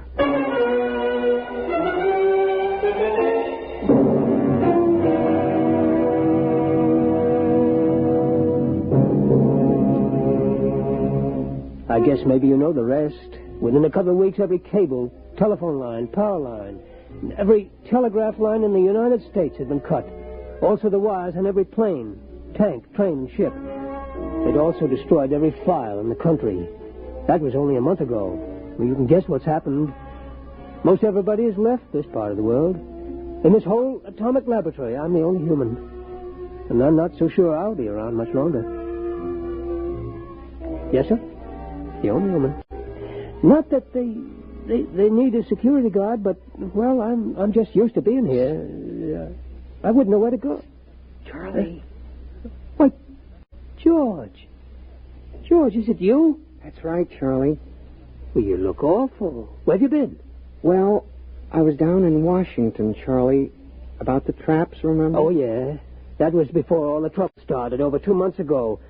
Well, what you been doing all this time? Well, we've been pretty busy protecting ourselves, cutting the lines and stopping transportation and such. I figured it was the mice done it, yeah. Yeah, we didn't like it, but it was them or us, so we did it. Well, how come you look so terrible, though? Well, we stopped the trains and the planes, so, well, I had to walk back.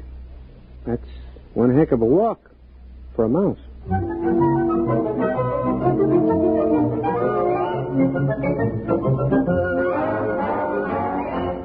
Like I said, this is about George.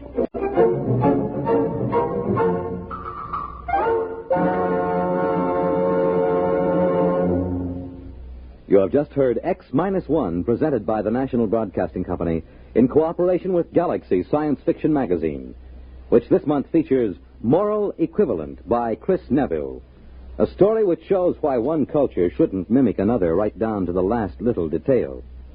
That last detail may be just that, the final one. Galaxy Magazine, on your newsstand today. Tonight, by transcription, X-1 has brought you Chain of Command, a story from the pages of Galaxy written by Stephen R. and adapted for radio by George Lefferts. Featured in the cast were John McGovern, John Gibson, Ann Thomas, Alan Bunce, Wendell Holmes, and Stotts Cotsworth. Your announcer, Fred Collins. X-1 was directed by Daniel Sutter and is an NBC Radio Network production.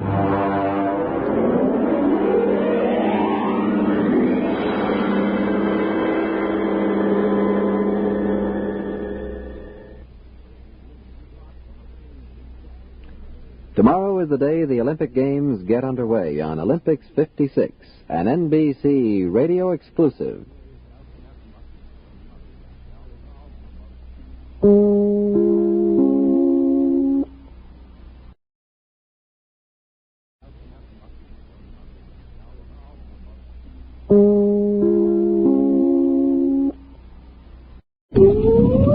Countdown for blast off. X-5, 4, 3, 2, X-1, fire.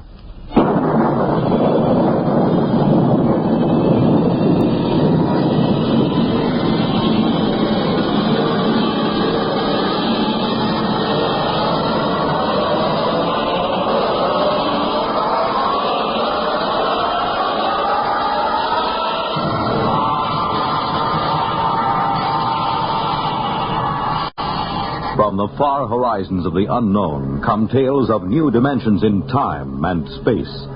These are stories of the future, adventures in which you'll live in a million, could be years, on 1,000 maybe worlds. The National Broadcasting Company, in cooperation with Galaxy Science Fiction Magazine, presents X-1.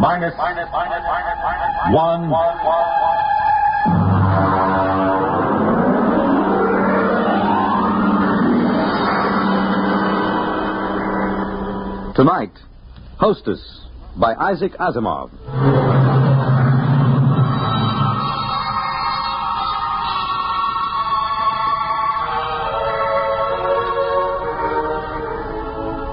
I was so happy about it when I came home, almost triumphant. I dashed in the front door, peeled off my gloves, threw my hat on the side table, and tossed my coat over the back of a chair. And you missed supper. Drake, we're going to have him here. Who here? What are you talking about? The doctor from Hawkins' Planet. Didn't you realize that was what today's conference was about? When you say the doctor from Hawkins' Planet, do you mean the Hawkins site you've got at the Institute? Well, of course. Who else could I possibly mean? May I ask what the devil you mean by saying we'll have him here? Darling, the Hawkins site would like to stay at a private house somewhere where he won't be bothered with official ceremony, where he'll be able to proceed more according to his own likes and dislikes.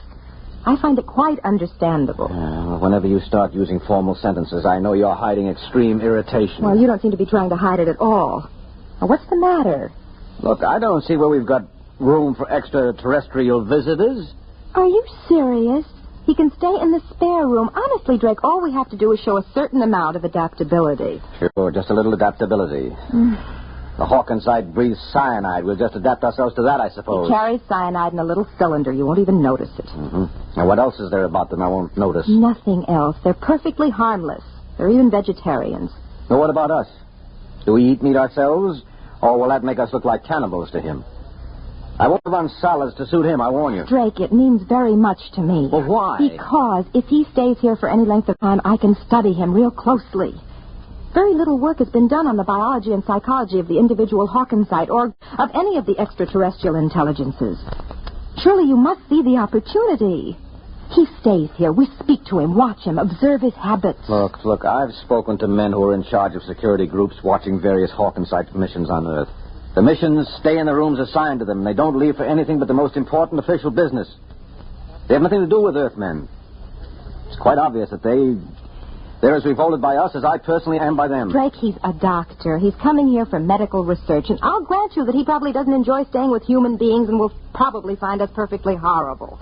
But he must stay just the same. All right. Have it your own way. You sure you don't want any coffee? No. Drake, you're not angry about this, are you? No, I'm not angry.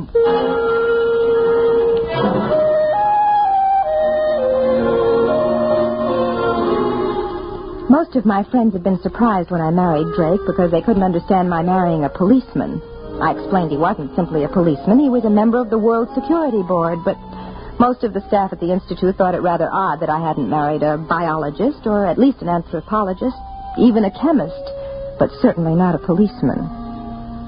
I was waiting for Drake with some apprehension that evening as I sat in the living room. Hark Tolan, the Hawkinsite, was standing quietly in the middle of the room. He was not sitting, since he was not anatomically constructed to sit. He stood on two sets of limbs placed close together, while a third pair, entirely different in their construction, were suspended from a region that would have been the upper chest in the human being. His skin was hard, glistening, and ridged, and his face wore a distant resemblance to something alienly bovine.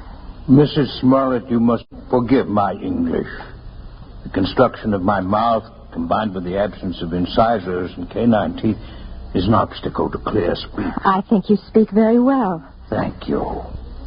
My husband will be home soon, and then we'll eat. Your husband? Husband? Yes, you know. Mr. Smollett. Male, of course. You must forgive me, Mrs. Smollett.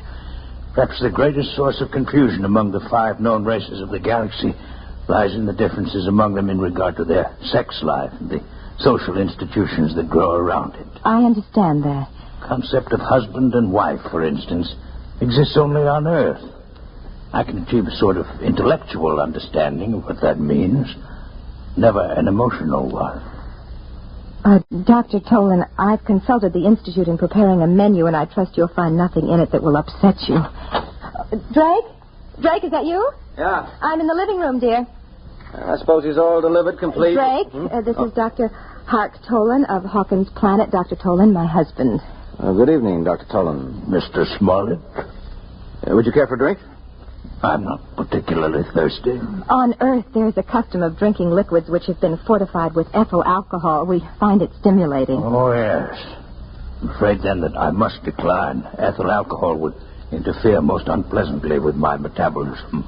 Well, so it does to Earthmen, too. But I understand, Dr. Tolan. Would you object to my drinking? Of course not. Good. I need one. A stiff one.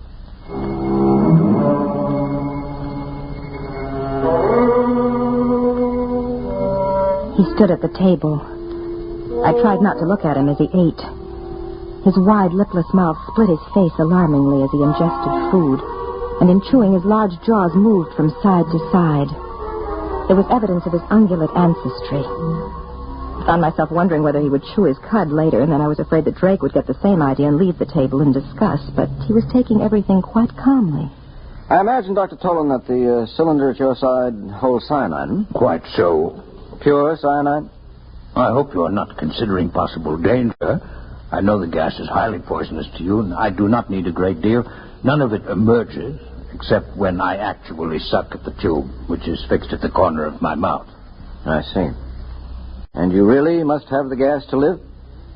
Are you not a biologist, Mr. Smollett? No, Dr. Tolan. It's merely a minor government official. My wife's friends call me a policeman. Tell me, what happens if you don't breathe cyanide? Do you, just go like that? Oh, not quite. The absence of it would be equivalent to slow strangulation. Mm-hmm. It's also very painful, difficult to treat. I've done some research on the problem. I find it difficult to keep thinking of you as a doctor. I understand what you mean. I find it difficult to think of you as a policeman. I gather that you're not here on a pleasure trip. Huh? No. I intend to study this queer planet you call Earth. Queer? In what way? It's always amazing to me to find how little you Earthmen understand your own characteristics. There are 5 intelligent races in the galaxy. Over and over it is you Earthmen, more than any of the others, who are unique. Your people are the only ones which find hydrogen cyanide poisonous. Yours is the only form of intelligent life which is carnivorous.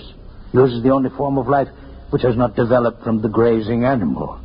And most interesting of all, yours is the only form of intelligent life known which stops growing upon reaching maturity. Well, you don't look very large, Dr. Tolan. I should say that you're an inch taller than I, which would make you 6'2". Are you young, or are you just small on Hawkins' planet? Neither. We grow at a diminishing rate with the years, so that at my age it would take 15 years to grow an additional inch. But we never entirely stop. And, of course, as a consequence, we never entirely die. Did you hear that, Rose? I never knew that before. You mean people on Hawkins' planet are immortal? No people are truly immortal. Few of us live more than several centuries of your time. Still, it is unpleasant to think that death may come involuntarily. It is something which to us is extremely horrible. Oh, we're quite used to it. You Earthmen live with the thought. We do not. This is why we are disturbed to find that the incidence of inhibition death has been increasing in recent years. Well, what is this inhibition death? A pathological cessation of growth. It's a wasting disease. A tragic one. And absolutely incurable. It's fatal within a year. What causes it? Mr. Smollett, we know nothing about the cause of the disease. Well, then why did you come to Earth to study it? Because, again, Earthmen are unique. They are the only intelligent beings who are immune. The inhibition death affects all other races, while Earthmen are immune. Somewhere in the biochemistry of the Earthite there is the secret of that immunity. How interesting it would be to find it. Well, now, look here. You can't say that Earthmen are immune. From where I sit, it looks as if the incidence is 100%. All Earthmen stop growing and all Earthmen die. We've all got the inhibition death. Earthmen live up to 70 years after the cessation of growth. That is not death as we know it. Your equivalent disease is rather one of unrestrained growth. Cancer, you call it.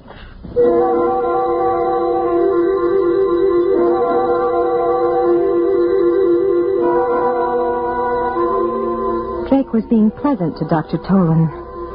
I wasn't sure whether it was for my sake or for his own. Drake has never gone out of his way to please me. Sometimes when I'm gloomy, I look at him across the table and ask myself, why did he marry me? And suddenly, after dinner in the living room, Dr. Tolan asked a question which surprised me. You are a policeman, Mr. Smollett? Yes. I wonder, would you show me through one of the police departments on your planet? Well, I don't belong to a police department in exactly the way you imagine. However, I have some contacts in the New York City Department. Would I be able to visit the Missing Persons Bureau? Why are you interested in the Missing Persons Bureau?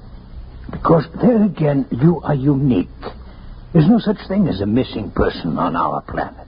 We're always aware of each other's exact location, no matter where on the planet we might be. Can you feel such awareness even now, on Earth? You mean across space? No, I'm afraid not. But you see the importance of the matter. All the uniqueness of Earth should be linked. If the lack of this sense can be explained, perhaps the immunity to inhibition death can be also. Tell me truthfully, Mr. Smollett, if Mrs. Smollett were to leave this room and enter another without your having seen her do so, would you really not be aware of her location? I really would not. Amazing. Please do not be offended by the fact that I find it revolting as well.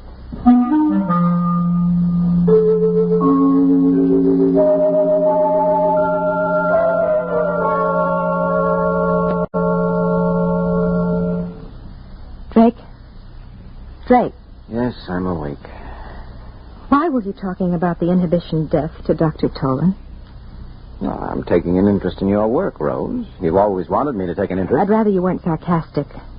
Rose, I'm tired. I'll talk to you tomorrow. No, right now. I want no questions from you and no interference. Now, you do your job and I'll do mine. The nature of my job is open and known. The nature of my job isn't, by definition, but I'll tell you this. Our six-legged friend is here in this house for some definite reason. You weren't picked as biologist in charge for any random reason. 2 days ago, he'd been inquiring about me at the commission. But that's my job, and I won't discuss it with you any further. Do you understand? No. But I won't question you if you don't want me to. All right, then go to sleep.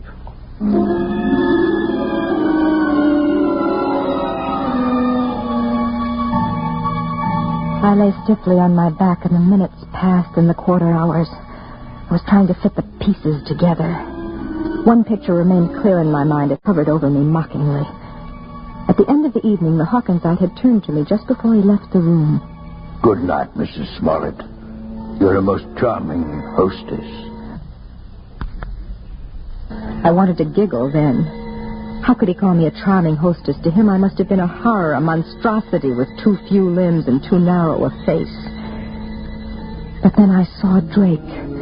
He turned white. For one instant, his eyes had burned with something that looked like terror. I'd never before known Drake to show fear of anything. And the picture of that instant of pure panic remained with me until all my thoughts finally sagged into the oblivion of sleep. I remember one question that nagged at me through the haze. Why did he marry me?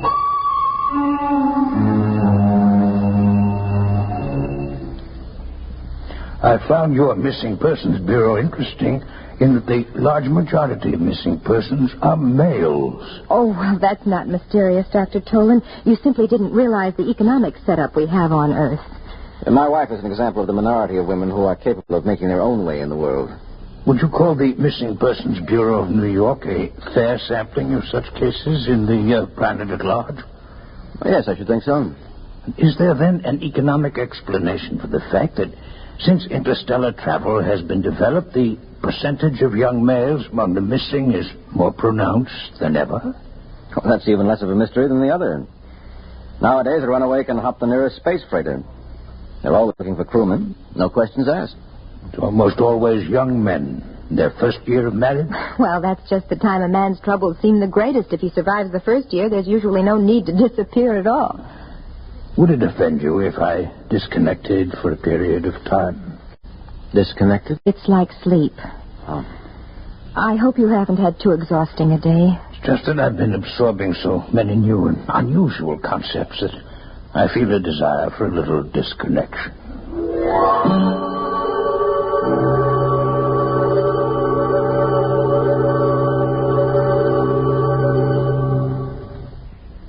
Drake, we've been sitting here for 10 minutes. Aren't you going to speak to me? About what? Last night you said you'd speak to me tomorrow. Well, I'm ready now. I thought it was agreed that you wouldn't question me about my business in this matter. I think it's too late for that. I know too much about your business by now. What? What do you mean? Drake, let go of my arm. What are you talking about? Dr. Tolan thinks that Earth is spreading the inhibition death purposely. That's it, isn't it? Where did you get that idea? It's true, isn't it? I want to know exactly why you say that. Don't play games with me, Rose. This is for keeps. Why don't you ask Dr. Tolan? He's an outstanding worker in the field. I looked over his papers this afternoon. And what are his theories about the origin of the disease? Try to remember, Rose. I think he blames Earth, but I think he admits they know nothing about how the disease is spread. Well, I'll find out about this right now. Drake, what are you going to do? What's that? That's my gun. I'm going to ask him a few questions.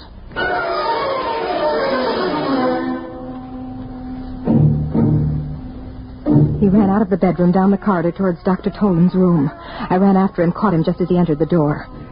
The Hawkinsite was standing there, motionless, his eyes unfocused, his 4 standing limbs sprawled out in 4 directions as far as they would go. Now keep quiet. He'll gradually become aware of me. Get out of here. No, Drake. What are you doing? Quiet. There, you see? The skin on his face is beginning to quiver. Well, that's about all, Dr. Tolan. Don't throw in connection with any of the limbs. Your sense organs and the voice box will be quite enough. Why do you invade my disconnection chamber? Why are you armed? What do you want? The answer to certain questions. With a gun in your hand? I'm sorry, Mr. Smollett, that the duties toward a guest are so badly understood on Earth. You're no guest of mine, Dr. Tolan. You entered my home under false pretenses. You had better shoot. It will save time. You are convinced that you'll answer no questions? Now, that in itself is suspicious. It seems that you consider certain answers to be more important than your life. I consider the principle of courtesy to be very important. You, as an Earthman, may not understand. Perhaps not. But I can understand one thing. Your cyanide cylinder. Suppose I... Hold it out of your mouth. Rose, hold your breath until I close the valve. There. All right, Tolan. You realize what will happen to you if you don't answer the questions I'm going to ask you. Cyanide lack. It would be a most uncomfortable death. I'm only an Earthman. I can't appreciate its true horrors, but you can, can't you? Drake, give him the cylinder. Give it back to him. You have about 1 hour, I think, until the effects are irreversible. Talk quickly, Dr. Tolan, and you'll have your cyanide cylinder back. What are your questions? What are your theories concerning the inhibition death? Why did you really come to Earth? What is your interest in the Missing Persons Bureau?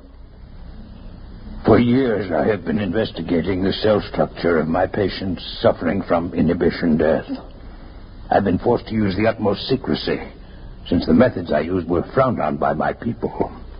Your society would have similar feelings against human vivisection, for instance. For this reason, I could not present the results I obtained to my fellow physicians until I had verified my theories here on Earth. And what are they?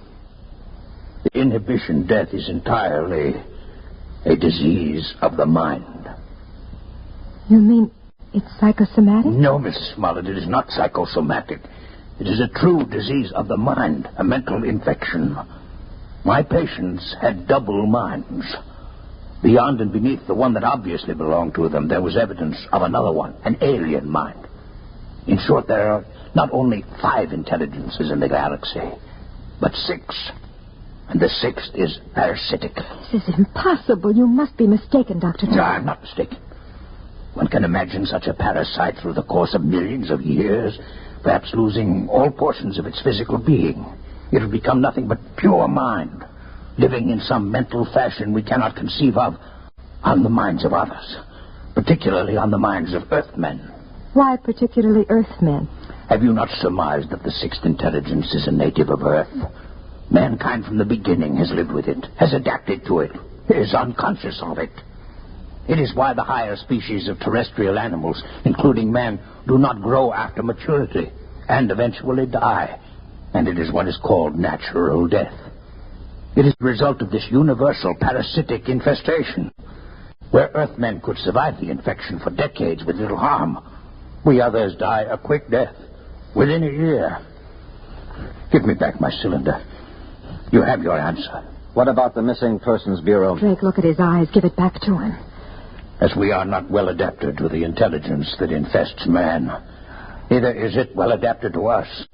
It can live on us, but it cannot reproduce, with ourselves alone as the source of its life.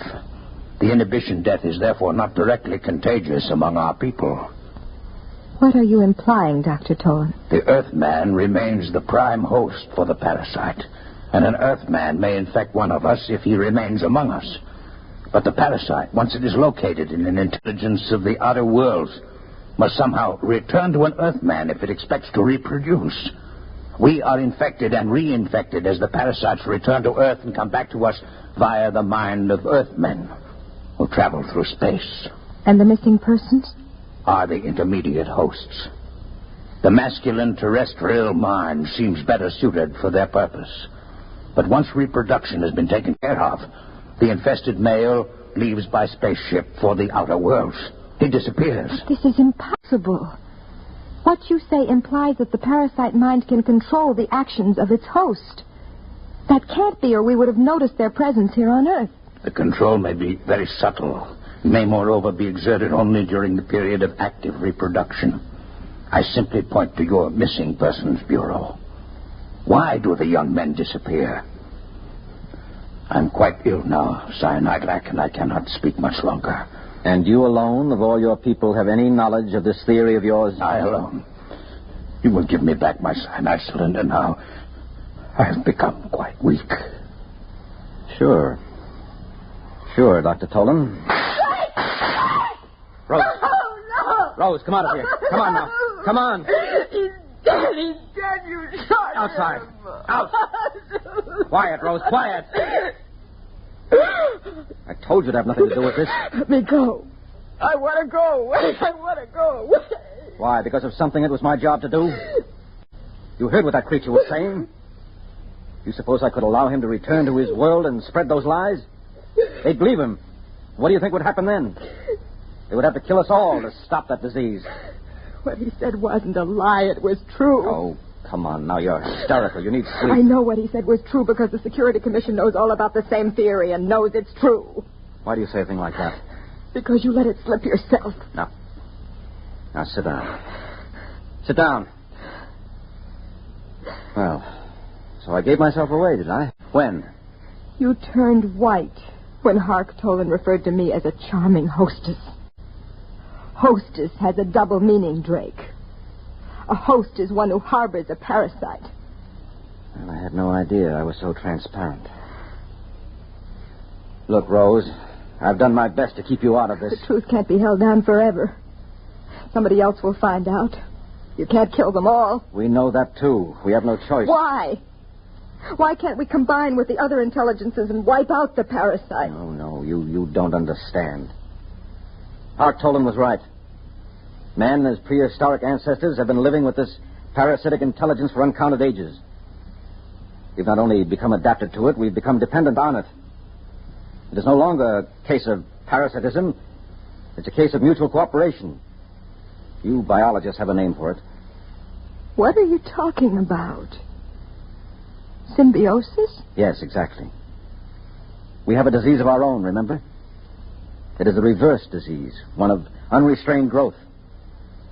We've mentioned it already as a contrast to inhibition death. It's all very well to say that if we could remove the parasite, we would have eternal growth in life. But it's impossible for us. If for any reason the parasitic intelligence, as Hark Tolan calls it, does leave the human body, or if its relationship to the human mind is in any way impaired, growth does take place, but not in an orderly fashion. We call the growth cancer, and there you have it. There's no way of getting rid of the parasite. We're together for all eternity. To get rid of their inhibition death, extraterrestrials must first wipe out all vertebrate life on Earth. There is no other solution for them. So we must keep knowledge of it from them. Now do you understand?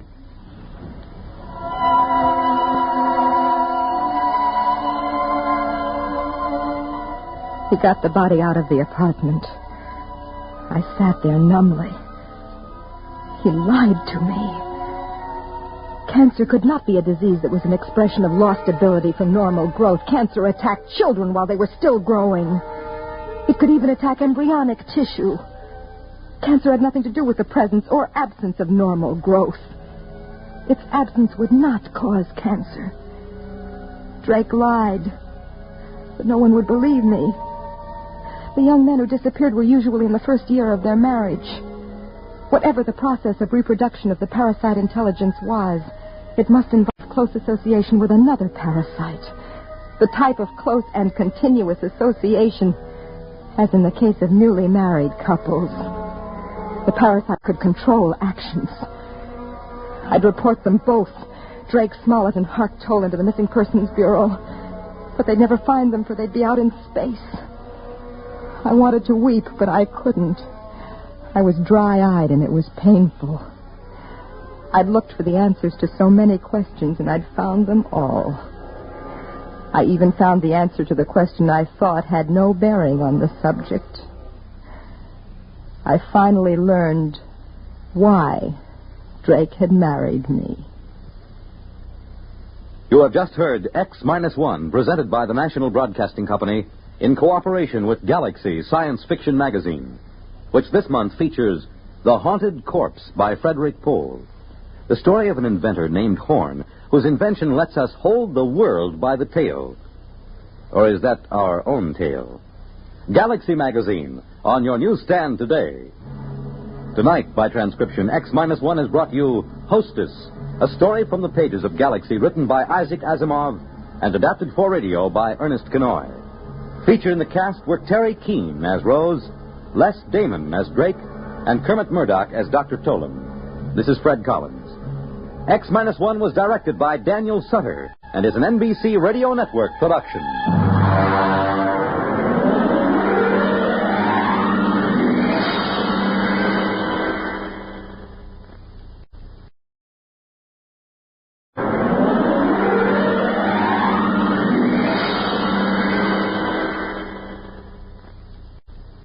Down for blast off. X-5, 4, 3, 2, X-1, fire.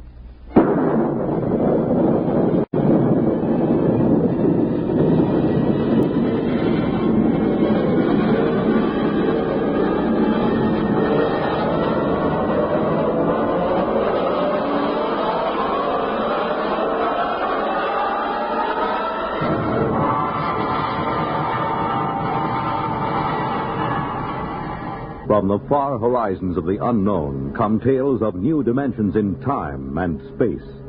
These are stories of the future, adventures in which you'll live in a million, could be years, on 1,000 maybe worlds. The National Broadcasting Company, in cooperation with Galaxy Science Fiction Magazine, presents Minus 1.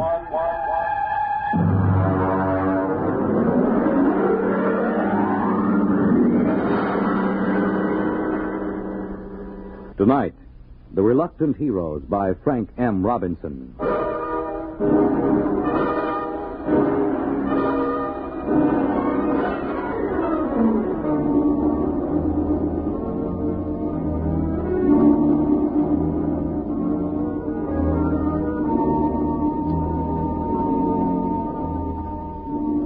Only Chapman was awake. The others sprawled on bunks 20 inches wide with clearance of 24 inches between layers. They breathed heavily, taking in air that had been breathed for 18 months, subject to certain modifications to remove carbon dioxide and replenish oxygen by the catalytic action of the Harcourt King unit on silicon dioxide. Outside the single quartzite fort, the lunar dawn was breaking. The dead black shadows moved across the crater as the green haze of Earthlight gave way to the blinding white of the sun. The telegraph key, which linked the research bunker to the space station in orbit around Earth, chattered as Chapman copied the message into the log pad. Yeah. Mm-hmm. Yeah. In a pig's eye. Miserable, no good. What do they want? They want me to stay till the next relief ship lands. Go back to sleep. It's my turn for breakfast. You gonna stay? Sure. 3 years on the moon, they figure I'll be glad to stay for more. Just raise my salary or give me a bonus. Every man has his price. Mm-hmm. They probably figure I like it here. Captain, you found a home here on the moon. Sure. Canned coffee, canned beans, canned pills, and canned air till your insides feel like they're plated with tin. The little scientific home of tomorrow. 10 steps in any direction. A charming place where you can't take a shower, you can't brush your teeth, and your insides don't even work right. Why did you tell him? No. You kept it short. Check the oxy cycle before you turn on the stove. What's the matter? You sore or something, Chapman? Why shouldn't I be? All I'm trying to do is get a good man to stay on the job a while longer. Well, they got a fat chance. They figure you found a home here, right, Doe? Why don't you guys shut up till morning? Some of us have to stay here, you know. Some of us aren't going back today. All right. You might as well get up and get a day's work today before the relief rockets do. I got the coffee ready. Coffee? Been in a can so long I can taste the glue on the label.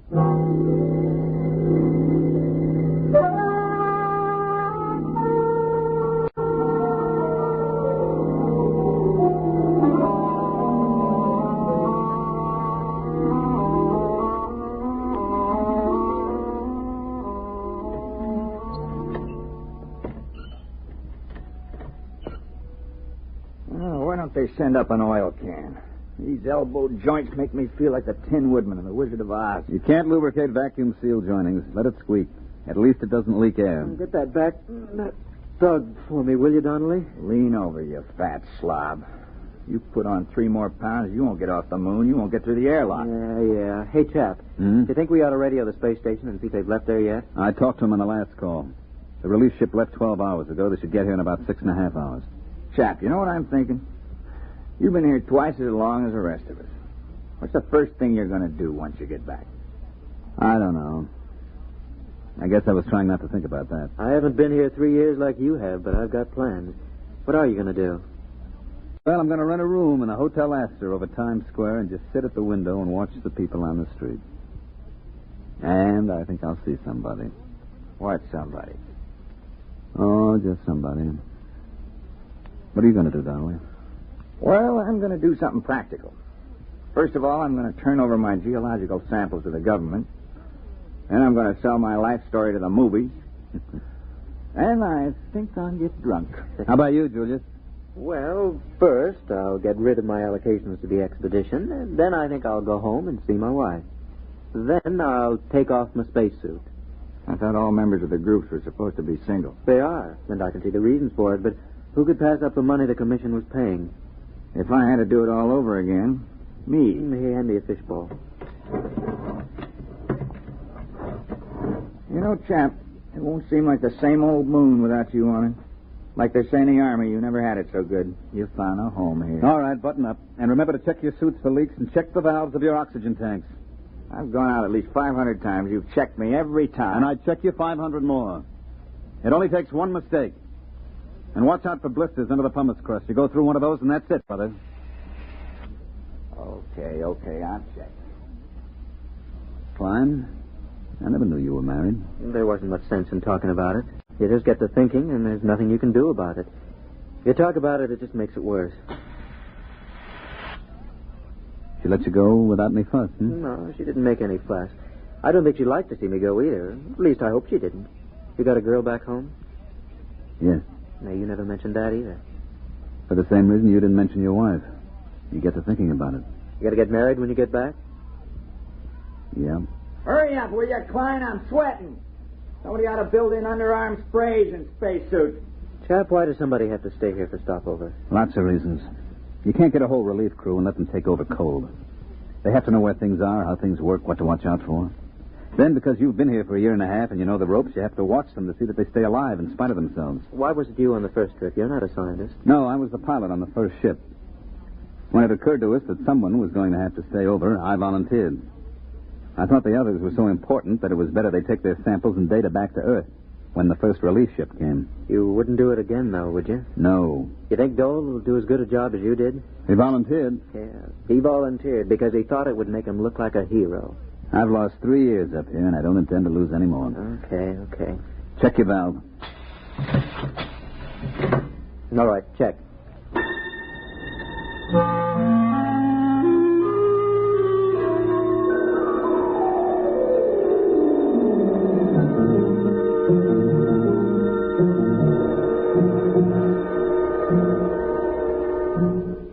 I checked Geiger, CR, Oxy, and scintilla readings.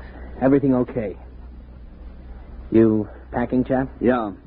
Oh, listen, Dole, I've got 3 or 4 shirts here. They're a little too big. I got them from Dreisbach in the first group. You want them?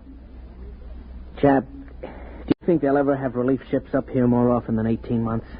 I mean, considering the advance No, I don't. Not for 10 years. Fuel's too expensive and the trip's too hazardous. Why, on freight charges alone, you're worth your weight in platinum when they send you up here. Won't be so bad. There'll be new men up here. You'll pass a lot of time just getting to know them. Yeah. Listen, chap, I'm engaged back home, you know. Nice girl. You'd like her if you knew her. Here.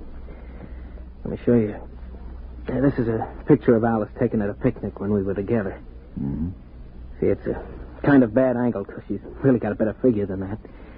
But, well, we expected to get married when I got back.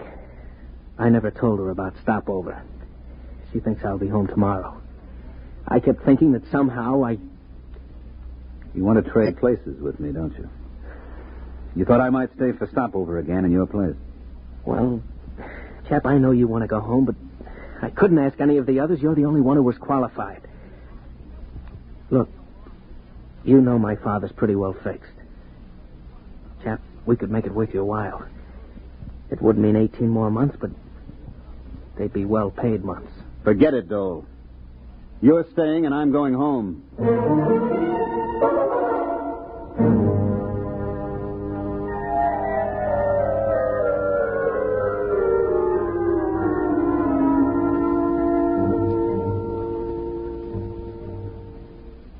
Klein. Hey, Klein. Yo. Where are you? About 10 yards off the trail. Well, come out of the shadow. I've got a meter jammed over here. You know the regulations. Chapman will kick like a steer. Keep in sight at all times. I'll only be a minute. I've got to short circuit my instrument. Time for 10-minute check. I've got my hands full.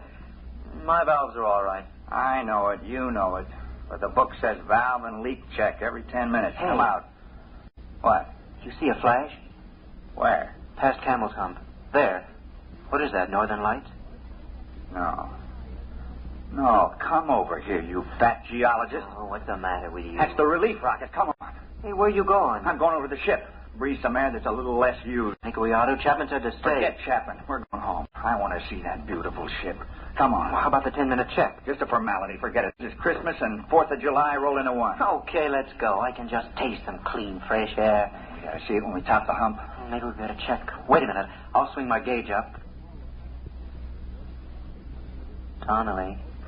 Yeah? How long have we been out? Oh, about a half hour. Yeah? Well, look at your gauge. Well, what do you... Oh. If we'd started for the rocket, we never would have made it. We were strangled halfway down the hump. Come on, we better get back to the bunker.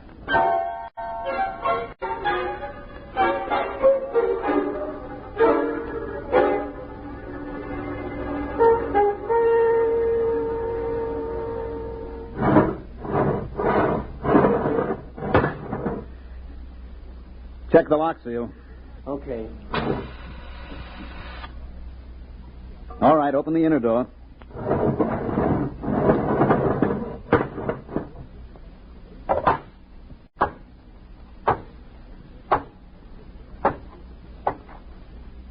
Close the lock.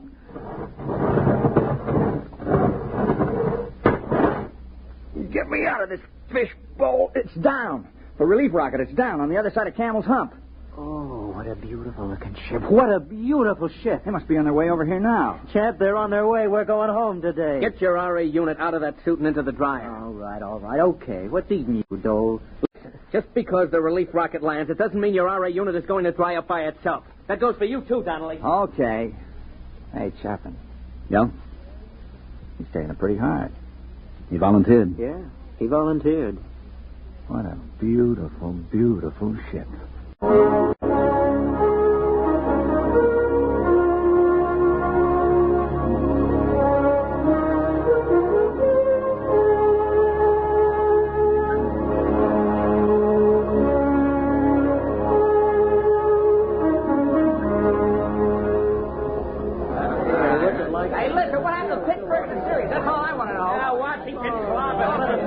Still teaching at the university. Who took over his seminar at the AEC? Hey, look what we got here, chap. Come here. What's the matter? Hey, look what this one's got, a box. Yeah? Look inside, dirt. Ordinary dirt with grass. Grass. Hey, fellas, it feels like grass. That's right, it's real grass. Yeah, and real valuable. Do you realize at current freight rates up here, it's worth about $10 a blade? Oh, shut up, Joe. Hey, Bud, you mind if I chew a blade? Mr. Chapman. Yes? Oh, Mr. Chapman. My name's Eberline, captain of the relief ship. I understand you're in charge here. Yeah, you might say so. They didn't have a captain on the first ship, just a pilot and crew. Dole, turn up the oxycycle in the Harcourt unit. Well, things have advanced somewhat, huh? Look, Mr. Chapman, is there any place where we can talk together privately? Well, come around the corner of my locker. It's about as private as we can get. Oh, good. What's on your mind? I've always wanted to meet the man who spent more time here than anybody else. You mind if I smoke? You better ask Dole. He's in charge now. Oh. You know, we have big plans for the research station here. Oh? I haven't heard of any. Oh, yes, big plans, big plans. They're working on unmanned open-side rockets now that can carry cargo. Sheet steel for more bunkers like this. Mm-hmm. Enable us to enlarge the unit. Have a series of bunkers all linked together. Make good laboratories and good living quarters for you people. Have a little privacy for a change. Well, they could use a little privacy up here. Oh, they could. Well, that's one of the reasons I wanted to talk to you, Chapman. The commission talked it over, and they'd like to see you stay. They feel if they're going to enlarge it, add more bunkers, and have more men up here, that a man of practical experience should be running things. They figure you're the only man who's capable and has had that experience. Is that all? Well, naturally, you'd be paid well. I don't imagine any man would like being here all the time. They're prepared to double your salary, maybe even a bonus in addition. They want you to have full charge. You'd be director of lunar laboratories. Oh, a title, too. Well, the commission said they'd be willing to consider anything else you had in mind. If it's more money... The answer is no. I'm not interested in more money for staying because I'm not interested in staying. Money can't buy it, Captain. Look, I'm sorry. I'm afraid you'd have to stay up here to appreciate that. I'm afraid you don't understand the importance Captain, of this. Come over here to the port. Yes? Now look out there about 100 yards. You mean where that mound of stones? That's right. We made that cross out of condensed milk cans slid over iron bars. When you get out there, you can still see the footprints in the pumice where we gathered around. It's more than 18 months ago, but there's been no wind to wear those tracks away. They'll be there forever. Oh, I see. Well, who was it? Dreisbach? Or Dixon? Dixon. We never got Dreisbach out of the crevasse in Tycho. What happened? You want to know? I can give it to you in detail. Sit down and listen. Well, what do you mean? Just wait a minute and I'll show you. Well, why? What is it? Regulations. When someone goes out alone, we have to monitor his radio, tape recorded. We had the recorder open when Dixon went out. I want you to hear it. Well, all right. I've got the tape right here. It's taken me a minute to thread it up. Look, Chapman, you don't have to... I want you to listen.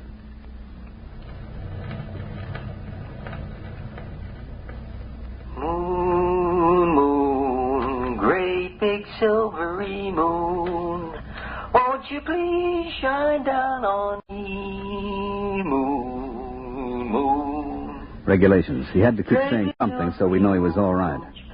Most of the guys just sing. Gentlemen, I'm getting a lovely sonar reading. Hey, if anybody wants to set up a tombstone concession on the moon, this is the spot. Lovely marble, granite, and rock suitable for lobbies here. It's that old devil moon that... He should have been making a 10-minute check on his oxygen level. He was a good kid, all wrapped up in science. Being on the moon was the opportunity of a lifetime. He thought so much about it that he forgot a lot of little things, like how to stay alive. This was the day before the second group came. All right, gentlemen. I have 3 or 4 more readings to take, and I'll be right in. I'm doing fine. Fine. Little stuffy. It's almost as if... Hey, somebody get a fix on me, huh? How far am I from the bunker? Must have sprung a leak. When did I take the last 10-minute check? How far am I? It's down to 22. We took a fix. He was a half hour out. I can't he couldn't get the make valve that. Closed. Listen, you gotta come out and get me. You gotta come out and get me. It's down to 22. Is somebody listening back there? Hey, is somebody listening? I figure I've got 10 minutes. Just 10 minutes. Listen, you can make it in 10 minutes. I'll meet you towards Campbell's Hump. I'll start now. Come and get me, you hear? Come and get me. Chapman? Are you listening, Chapman? Can you hear me? I'm running. Campbell's Hump. hot. The heat. The RA unit's overloading. Can't dry it up. Gotta run.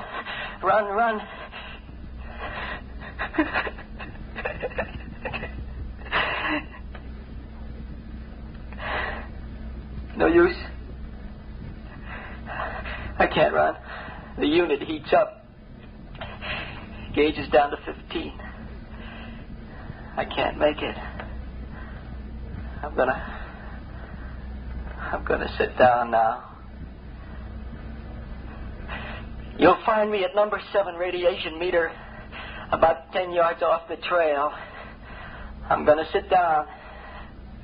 Sit down next to a rock.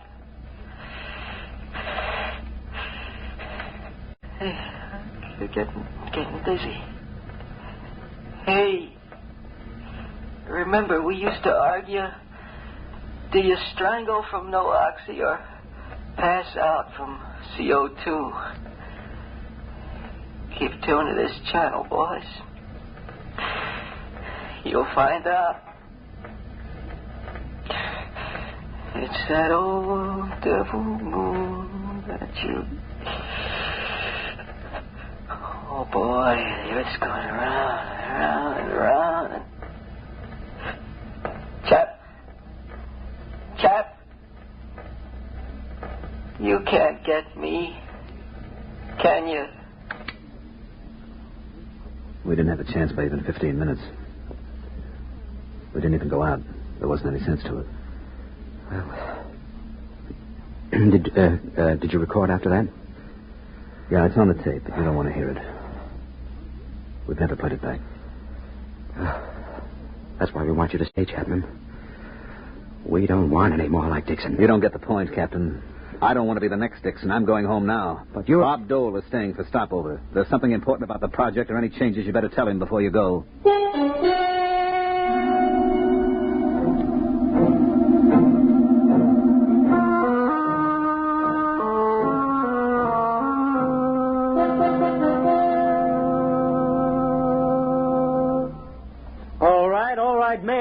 Mail call. Chap, here's one for you. Donnelly. Yo. Dole. Yeah. Dole. Donnelly. Yo. Klein. Dole. Donnelly. Yeah. Boy, did I miss an opportunity. I could have had a year's subscription to the Ladies' Home Journal combined with the American Farmer, all for half price. All right, men, all right. My departure time is an hour and a half. Hey, my sister had twins. Hey, Chap, aren't you going to read your letter? I read it. It's a short letter. Is something wrong? No, there's nothing wrong. Dole. What is it, Chap? Get your stuff and leave with the others. What? What do you mean? What are you talking about, Chap? Get your bag and let's go. I'm not going back. Well, what's the matter with you? Did you suddenly decide you don't like the blue sky and the trees? Come on, let's go. Look, Julius, I'm not going back. I haven't got anything to go back for. Was it the letter? Yeah. Dear Joe, this isn't going to be a nice letter, but I thought it best you should know before you come home. Oh. Isn't very original, is it? 3 years is a long time, and 250,000 miles is a long distance. You know what, Julius? She can look up in the night sky now and tell him how she was once engaged to the man in the moon. That's a real conversation piece, isn't it? Very funny. Go ahead, Dole. Get going. You're doing a much braver thing than you may think, Mr. Chapman. Yeah, sure.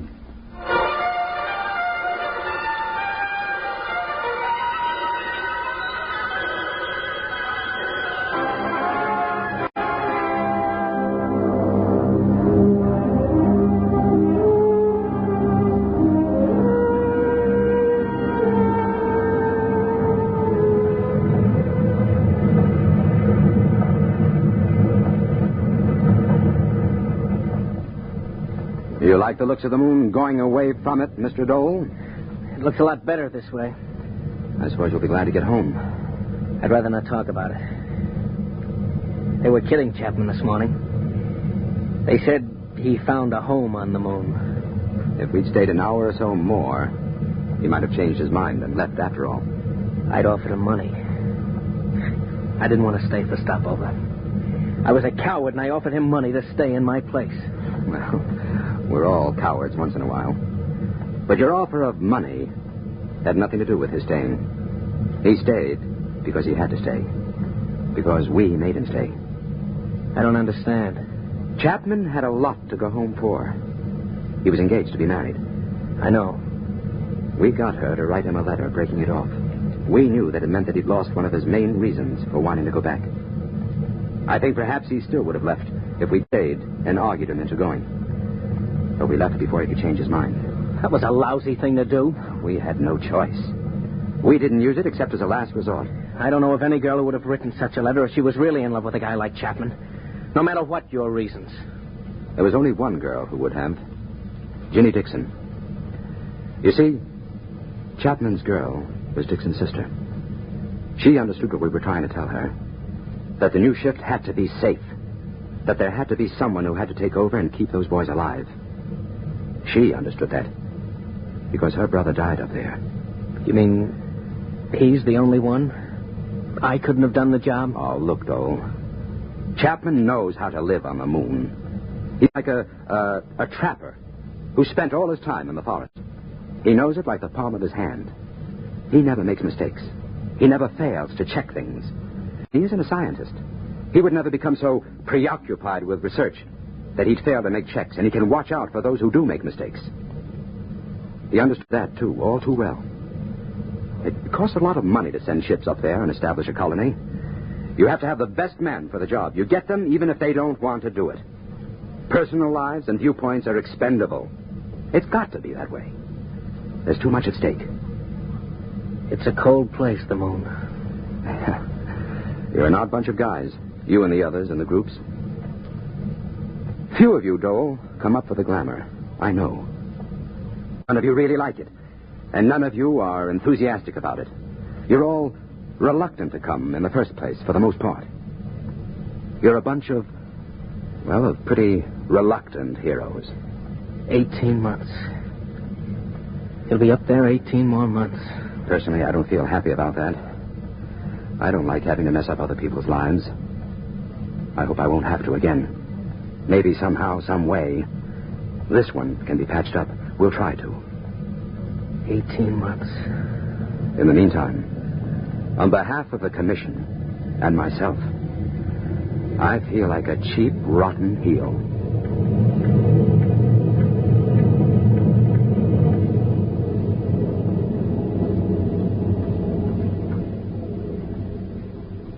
You have just heard X-1, presented by the National Broadcasting Company in cooperation with Galaxy Science Fiction Magazine, which this month features My Lady Greensleeves, a novelette by Frederik Pohl, which begins when a guard smelled trouble and knew it would come because he had been bred that way. Galaxy Magazine on your newsstand today. Tonight, by transcription, X-1 has brought you The Reluctant Heroes, a story from the pages of Galaxy written by Frank M. Robinson and adapted for radio by Ernest Kinoy. Featured in the cast were Mandel Kramer as Chapman, Jim Drummond as Klein, Bob Hastings as Dahl, Dick Hamilton as Donnelly, Jim Stevens as Dixon, and Dick Janiver as Eberline. Your announcer, Fred Collins. X-1 was directed by Daniel Sutter and is an NBC Radio Network production.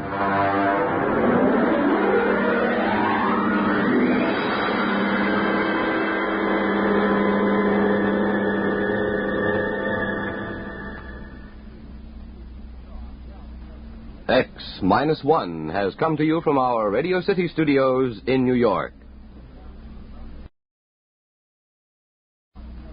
X-1 has come to you from our Radio City studios in New York.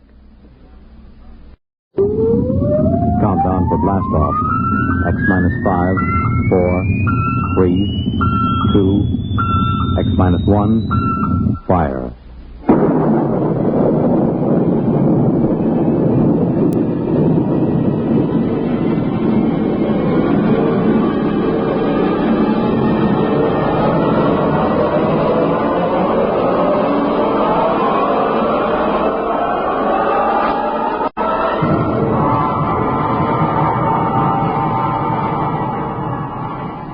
From the far horizons of the unknown come tales of new dimensions in time and space. These are stories of the future, Adventures in which you'll live in a million, could be years on 1,000 maybe worlds. The National Broadcasting Company, in cooperation with Galaxy Science Fiction Magazine, presents X minus 1.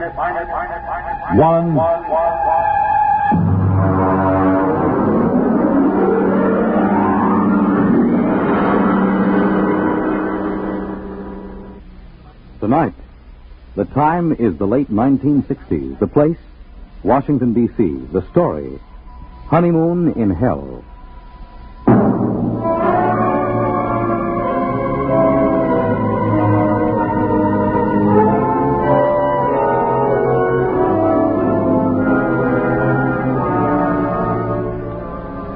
My name is Carmody.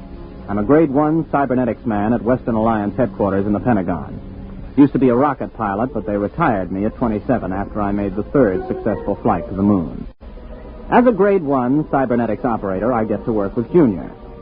Let me tell you about Junior. He was built in 1962, and he's the world's finest electronic brain, with the possible exception of Ivan, the Eastern Alliance brain, which was built on stolen plans and modeled after Junior. There are only 4 men in the country permitted in the same room with Junior because the data we feed him is so secret. One of those 4 is the president of the Western Alliance. The other 3 are myself, Charlie Mazer, and the chief. Ray? Oh, yes, Chief. Have you got Junior running a problem? Well, I just fed him the hourly data for probability of H-bomb war with the Eastern Alliance.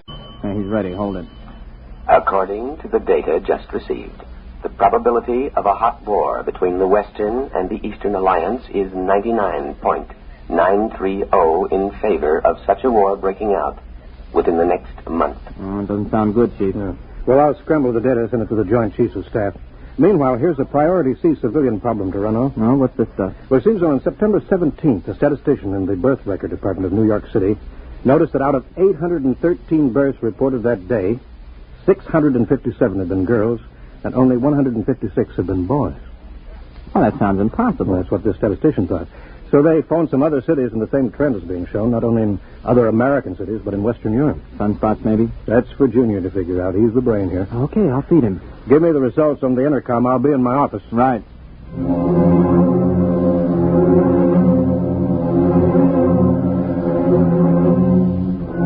I didn't really pay much attention to the problem at the time. As a Grade 1 operative, I was more interested in asking Junior questions on security, ballistics, missiles, rocketry, and so on.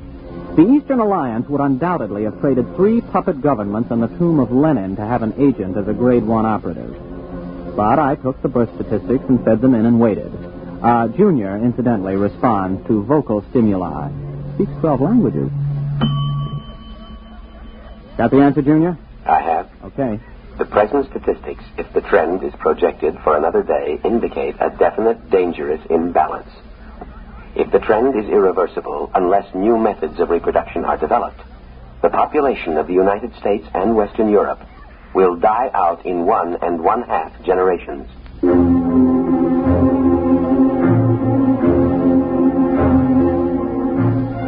Well, it wasn't long before the newspapers got the story and kicked it around. People in governments really started to worry now. Biologists and laboratories made it their #1 project. On September 29th, only 41 boys were born in the entire United States. During the month of October, in spite of all the work going on, not a single male child was born anywhere in the world, with the exception of 1 in Outer Mongolia and 1 in Alaska. November drew another blank. I was working 18 hours a day, feeding every available scrap of data to Junior. Data insufficient for answer to your question. Well, here's the latest. A new analysis of chromosome structure indicates the presence of an additional electron in the orbit of the Y atoms for carbon chain X. Now try again. The question is, what is causing the lack of male birth? Anything new, Ray? No, not yet. Hold it. Data insufficient. Well, that's it. We've fed Junior every scrap of information that every physicist, geneticist, chemist, and biologist in this half of the world knows, and all he does is say data insufficient. Yeah, well, the operator who had him last night didn't do any better. Any more information on the Eastern Alliance? Have they made any progress? No, but at least the talk of a hot war is dying down. Well, they're still working on a space station, aren't they? Oh, yes, we're both going ahead with that. But, well, this seems to be a common problem now. You know, in spite of hydrogen bombs and ICBMs, people don't really expect the whole race to die out from a war. But the complete lack of male children, Now, that's something that every family can understand. Has anybody thought of the possibility of some kind of radiation from outer space that's damaging the chromosomes, something our instruments can't detect? Everybody's thought of it. Nobody's proved anything. Well, keep trying, Junior. Maybe he'll come up with something. Okay. Junior, I'm ashamed of you. Answer me. Information recorded. Look, you're a whiz on rocket fuels and space orbits, but when it comes to women, you're a total bust, just like me. I don't understand them and never will. Information recorded. Now, you've convinced us that if we use the H-bombs in total war, both sides will lose, and we know that your counterpart in Moscow University has given the same information to the Eastern Alliance. That you can figure out. But women, you can't have genetics without women, right? No. Well, you know that much. What about that blonde at the party last night, huh? What about her? The question is inadequately worded. Please clarify. Should I see her again? No. What? You haven't even got any data on her. Why shouldn't I see her again? Answer, please. Because tomorrow you are going to be married.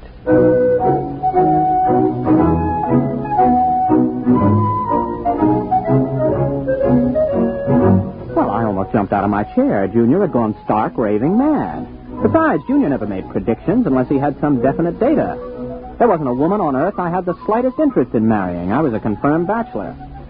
So, unless somebody else had been feeding phony data into Junior, which was almost impossible since he already had enough data to check any flaw, well, I figured he'd blown a transistor. Come in.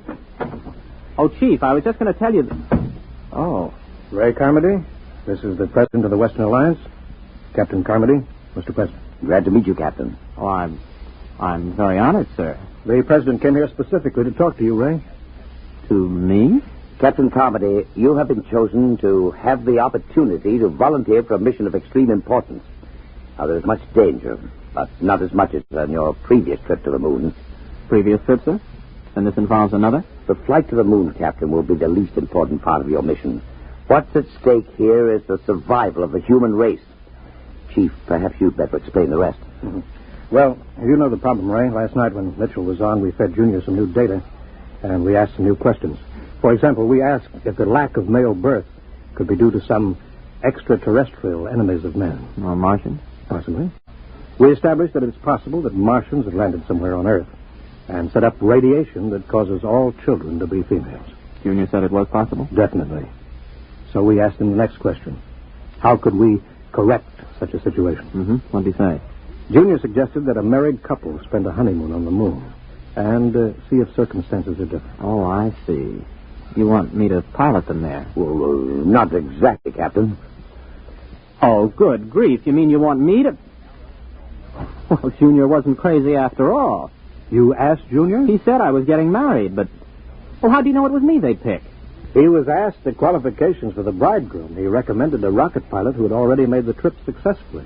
Well, there were 4 other pilots who've made that trip. You're the only single one. And since the woman must be a qualified pilot also, and none of the wives are pilots, well... I assume I'm going to be married before we leave. Well, naturally. Oh. And just how long do we stay on the moon?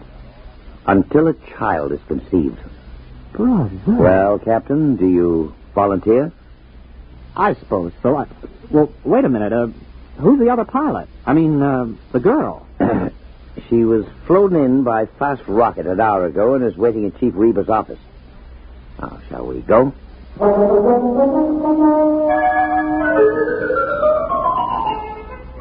There were some officials there, and a justice, and my bride. She was small, dark, slender, and very attractive. I was so busy looking at the way she filled out her uniform in just the right places that I almost overlooked the fact that she was dressed like an Eastern Alliance pilot. Captain Ray Carmody, may I present Lieutenant Anya Borisovna? You mean this is... an enemy pilot? Pleased to meet you, Captain. Yes, I'm pleased to meet you. Mr. President, Captain, this marriage is being done on an international basis for important diplomatic reasons. Both alliances have been advised by their cybernetic machine that the experiment, if it is to benefit humanity, must bring all the major powers together. Miss Borisovna is 24, an experienced rocket pilot like yourself, and quite attractive, if I do say so myself. Thank you, Mr. President. Now, if you're both ready, the Chief Justice of the Supreme Court will perform the ceremony. Well, there's just one thing, Mr. President. Miss Borisovna, would you marry me? Yes. And, you may call me Anya. Okay. Mr. President, we're ready.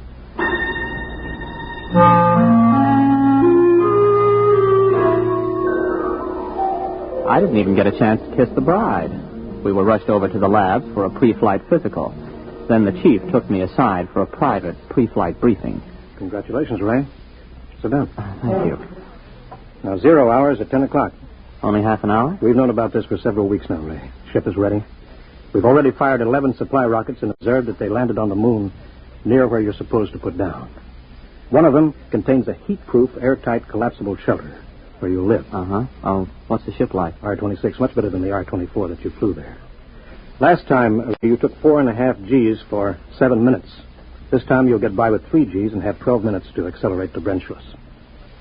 Now, you'll have enough fuel for the trip there. One of the supply rockets has your return fuel.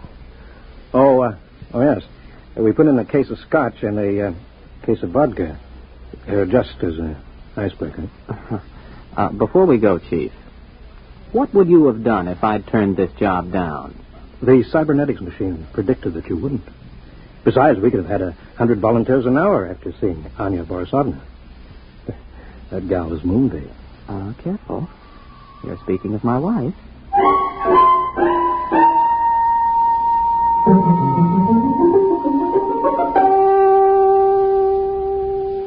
Tower to R-26. Are you both strapped in? Anya, you strapped into the webbing? Yes. Okay, Chief. The time is X-15. I have a message from the President. Quote, the people of the world are watching. Don't fail them. I have messages from the Soviets, the Chinese, the British, the Indians, all wishing you well. You are the hope of mankind, and all mankind unites as it has never before united in giving you its blessings. We await your return anxiously. Unquote. X-5. 4, 3, 2, X-1. Blast off.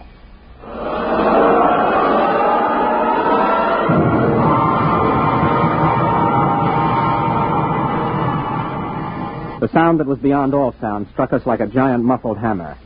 It built up until we weighed 480 pounds pressed flat against the webbing. Sound and pressure went on and on interminably. Then we reached Brenchless, free of the pull of Earth. I blacked out. When I came to, a lovely face was bent over mine, 2 dark eyes smiling at me. Are you all right, Ray? Oh, yeah. Are we weightless? Yes. I shut off the fuel. We won't need it until we land. Oh, thanks. If you would teach me, I could help you land the ship. Oh, I've never been to the moon. Well, sure. Just slide over here to the control panel. All right. Like this? Oh, that's fine. We've got about 4 hours Earth time to get acquainted. Have you known many women? A few. Have you had any boyfriends? 1 or 2. Well, I was never really serious about anybody. Oh. You have a family? Yes. In Magnitogorsk. Oh. I'm from Brooklyn. How long have you been a rocket pilot? Oh, since I was 18. I'm 27. I'm 24. I learned rockets when I was 18 also. Oh. Well, we better concentrate on the ship just now. Later on, we can talk about ourselves more. Meanwhile, though, I hope you're not sorry. I mean, about this business. I guess it isn't very romantic. I'm not sorry.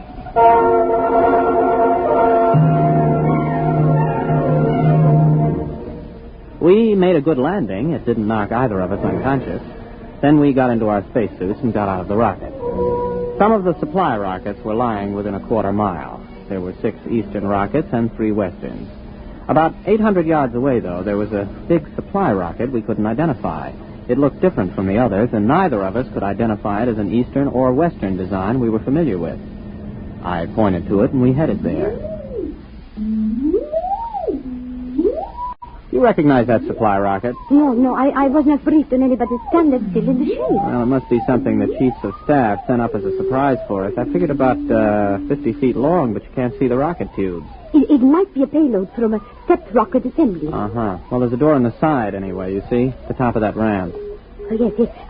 Maybe we ought to observe it a while before we go in. Oh, nonsense. Come on. Ray. Yes? Ray, I'm frightened. There's something wrong with me. Only one way to find out, Anya. Let's go. Well, there's some kind of lock on this door. Let's see if it opens. Well, that was easy. It's lighted inside. Mm-hmm. Come on. Maybe they sent us a surprise cottage for the honeymoon. Special delivery to the moon. This doesn't look like anything designed for humans to live in. Hey! The door's closed behind us. The lock. No, it's no use. Here, let me try. Oh, holy smoke, I can't get it open. Do you have a gun? No, I have no weapons. They would be useless anyway. Hey. Oh, look. Good grief. They look like blobs of flesh with arms and legs. About 3 feet tall. Don't make any sudden moves. That's some kind of weapon he's carrying. Precisely, Captain Carmody. Who are you? How do you know my name? My people and I are inhabitants of another galaxy. Extraterrestrial? Precisely. As for how we know your name and your language, we have been studying you since you first achieved space travel.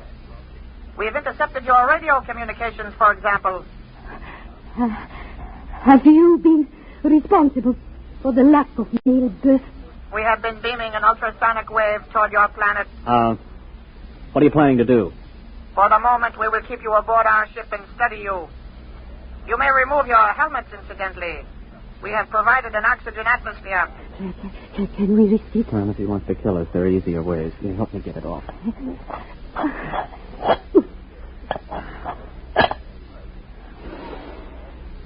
Well, it breathes pretty good. Keep your helmet with you. You may make yourselves comfortable. We will bring you food and liquid from your supply rockets. Do not attempt to escape, please. It could be most unpleasant.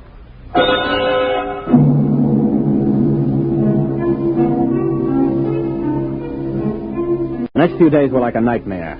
The blobs left us to ourselves except to feed us. Of course, it had its funny side, too. The creatures knew we needed liquid, but they couldn't distinguish between water and whiskey. For the first 2 days, we had nothing but whiskey to drink. For obvious reasons, I don't remember much about it, but we did begin to sing to each other. We also got to know and like each other. I got to learn some Eastern songs. On the third day, the jugs were water jugs, and we sobered up.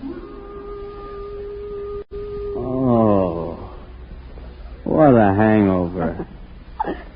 You were singing magnificently. Oh, well, you weren't so bad yourself. How long was I asleep? About 8 hours. Ray, while you were passed out, I discovered how we can escape. What? I've been studying the blobs. They seem to have a 5-hour sleep period when there is no sound in the ship. I've tried banging on the walls with my helmet during that period, but apparently they're almost completely unconscious during others. Mm-hmm. 5 hours sleep. That means a planet with approximately a 20-hour rotation. The Joint Chiefs will want to know that if we get back. And more important, we're much stronger physically than they are. I can actually bend the metal of the door lock. Well, now, what are we waiting for? Let's put on our helmets and get out of here. Are they in the sleep period? Yes, for about 3 hours.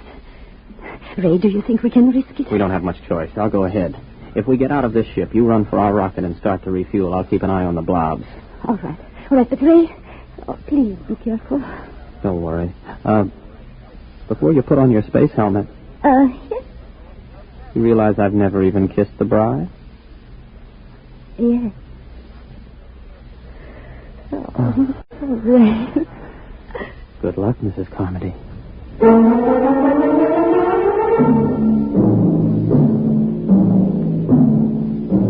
By the time I reached the ship, Anya had the rockets refueled. I jacked up the tail fins and we headed for space. When I checked our screen to see if the blobs were after us, we detected their ship heading toward the outer galaxies away from Earth.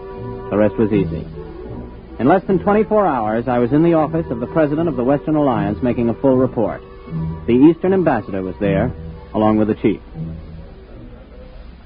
Captain, this story is incredible. Well, I'll be glad to submit to a lie detector, Mr. President. There's one on its way. Our embassy is questioning Miss Borisovna right now to see if her story is similar. Are you positive they were extraterrestrials? I mean, couldn't they have been, well, Easterners? If Easterners are 3 feet tall, without bones, and look like little green blobs of protoplasm. Yes. It's for you, Ambassador Crouch. Thank you. Yes. Yes. Yes. Yes. Our woman tells the same story under scopolamine. It must be the truth. Obviously, they went back for reinforcements or further orders. If and when they get back, we've got to be ready for them. My government stands ready to cooperate fully. Excellent. We'll have to build a joint space station, get to the moon, and fortify it jointly. If we pool all scientific knowledge, military data, we may be able to do it. Our propaganda ministry has already received orders to put everything into reverse gear. Carmody, I don't know how the world can ever thank you and Miss Borisovna.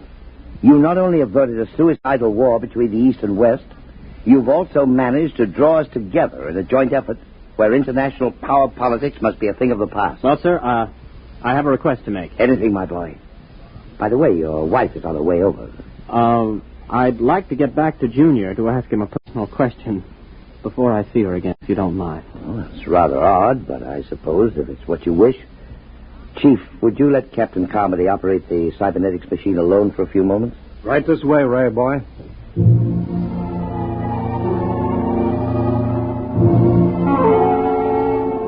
I waited until I was alone with the big cybernetics machine. One green dial glowed malevolently as if the instrument was aware of my presence. I opened the input channel and spoke. Hello, Junior. This your old friend Ray. Give an appropriate answer. Hello, Ray. Now then, you remember Miss Borisovna, the girl who was selected for me to marry. Item 1, she's going to rejoin me in a short while. Item 2, I've fallen in love with her.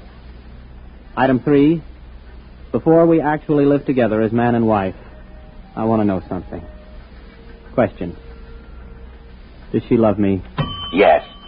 Oh, that's my boy. Now then, just one more item before I say so long and take a honeymoon. Tell me, Junior, why do I have a hunch that those blobs from outer space will never be back? Answer, please.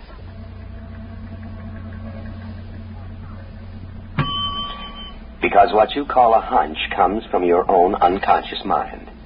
Your unconscious mind knows that the extraterrestrials do not, and never did, exist.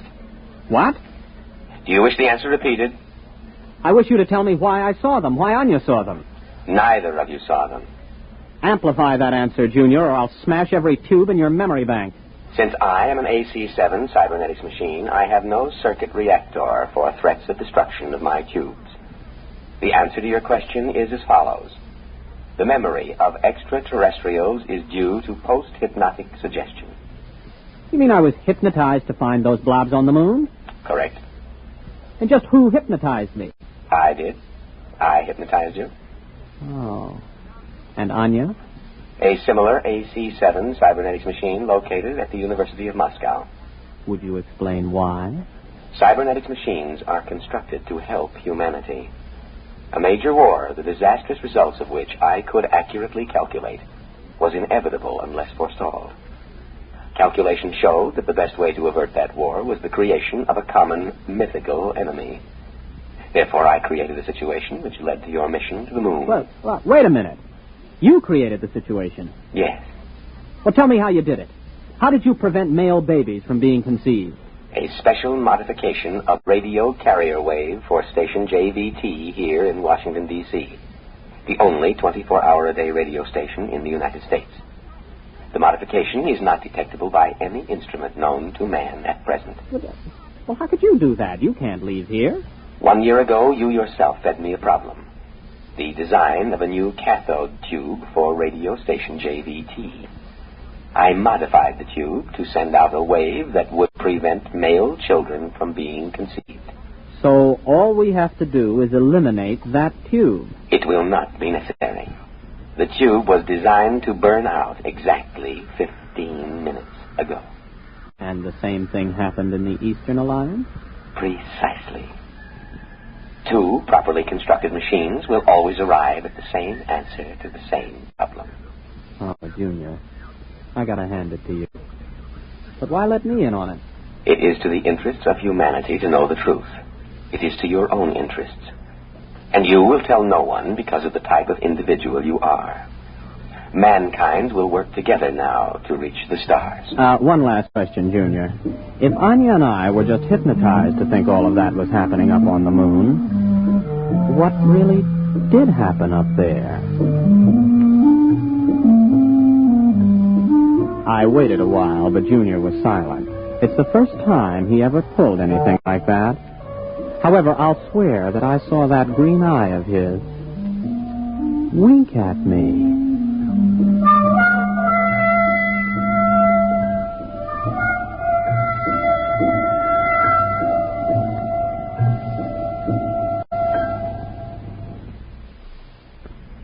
You have just heard X-1, presented by the National Broadcasting Company in cooperation with Galaxy Science Fiction Magazine, which this month features Butterfly 9 by Donald Keith. The story of Jeff, who needed a job, and a man with a job to offer. One where giant economy-sized trouble had labels like fake make, bumsy, and peakage. Galaxy Magazine on your newsstand today.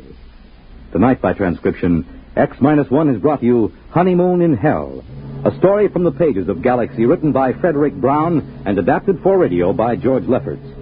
Featured in the cast were William Redfield, Vilma Curer, Wendell Holmes, Charles Penman, Leon Janney, Roger de Koven, and Jack Grimes. Your announcer, Fred Collins. X-1 was directed by Daniel Sutter and is an NBC Radio Network production.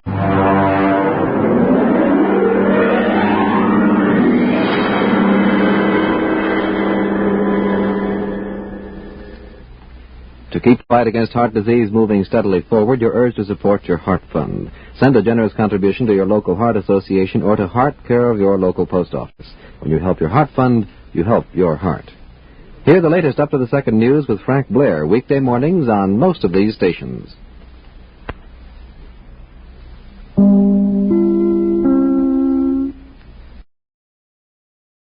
Most of these stations.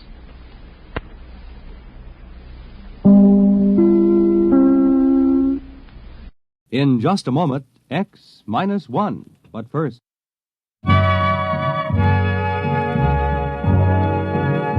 You are listening to the distinctive style of Claude Thornhill, one of today's top musicians and band leaders. It's popular music with all the beauty of a classical symphony. And there are more fine arrangements by Claude Thornhill all this week when he makes his appearance on NBC Bandstand. In addition, you're treated to the inimitable beat and rhythm of master jazzman Lionel Hampton. Join MCs Bert Parks and Dick Hames all this week on NBC Bandstand. And now stay tuned for X-1 on NBC. Countdown for blast-off. X-5, 4, 3, 2, X-1, fire.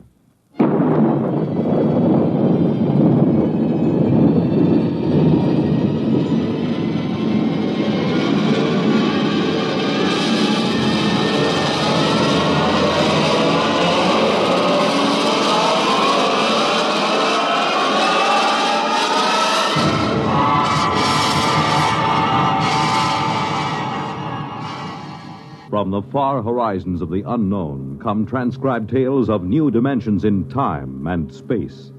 These are stories of the future, adventures in which you'll live in a million could-be years on 1,000 maybe worlds. The National Broadcasting Company, in cooperation with Galaxy Science Fiction Magazine, presents X-1.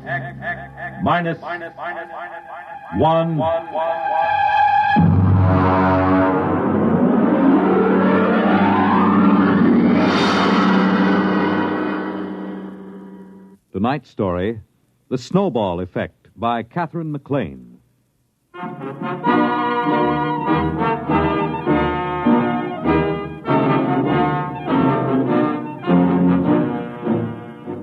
I took over the university at a time of crisis. For one thing, we had been placed on probation by the conference for overpaying football players by 100%, and one half of the varsity was penalized a year's eligibility. On top of that, I was called in by Mr. Harvey J. Grover of the Board of Trustees. We had lunch at 21 on his expense account, and after the Napoleon brandy, he lowered the boom.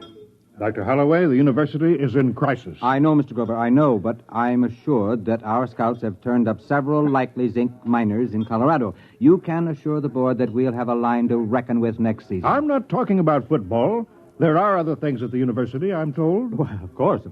Holloway, as president of the university, you've taken on a grave responsibility. I know. I don't mind telling you the board has been gravely concerned. The number one problem facing us is academic freedom. It is? You're darn tooting. We want every academic department free from debt, running in the black. Is that clear? Academic freedom, huh?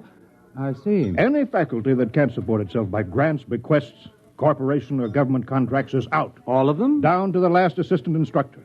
Look, Holloway, I'll put this to you straight.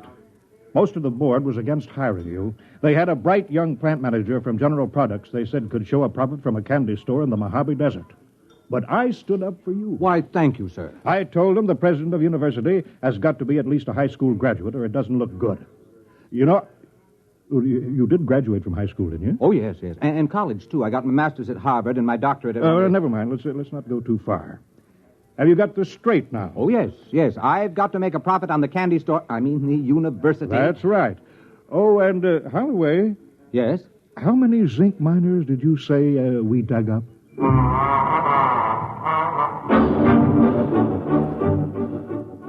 I started in with anthropology, astronomy, astrophysics, agriculture. Almost all the departments could show a nice, healthy contract from the Department of Defense for research, or from some corporation. Even the classical wing came out okay. They were being subsidized by a pride of Texas millionaires who thought it was cute to have original Greek and Latin tombstones set in concrete on their patios. One fellow from Galveston gave a classical barbecue featuring a swimming pool with pornographic marbles from Pompeii set around the scum gutter.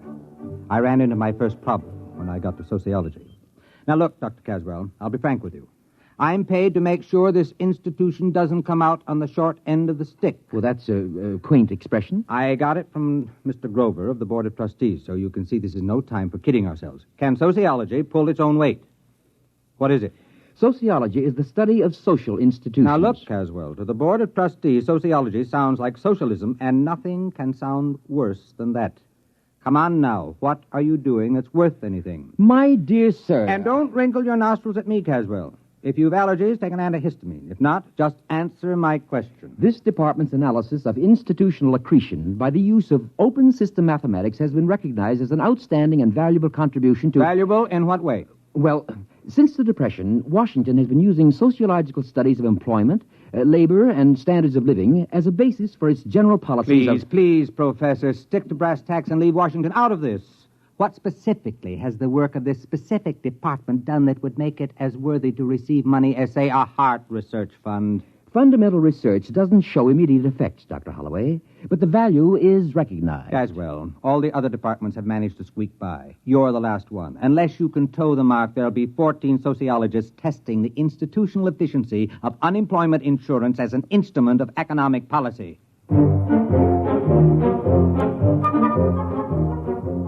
Caswell knew I had him. Unless he could show me how his department could scratch a buck together, I'd have to expunge his name from the catalog and have him drummed out of the faculty club. I'll hand it to him, though.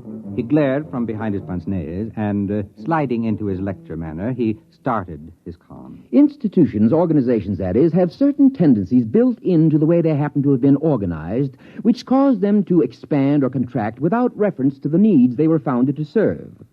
I have developed a form of socio-mathematics to plot these factors, and by comparing formulae...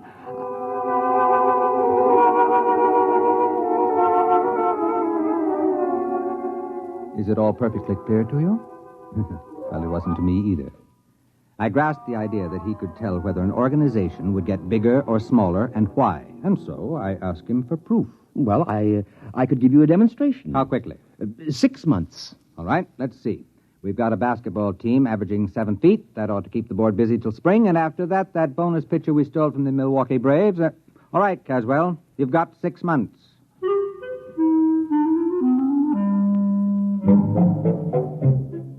I forgot about Caswell and sociology department for a couple of days while I went back to convincing semi-literate millionaires that they might as well leave a couple of millions to the university rather than have the federal snap it up in inheritance taxes. I was on to a real beaut, a button manufacturer with a bad heart who could go any minute, who wanted to endow a scholarship for needy and intellectually gifted lacrosse players. When Caswell came back to see me, we had lunch at the student cafeteria on my expense account, and he explained. Ever hear of feedback effects? Is it something to do with reducing overweight co-eds? No, it's a mathematical term. You might call it the snowball effect. You mean like rolling a snowball downhill? That's right. It grows. Now, here's the mathematical symbol. That spiral? That's the formula for the general growth process. Do you understand the equation? Why, no. It accounts for all sorts of institutional growth. The Roman Empire, Alexander, the Masons, the spread of tobacco, anything. You see, when the snowball becomes too heavy for the cohesion strength of snow, it breaks apart. Now, we've decided to run the test on an organization and make it grow according to the formula. I see. You're going to use some club or lodge or something as a guinea pig. If you could follow the equation, you'd see I've built a pattern of a cogent reason for the ins to drag in new members from the outs, and an urgent factor to prevent anyone from resigning. That's this Greek symbol here. Kappa for compulsion.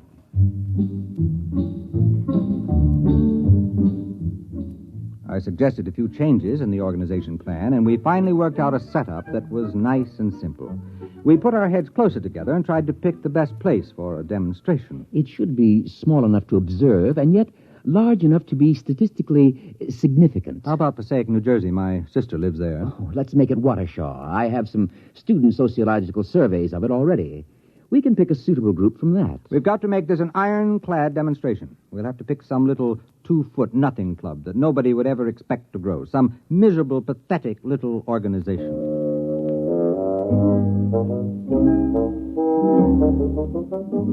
We found the perfect test guinea pig, the Watershaw Wednesday night sewing circle.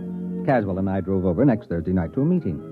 They always met Thursday night, except every once in a while when the chairlady forgot to have her hair set, in which case they met Friday.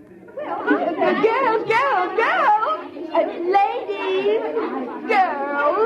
we have business to conduct, girls. Helen, please. Well, the regular meeting is now called to order. Bernice. Just a minute, dear. Will the secretary... Bernice. You're out of order, dear. It's not a regular meeting. But of course it is. It's Thursday, isn't it? I distinctly remember when we had that special meeting on Tuesday for Toby's baby shower. We adjourned sine die when she started to have pains. Well, my goodness, it was false labor. That certainly doesn't count. But this meeting is just a continuation of the other one. Oh. How do you feel, Toby? Fine. A little out of breath. Did you try a little dry toast just before climbing the stairs? But, Bernice... My doctor said to breathe deeply through my nose and to have Henry tie my shoes for me. Well, I'd like to see Alfred tie anything for me. It's 3 years since I dared get a dress that zipped up the back. Madam Chairman, I rise to a point of order. Well, my goodness, Helen, you don't have to be a martyr about it.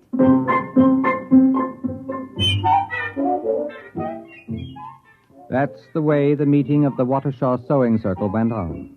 After a prolonged parliamentary battle, the point was finally carried that this was the tail end of a previously adjourned special meeting. At this point, the secretary, who had shorthand training, read the minutes. It was moved by Harriet that a vote of confidence be registered in the administration of the club's business by Bernice. The motion was seconded by Elsie, who said she thought it was only fair because Bernice didn't even have an unlimited phone. And look at all the calls she had to make on club business. The motion was amended by Joan to include Bernice Calloway as well as Bernice Hackett, because with 2 Bernices, the whole thing would be confusing, and it didn't seem fair to discriminate between Bernices, because Bernice Calloway didn't have an unlimited phone either. And besides, her phone was way upstairs in the bedroom without even a kitchen extension. The motion was defeated because of the lack of a quorum.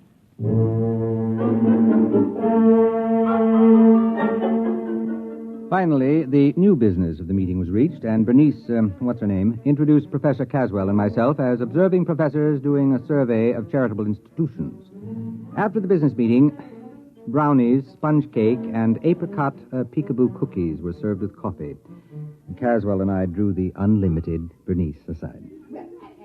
You see, Mrs. Hackett, I've been making a few notes on a slightly modified constitution and bylaws for your organization. You have? You see, it all depends on having a competent and capable lady in charge. Oh, yes. Yes, frankly, I see. Frankly, this plan would be dangerous unless there was a woman of great character elected to the post of chairlady. Well, of course. You see, there are several ways of, influencing an election. Oh.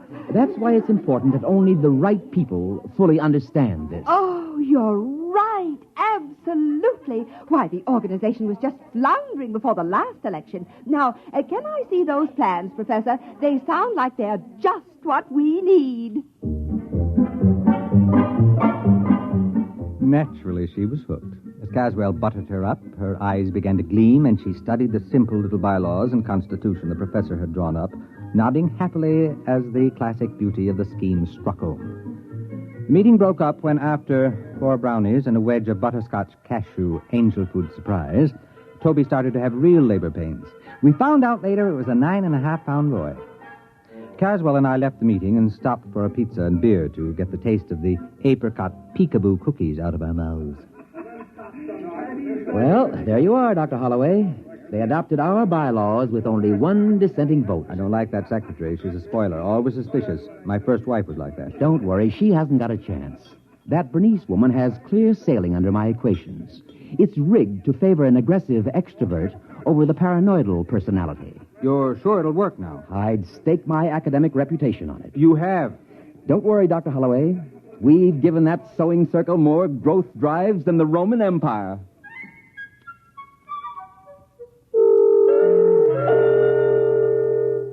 We let the whole thing gel for a while. About 4 months later, I shook loose from my schedule and dropped over to see Caswell. He looked up from a student paper on the correlation of Bermuda shorts seen at Madison Avenue and 46th Street to the swing towards Democratic candidates in the Corn Belt.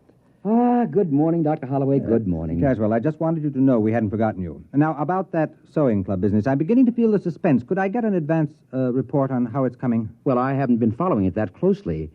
We're supposed to let it run the full 6 months and then check. But I'm curious. Could I get in touch with that woman? What's her name? Bernice something? Hackett. Bernice Hackett. Would it change the results if we checked it now? Not in the slightest. If you want to graph the membership rise, it should be going up in a long curve, probably doubling ever so often. Well, if it's not rising, you're fired, you know. If it's not rising, you won't have to fire me. I'll burn my books and shoot myself. I went back to my office and put in a call to Watershaw. Mrs. Hackett wasn't in. The maid informed me she was at the meeting. That sounded better. If the sewing circle was meeting on a Saturday, then maybe Caswell had a chance. But she wasn't going to a sewing circle meeting. There was another organization, the Civic Welfare League. I hung up the phone and thought about poor Caswell. If the sewing circle had really gone up the flue, he was on his way up with it. I decided to go over to Watershaw and check to give the poor old goat the benefit of the doubt. The meeting of the Welfare League was in the Knights of Columbus building, a tremendous pile used for dozens of club meetings at a time. There was some kind of political rally going on in the main hall. Streets were jammed, and I figured I was going to have a tough time finding the little back room where the Civic Welfare League was meeting. I figured they must be in a pretty bad way trying to hold a meeting in competition with a brawl like the one in the main room. Right this way, look, sir. Miss, I'm looking for a small meeting. Well, It's here you the, are. Membership application, song sheet, bylaws, and pledge. No, you don't understand. I don't well, want that's all right. You can keep it. It's a new membership kit. Everyone's supposed to have it. We've just printed up 6,000 copies to make sure there'll be enough for this meeting. No, you don't understand, Miss. I'm looking for the meeting of the Civic Welfare League. Well, this is it. No, I mean the one with Mrs. Hackett. Bernice Hackett. Do you know her? Well, there she is up on the speaker's platform. And now, after the ushers have passed among you with membership blanks, it is time to rededicate ourselves to the principles we stand for. With a bright and glowing future, the best people in the best planned town in the country, the jewel of the United States. All we need is more members. Now get out there and recruit! Recruit! Recruit! Yeah!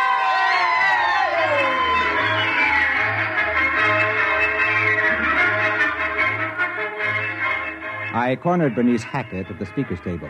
She had a clear, sparkling look to her eye, and she was dressed in a trim gray suit with a towering feather on a small hat.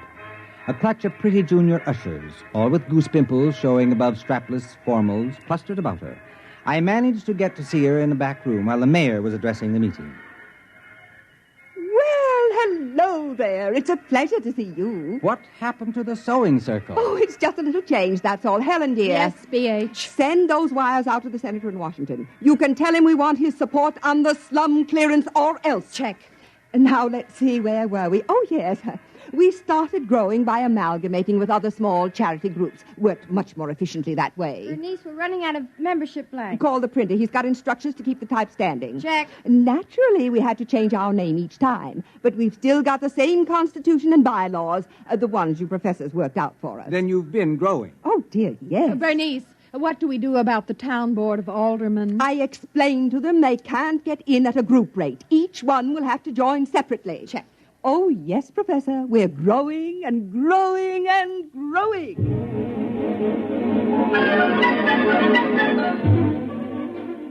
I kept close watch on the sewing of the Civic Welfare League for the rest of the month. Evidently, they'd swallowed up the real estate organization because they came out with a plan to attract new industries to town, and there was a gimmick splitting up the profits among club members only. It was the same provision Caswell built in to split up profits from dues and fines, but now it was operating in the 100,000s. I graphed the rise in membership, and it went up like the first rise in a roller coaster. I went over to Caswell's office to tell him the good news. Naturally, I knew the equations would work. Well, don't be so calm about it. With a demonstration like this, I can get all kinds of grants and funds for the sociology department. You'll think it's snowing money. Well, naturally, I expected this. I haven't been following the test at all, but I was quite confident. I don't mind admitting I wasn't. Well, that organization sure blew up. Now, let's see the formula for stopping it. Oh, I didn't complicate the organization with negatives. I wanted it to grow. It falls apart naturally when it stops growing for more than 2 months. You remember, we built into it the idea that the members know what happens if the membership stops growing. Why, if I tried to stop it now, they'd cut my throat. Yeah, they sure were enthusiastic at that meeting. No, we'll just let it play out to the end of its tether and die of old age. And when will that be? Well, it can't grow past the female population of the town.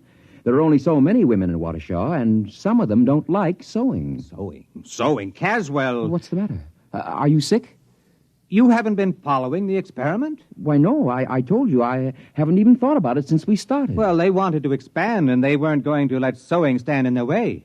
They went from general charity to social welfare schemes to something that's pretty close to an incorporated government.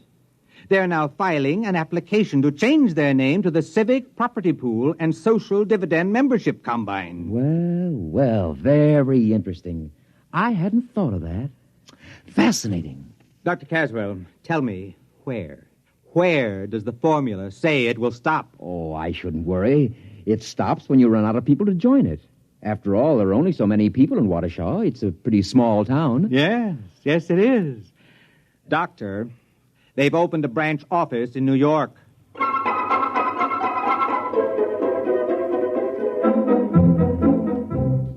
Caswell got out his slide rule then, and we went over the charts I had been keeping. He ran the results through the physics department's new analog computer to check the results.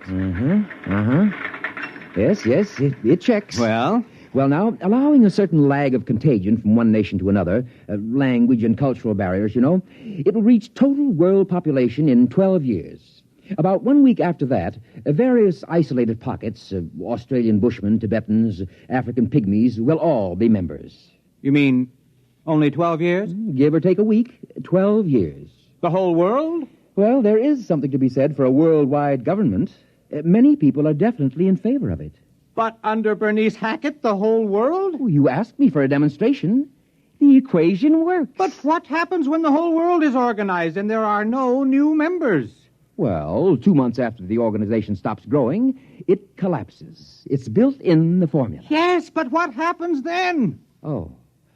Well, I haven't the faintest idea. I haven't carried the equations that far. Look, Caswell, whatever happens, I don't want anyone to ever pin this on me. From now on, if anyone asks me, I never heard of Waukesha. Well, that was 12 years ago. I think Caswell and I are about the only men on Earth who don't hold membership cards in the United Terrestrial Civic Welfare and International Property Pool. Bernice Hackett, Global Administrator. It's a race against time now. There hasn't been a new member in a week and a half, and Bernice is anxiously awaiting news from the first Mars Expeditionary Fleet. And as she says, if only they find life there. We need new members, desperately. You have just heard X-1, presented by the National Broadcasting Company in cooperation with Galaxy Science Fiction Magazine, which this month features The Stars, My Destination, the first installment of a 4-part serial by Alfred Bester, a brilliant novel on teleportation in the world of the future. Galaxy Magazine, on your newsstand today. Tonight, by transcription, X-1 has brought you The Snowball Effect, a story from the pages of Galaxy written by Catherine MacLean and adapted for radio by Ernest Kinoy. Featured in the cast were Ted Osborne, Wendell Holmes, Warren Parker, Audrey Blum, Mary Patton, Patsy O'Shea, and Peggy Allenby. Your announcer, Fred Collins. X-1 was directed by Daniel Sutter and is an NBC Radio Network production.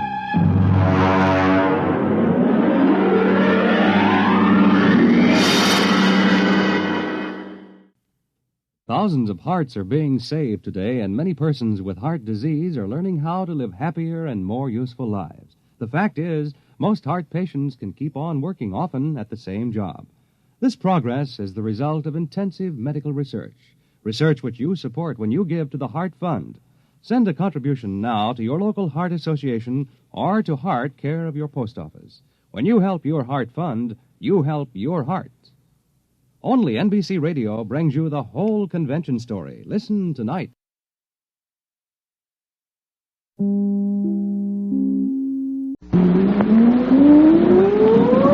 Countdown for blast off. X-5, 4, 3, 2, X-1, fire.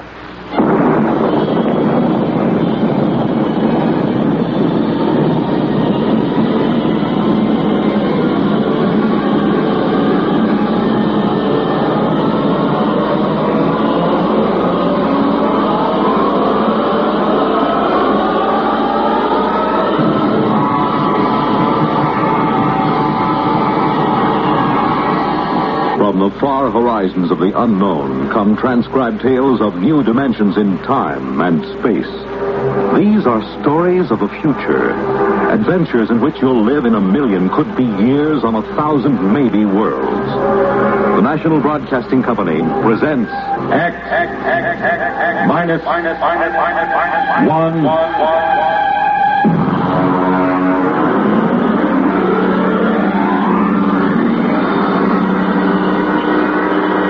Tonight, The Stars Are the Styx by Theodore Sturgeon.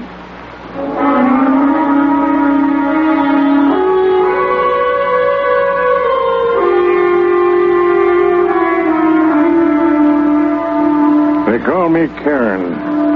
It isn't my real name, but it suits my job. Karen, you may remember, ferried dead souls across the river Styx of Greek mythology. I ferried dead souls from the planet Earth out into the unknown of space. My little satellite station is known as Curbstone. I've been here for 20 years. Yes? Karen? Oh, Tween. What is it?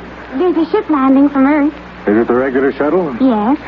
Okay, we'll check the candidates as soon as they're in. I'll fill out the reports for you. Thank you. Oh, Tween. Yes? Close the door a minute, will you? I want to talk to you. Yes? How long have you been here on Curbstone? Oh, I don't know. I think 2 years. Approximately. And you've been helping me here in the office for almost a year and a half. Have you thought about going back to Earth? Well, yes, I thought about it. And? Well, I couldn't. I'd rather die. I just don't seem to belong there. You'd rather stay here and wait? Yes. Even though you may never become certified for space? One day it will happen. Perhaps. I almost hope it won't. Oh, don't say that. Well, the shuttle should be coming in soon. Maybe this trip there'll be somebody aboard for you. I have a feeling there will be.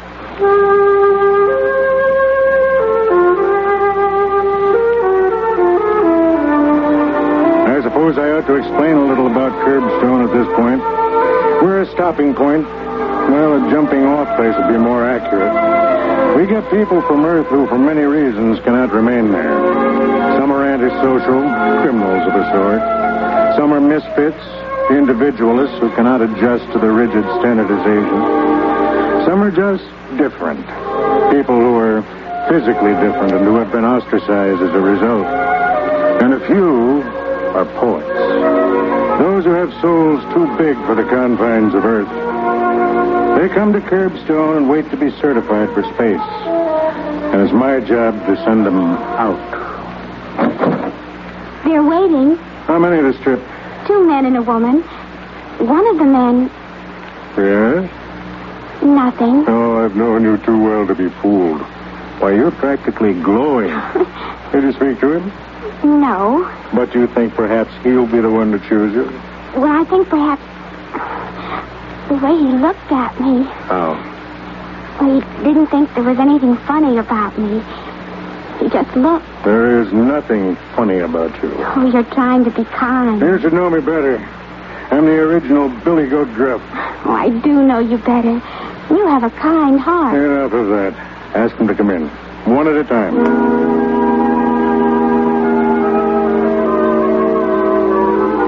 I watched her walk to the door, and I thought she was beautiful. She was, but not in a way acceptable to the eugenics department back on Earth. Tween was an albino. She had silver skin and hair, and ruby-colored eyes. If I hadn't been such an old fat fool. This way, please. Thank you. This is the senior relief officer. He'll check you in. Thank you, miss. Your name, please. Oh, don't you know it? No, I'm afraid Judd! Good Lord. Hello, friend. Judson, after all these years. I understand they call you Karen. Yes. Oh, good. I'll call you Karen. Well, what in the name of misery brings you to Curbstone? Oh, I'm a candidate. But you, of all people, you had a good position and enough money. You didn't get into trouble, did you? Oh, the sort. Of what sort? When I was your student at the university many years ago, you taught me to enjoy my individuality. I tried to teach my students the same thing. The authorities wouldn't stand for it. I see. So I decided to take my chances in space. Are you aware of the risk? Well, not fully, or I probably wouldn't be here. Then let me acquaint you with the procedure here on Curbstone. Look out that window. What do you see? It looks like a spaceship on a launching platform. Exactly. That ship is aimed at the outer galaxies. It has enough fuel to reach its destination and land, but not enough to come back. I see. The people who come here to Curbstone have to be certified before they can take off in one of those ships. How does one go about being certified? Well, there are 3 requirements. You must pass a physical examination and a mental examination. And the third? You must find an agreeable partner for the trip. A partner? A partner of the opposite sex who is willing to share her life, or death, with you from now until eternity. Well, that could be rather difficult. When the Earth authorities agreed to Operation Curbstone, it was decided that it would be a method of colonizing the outer galaxies with Earth people. Therefore, these ships are built to carry 2 people. I see. Well, suppose I choose somebody and she doesn't want me. You wait. Just suppose I pass the physical and the mental test, and I even find a partner. Suppose we get into the ship and are launched into space. What are our chances? Come here. This board shows a light for each ship that is en route in space. There, you see that one? That's a couple named Fort and Mary Ellen. They went out together last week, headed for the Deneb systems. As long as the light shows, they're all right. They haven't been destroyed by radiation or piled up on some asteroid or gotten into a time warp. We know from our years of launching couples here on Curbstone that 46% of them never make it. And of those that make it? We don't know. They have the equipment for survival, of course, but who knows what they'll meet on some strange planet. And still they go out, huh? Still they go out. When do I take the examinations? Well, you can start tomorrow if you like. I'd like to talk over old times with you right now, but I have to check the other 2 passengers you came up with. Certainly. Tween, would you come in, please? Tween assists me here. She, too, is waiting to find a partner for the trip. Yes? Tween, this is Judson. Judson's an old friend. He's a student of mine many years ago. Very happy to meet you. Yes, I know you are. Tween, tell the others to come in, please. Yes, sir. A remarkable girl. Remarkable looking, at any rate. Well, Tween will tell you where your quarters are. I hope we'll talk soon. Well, I hope so. Oh, by the way, that light on the board, Fort and Mary Ellen? What about it? Well, it just went out. From July 24th, 1956, the Golden Age of Radio Theater is presenting X-1. I was happy to see Judson. My memories of our association were pleasant ones. As he left, the other two passengers came in. The man was young, dark-haired, and slick-looking. His name was Wald. The woman, well, she takes some describing. Her name was Flower. Her voice was like a cello, and her figure was a walking demand for the revival of the now extinct profession of peeping Tom. Let me be honest, I didn't like either of them. We decided to come up here, Mr. Call me Karen. How quaint. Anyway, we decided to come up here because we were bored with the routine on Earth. You're aware of the risk involved? You mean we might not make it? Well, that's life, isn't it? Oh, for some. For others, it's death. I don't like that kind of talk. You'll attend an orientation session tomorrow. I'll have my assistant show you to your quarters. Tween. Yes? Come in, Tween. I want you to meet Flower. How do you do? And Wald. Well, Curbstone is exciting already. Something different, darling? Oh, shut up. This is Tween. She'll show you where you live. Oh, a pleasure. A distinct pleasure.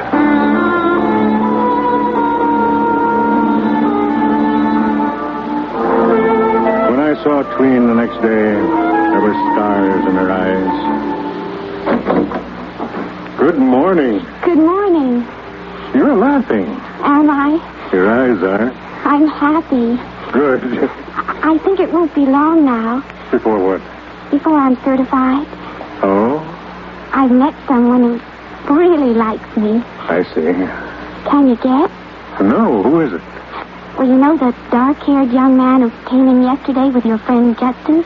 Wald? Mm-hmm. We went down to the ship together, and he asked a lot of questions about it, and then we started to talk about us.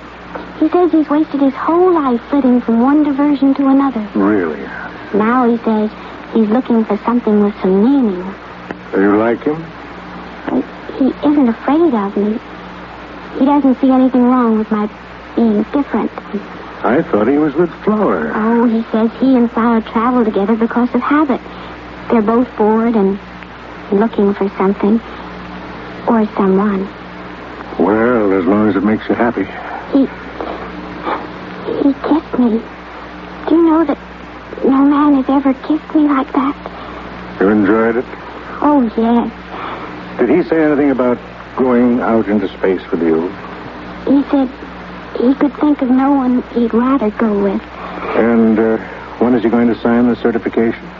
Well, he felt we ought to get to know each other better. For a while, anyway. He's right, don't you think? Yes, I think it would be better.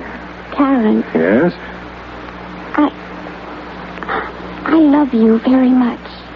Why did you say that? Well, because it's true. I mean, there's something so kind and understanding about you. Don't let it fool you. Underneath, I'm the same as anybody else. No, I don't believe it. Well, they picked you for this job because you have such compassion. You could never hate. Could you? I don't know. I never have, but now I don't know. That's because you're in love. You can't love really unless you can hate. I don't believe that. Oh, I just invented it to sound as if I knew the answers. Come on, I'll buy you a drink to celebrate the big event.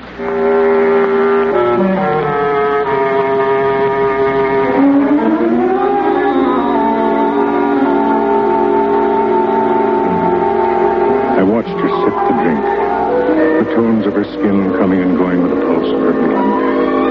I thought to myself, you're going to be hurt, Twain. You're going to be terribly, terribly hurt. And I wondered if perhaps she didn't know it.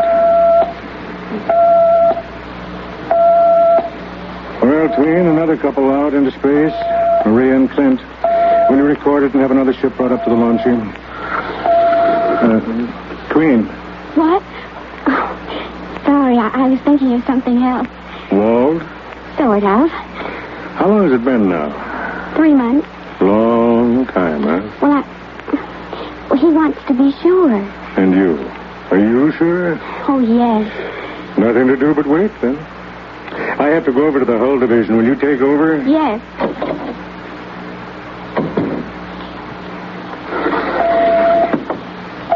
Oh, sometime I, too, will be speeding through space. And I'll be a tiny light on this board. Hello there. Mind if I come in? Oh, not at all. Where's Fatso? Karen? Oh, he isn't that fat. Well, he's fat enough. Where is he? He went over to the hull division. Yeah, this is a nice layout. Did you come to see me or the layout? You know I came to see you.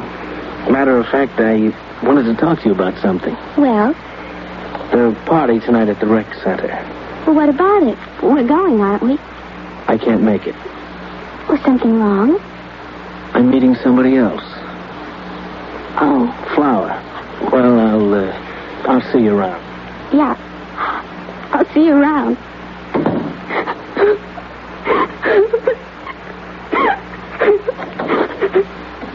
Hey. Oh, Karen. Karen. Oh, no. Just let him flow. He doesn't care about me. He never has. I know. And he's going back to Flower. I know. I saw him leaving. What'll I do? He's the only one who ever wanted me. No, not the only one. Now there are 2 of us.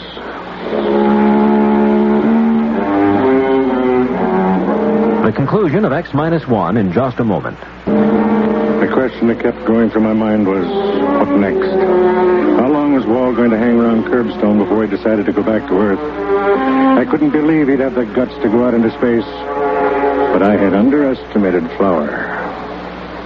Well, the prodigal returns. Don't make funny remarks. Tell me, darling, what brings you to my room at this late hour? Could it be that you miss me?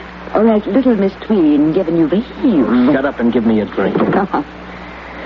And don't act so self-righteous. You've been having your fling with this Judson character. My. Jealous, too. Oh. I thought you and I agreed a long time ago we'd never make any claims on each other. That was a long time ago. Frankly, I'm getting bored with this satellite. Let's go back to Earth. I'm bored with Earth. Well, we'll go someplace else then. I am going someplace else. Where? Out. Space. Oh, come on now, don't be ridiculous. Oh, I am not being ridiculous. Do you know that only 46% arrive? And if you get there, heaven only knows what kind of monsters or poison atmospheres get you. I know, but there's a certain thrill in the risking. Oh, and when did you start feeling poetic? Since I started talking to Judson. Listen, Flower, don't try to trick me. I know you too well. You're 100% too selfish to risk your pretty skin for some poetic feeling. Well, listen to me. You and I have been together for years. We're very much alike. Now, I'm telling you that I intend to go out. I want you to sign my certification and come with me. You're mad. No. I think maybe if we get away from everything out there, we'll find each other. Oh. We'll have a chance to love and be decent like ordinary human beings. Oh, Walt, don't you see? We've been destroying ourselves for years. We're getting older now. Please try to see it. A clean start, a new life, huh? Well? This fella Judson has really been filling your ear, hasn't he?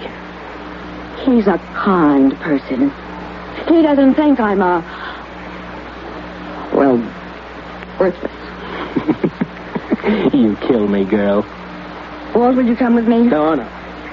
If you want to wreck yourself, go ahead.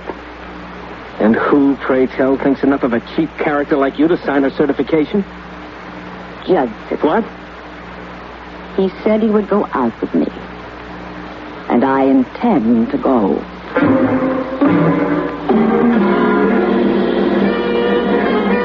I certified Judson and Flower that same evening. They're going to leave at midnight. I was working late. Come in. Well, Flower, I thought you and Judson... We're not going. At least, I'm not. Oh? Judson decided he didn't want me along. He did? Yeah. He left this note for me.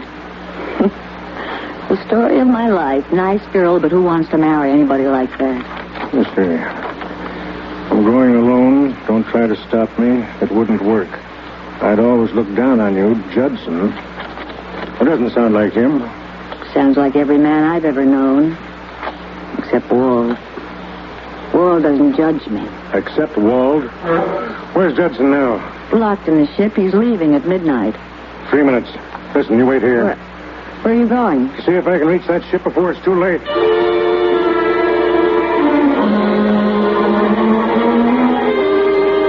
A man of my size and age shouldn't run, especially when he has a bad valve in his heart. But I covered the distance to the takeoff ramp like a track star. As I hit the edge of the ramp, I heard Tween's voice screaming at me from the control tower. Karen, look out! You'll burn! Karen! Look out! Karen! I reached the door just as the rockets were beginning to warm up inside the ship. There wasn't any way to get in except the blast. There's only one way to stop a ship from taking off once the combustion chambers are operating. You have to get the dampening rods into the chambers and stop the chain reaction. It took a lot of beef, but I've got a lot.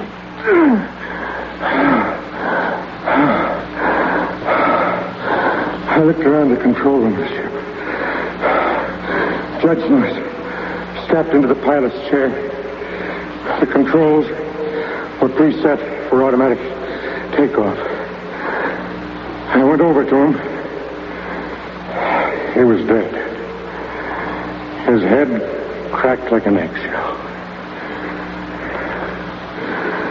Judd, I know you can't hear me, but I swear to you, I'll get the one who did this. Really? Don't move. I have a gun on you. Walt, you're a pig. You're a living human pig.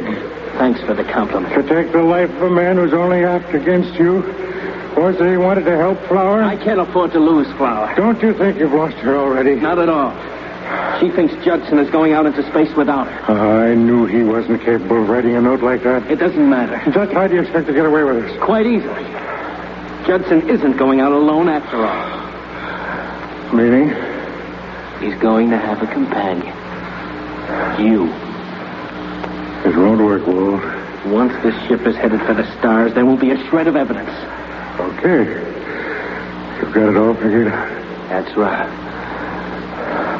Now turn around. You have the gun. All I've got is this. Stop it! Stop it! Fat men can move amazingly fast, Walt. What are you going to do? Do? Nothing much. I'm just going to certify you, Walt, for a flight into space.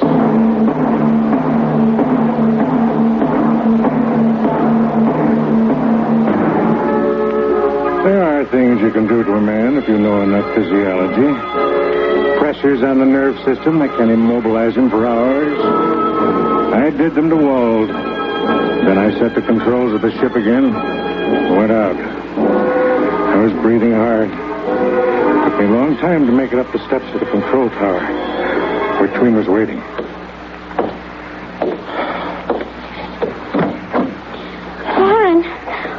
Karen, I was so worried. I thought you'd be burned. And then when Wall went... I'm okay.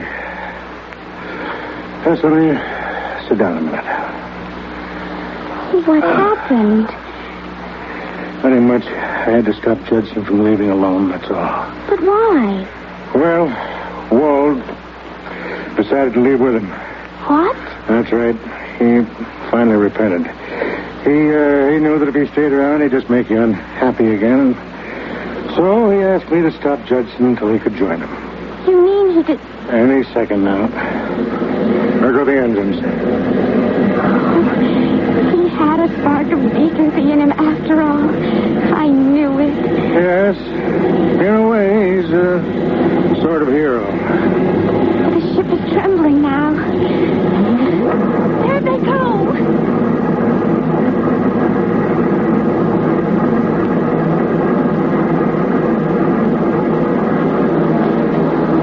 Maybe she knew, maybe not. Anyway, she had loved a man, and now she could love another. She came over to me and leaned over and kissed my mouth. Her lips were cool. Then I knew that I could live with the viciousness of what I had done. When you're old and fat as I am, the kiss of a young girl can make you human again. They call me Karen. They forget what it feels like to be denied two worlds instead of one. And they forget something else, too. Karen was more than a boat pilot. He was an executioner.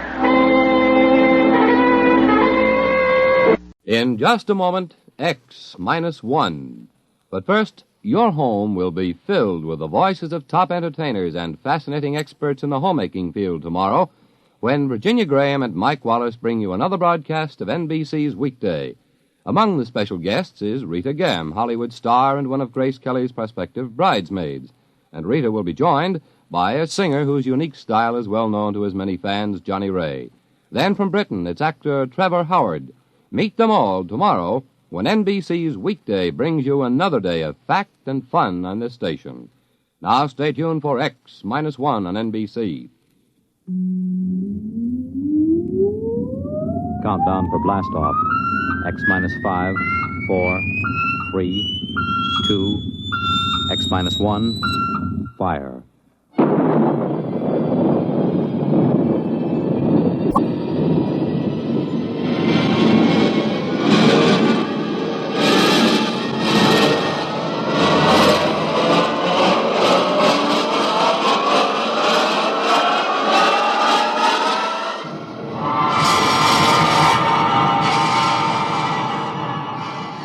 From the far horizons of the unknown come transcribed tales of new dimensions in time and space. These are stories of the future, adventures in which you'll live in a million, could be years, on 1,000 maybe worlds. The National Broadcasting Company, in cooperation with Galaxy Science Fiction Magazine, presents X minus 1.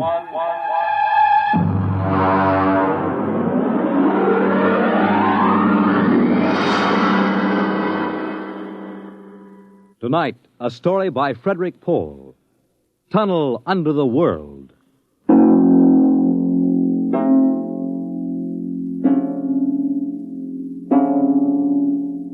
On the morning of June 15th, Guy Burkhart woke up screaming. It was more real than any dream he had ever had in his life. He could still hear and feel that sharp, metal-ripping explosion, that searing wave of heat. He sat up. Mary! Where are you? Guy, what's wrong? You're trembling. Where were you? In the kitchen cooking breakfast. What is it? I don't know, a dream, I guess. An explosion. Did you say an explosion? Yes. But that's the dream I had. What? I dreamed there was a big explosion, and then something sort of hit me on the head. Holy smokes me. Maybe there really was some sort of explosion, and it started us dreaming. Well, there'll be an explosion down at your office if you don't hurry and get to work.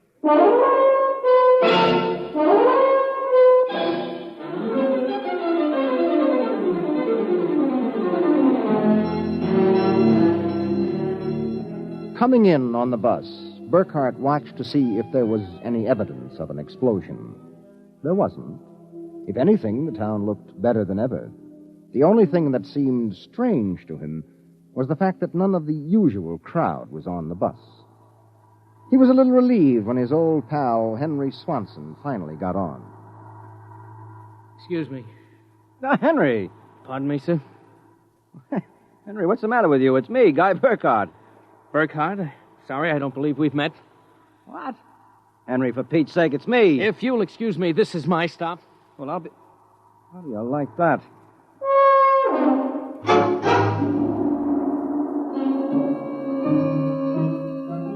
Guy Burkhart got off in front of the gigantic Control-Chemical building, took the elevator to the 98th floor where he had worked in the accounting department for 12 years. It wasn't until he was almost at his floor that he realized the speaker was not playing the usual commercials. Friends, are you happy with your present home freezer? Of course not. Well, the answer to your problems is a Fecco freezer. Fecco freezers are better freezers. Most wives would do anything for a Fecco freezer. Friends, are you happy with your present home freezer?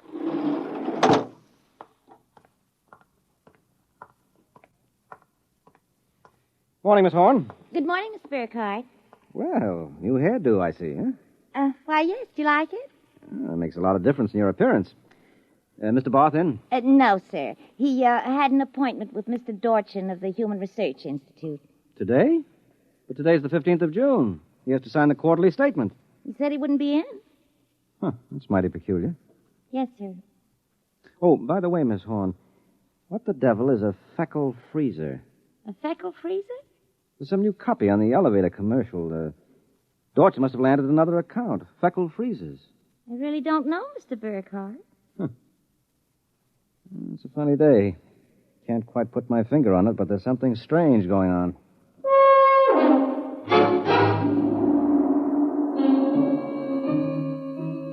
He couldn't shake the thought out of his mind. It persisted all through the day and through dinner. He was still brooding as he and Mary got ready for bed. Tired, dear? Oh, no. Anything wrong? I don't know. Well, I guess I'll get a good night's sleep. Coming? I think I'll sit up and read for a while. Well, good night, darling. Night, dear.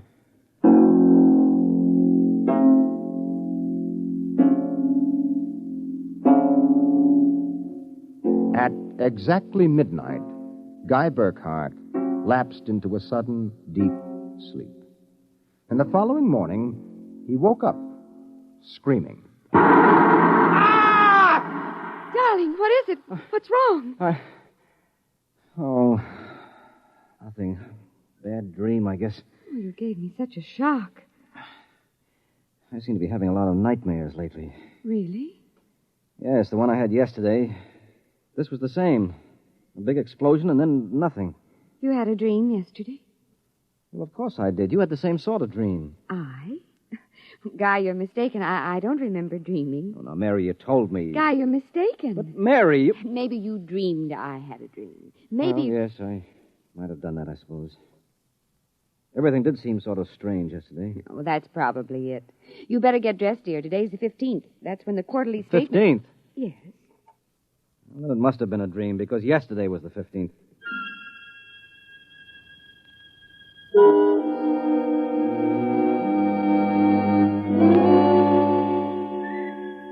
Guy Burkhart got up, dressed, ate breakfast, and took the usual bus to work. Once again, everything seemed even brighter and newer than usual. And once again, he was puzzled when he noticed none of the old crowd on the bus. Pardon me, please. Well, look, don't shove so. Oh, morning, Henry. Morning.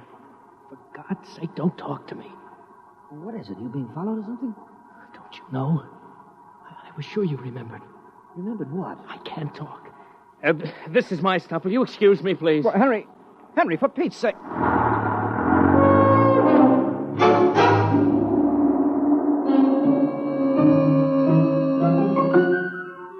As in yesterday's dream, Guy Burkhart got off at his stop and took the elevator to the 98th floor. The speaker in the elevator purred a new commercial this time. Marlin cigarettes. They're sanitized. Does your present cigarette make your throat feel raspy and unpleasant? Marlin cigarettes contain a miraculous new drug which actually gives you the sensation of smooth, creamy smoke. Marlin cigarettes. Marlin cigarettes. He walked down the marble corridor to his office. Good morning, Mr. Burkhardt. Good morning, Miss Horn. Do you like my new hairdo? Yes. Is Mr. Barth in? No, sir. He had an Appointment with Mr. Dorchin at the Research Institute. I know. You know? Well, I guessed it anyway. And today is the 15th of June, and he won't be here to sign the quarterly statement, and I'm going nuts. Let me have a cigarette, will you? Yes, sir. Try one of these. They're Marlins. I never heard of Marlins before today. What are we, a bunch of guinea pigs? Something wrong, Mr. Burkhardt? Wrong? Perish the thought, Miss Horn. Perish the thought.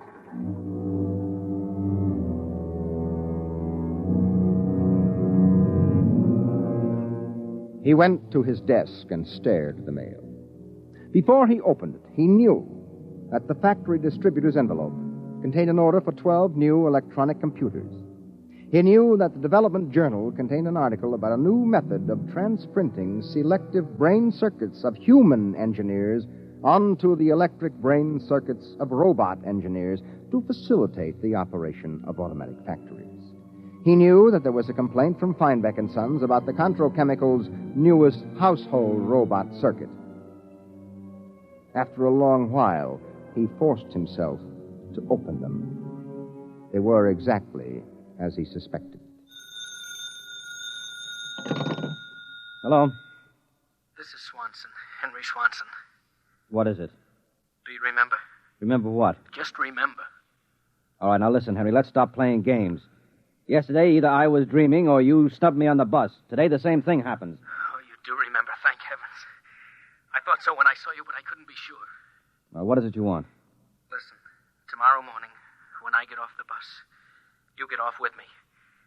Be casual. They may be watching. Who may be watching? Swanson! Hello!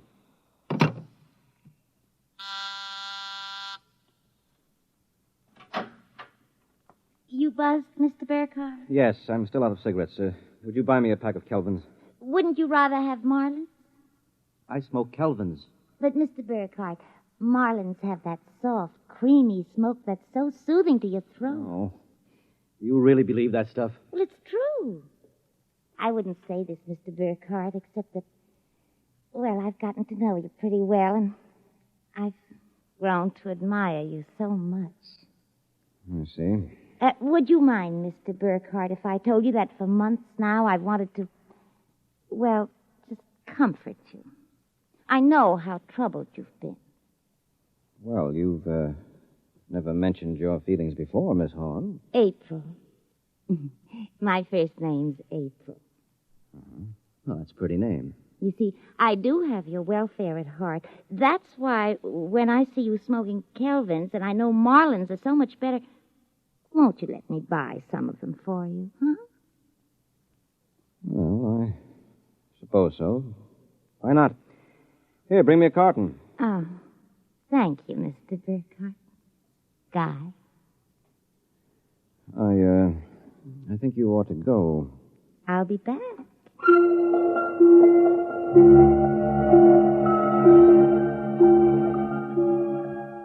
There was something wrong. Something definitely peculiar about what was happening. The call from Henry Swanson. The strange behavior of his secretary, Miss Horn. These new products, the dream. Guy Burkhardt went home that night feeling like a man in a nightmare. Is that you, dear? It's me. Did you have a good day? Fair. Oh, before you sit down, will you go down in the cellar and put in a new fuse? The switch in the hall closet blew out. I shut it off. Okay. Supper will be ready in a minute, so don't start fooling around with that old boat hull you've been building. I won't.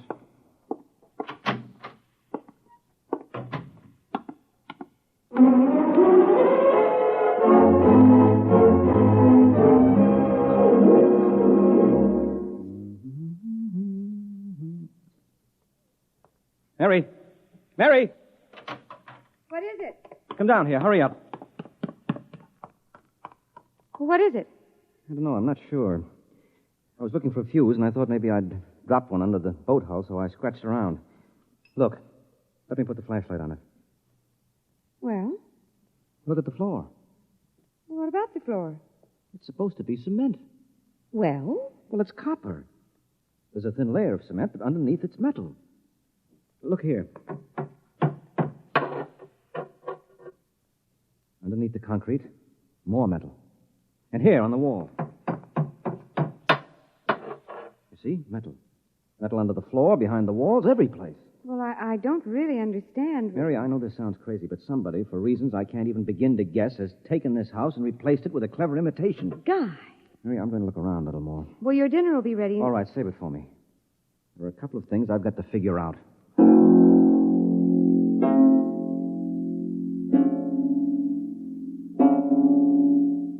The following morning, Guy Burkhart woke up screaming. He dragged himself into the kitchen where his wife Mary was preparing breakfast and discovered it was still June 15th. Mary, where's the morning paper? Where is it? It's outside the door, I guess. Uh-huh. June 15th. You'd better hurry, dear. Today's the day Mr. Barth fills out the quarterly tax return. Oh, no, it isn't. What? He won't be there. He'll be at a meeting with that crackpot Dorchin at the Human Research Institute. Mr. Dorchin? He'll be there. And Miss Horn will have a new hairdo, and the elevator will be selling some new product, and Swanson... What about Swanson? Swanson, he said...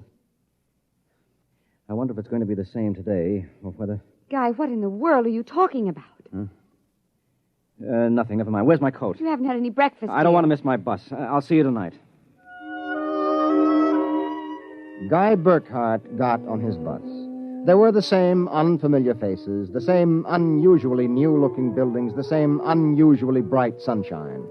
And on the customary corner, Henry Swanson, pale and furtive, climbed aboard. Excuse me, sir. It's quite all right. Do you remember the phone call? Yes. Oh, thank heaven. Get off at the next corner and follow me. Where are you going? There's an excavation for a building about a block down. Make sure you aren't followed. I'll go first.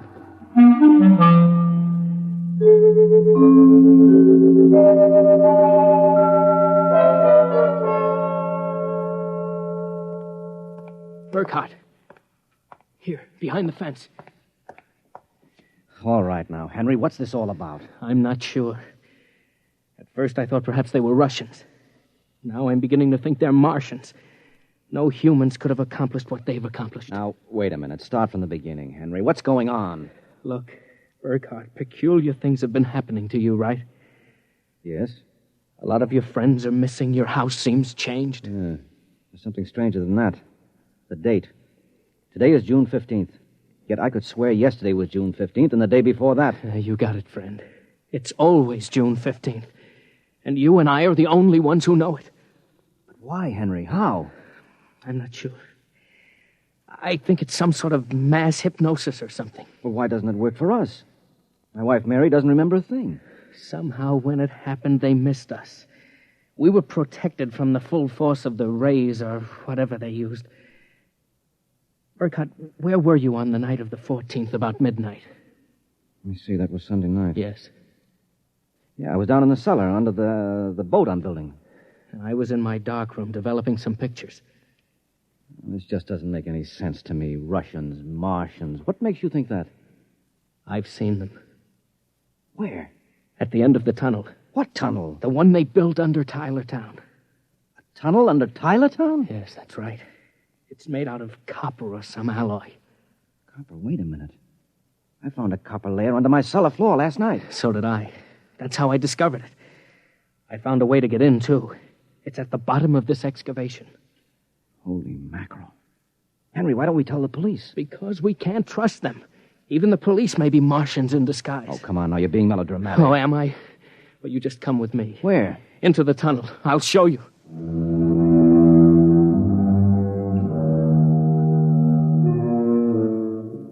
Henry Swanson led Guy Burkhart to a small hole in the side of the excavation. There he removed a cut-out piece of metallic substance, and they crawled into a dimly lighted tunnel. They walked for what seemed like 2 miles until Swanson held his finger to his lips. We've got to be quiet now. Henry, this is fantastic. They've got a tunnel right under the whole town. Oh, you haven't seen anything yet. There's a room a little farther down. We'll be able to look through a glass in the door. Is it safe? It's perfectly safe, unless one of them comes along. Oh, come on. Okay. Here. Burkhardt, look through this glass. Now, just so I know I'm not completely insane, tell me what you see. Good Lord. Well? A tremendous panel with dozens of telescreens. And in front of each, a servo robot. They seem to be computing something. Yes, I've watched them. They're evaluating data from the screens. Have you gotten a chance to look at the data on those screens? No. I've been afraid to go in. There might be a warning circuit somewhere. Well, if we knew what those robots were working on, we could go to the authorities. I'll risk it if you will. All right, it's worth the chance. We're lost anyway. Okay. Open the door.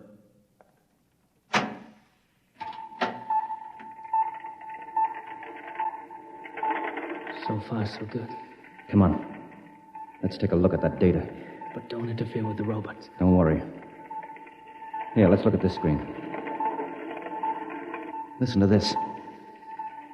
Tests in the 47K12 group with Marlin cigarettes pulled 80% using the soft feminine approach. Indications are that an extension of this approach would influence at least 70% nationwide. The direct elevator pitch pulled only 10%. This should be abandoned and a new series of high persuasion personal elements introduced. Henry, do you know what this means? I haven't the faintest idea. Well, I don't blame you. This is crazy, but it fits the facts when I think about it. Do you know who's behind this? Martians? No, not Martians, Henry. Humans. What? Humans who are interested in developing the perfect propaganda machine. What? I don't know who they are or how they've done it, but somehow they've taken Tylertown over. Hypnosis. Hypnosis, drugs, maybe some kind of array or something. However they do it, what happens is that they let us live through a single day. During that day, they pour all kinds of suggestions and propaganda into us. At the end of the day, they evaluate the results, see how we've reacted. And at midnight, they wash the day out of our minds, and the next morning we start the same day over again with different stimuli. Do you know what that means, Henry? Suppose one man learned how to influence people 100%. Why, in a year, he could sell us anything from freezers to political candidates. Oh, wait a minute. We're guinea pigs, Henry. This whole community is one big test tube for Dorchin's propaganda research. Burkhardt, what do we do? I don't know, but somehow we've got to get out of this town and get to the FBI. What do you think we can? It's worth a try. Come on. Wait. Huh? What is it? Look through the door. There's somebody coming down the tunnel. We've got to hide. Behind the circuit box. Wait. Good Lord, it's Dorchin, the head of the Research Institute. Shh, quiet.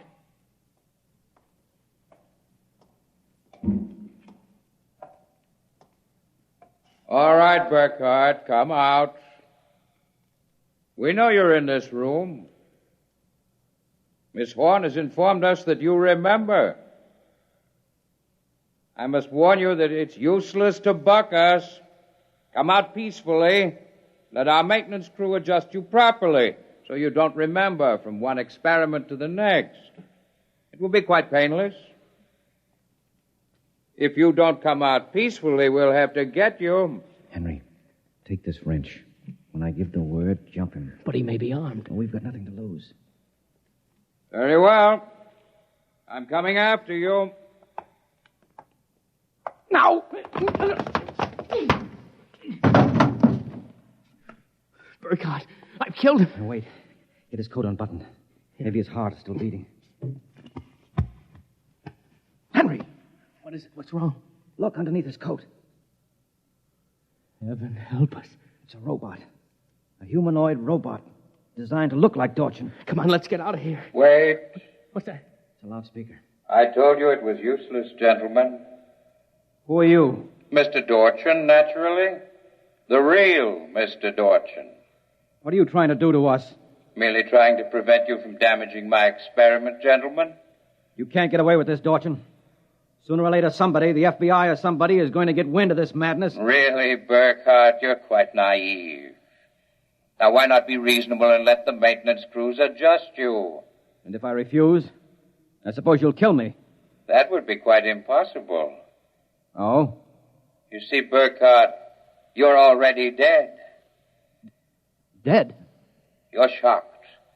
It's quite true.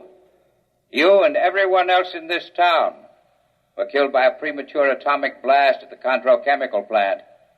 The blast occurred at 7 a.m. on June 15th. That is the last thing imprinted on your minds. That is why you wake up screaming each morning. No, it isn't true. But it is. What I and my associates did was take the brain circuits from your dead bodies. We stored them in electrochemical batteries till we had a chance to rebuild the cities and begin our tests. Do you think I believe a fantastic tale like that? I imagine you find it incredible. Of course, we didn't rebuild everything exactly. After all, it only has to last for a single day, June 15th. At midnight, we turn off the power and wash out the memory of the day.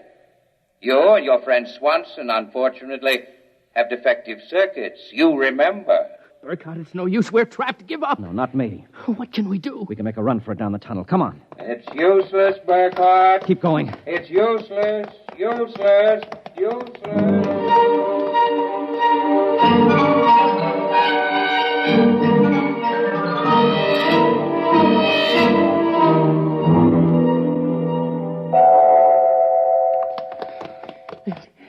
Now, this door is open. It opens. Oh, no. No, I don't believe it. Swanson, look.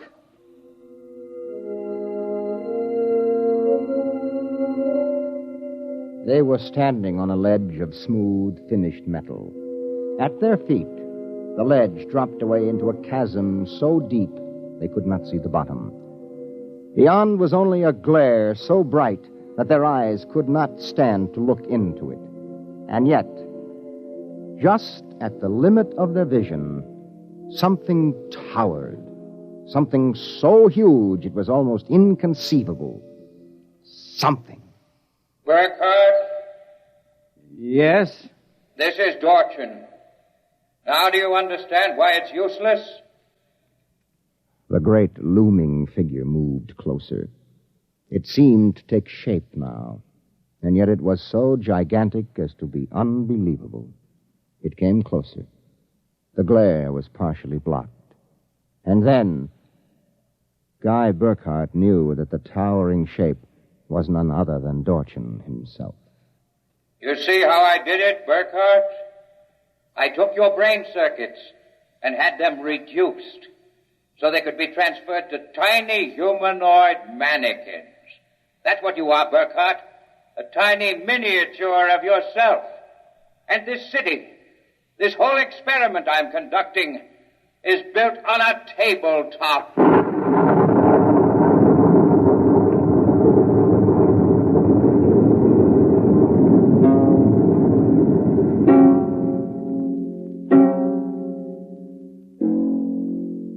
It was the morning of June 15th, and Guy Burkhardt woke up out of a dream screaming.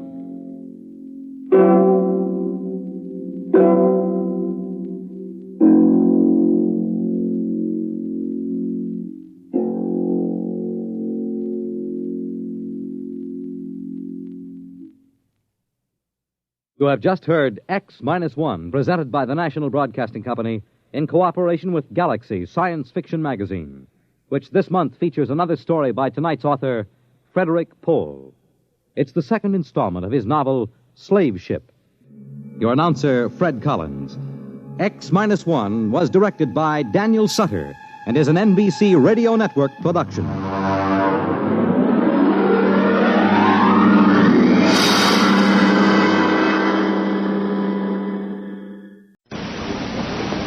In just a moment, X-1. But first, $4,000 in prizes go to the lucky person who can identify Miss Hush tomorrow night on NBC's Truth or Consequences.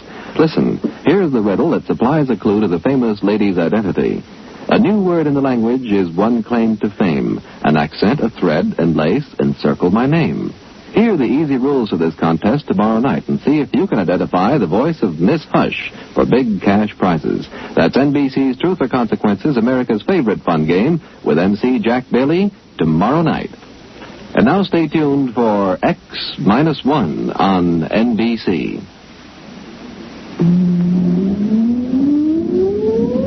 Countdown for blast off. X-5, 4, 3, 2, X-1, fire.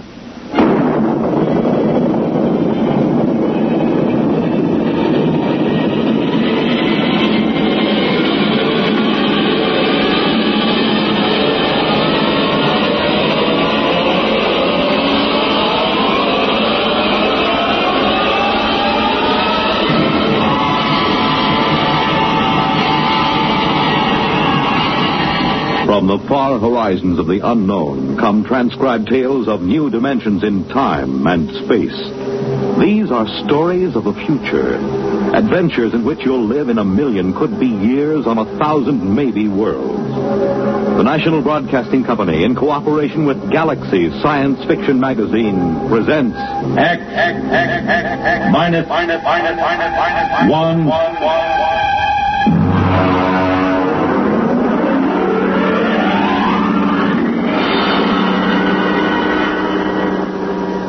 Tonight, Wherever You May Be, by James E. Gunn.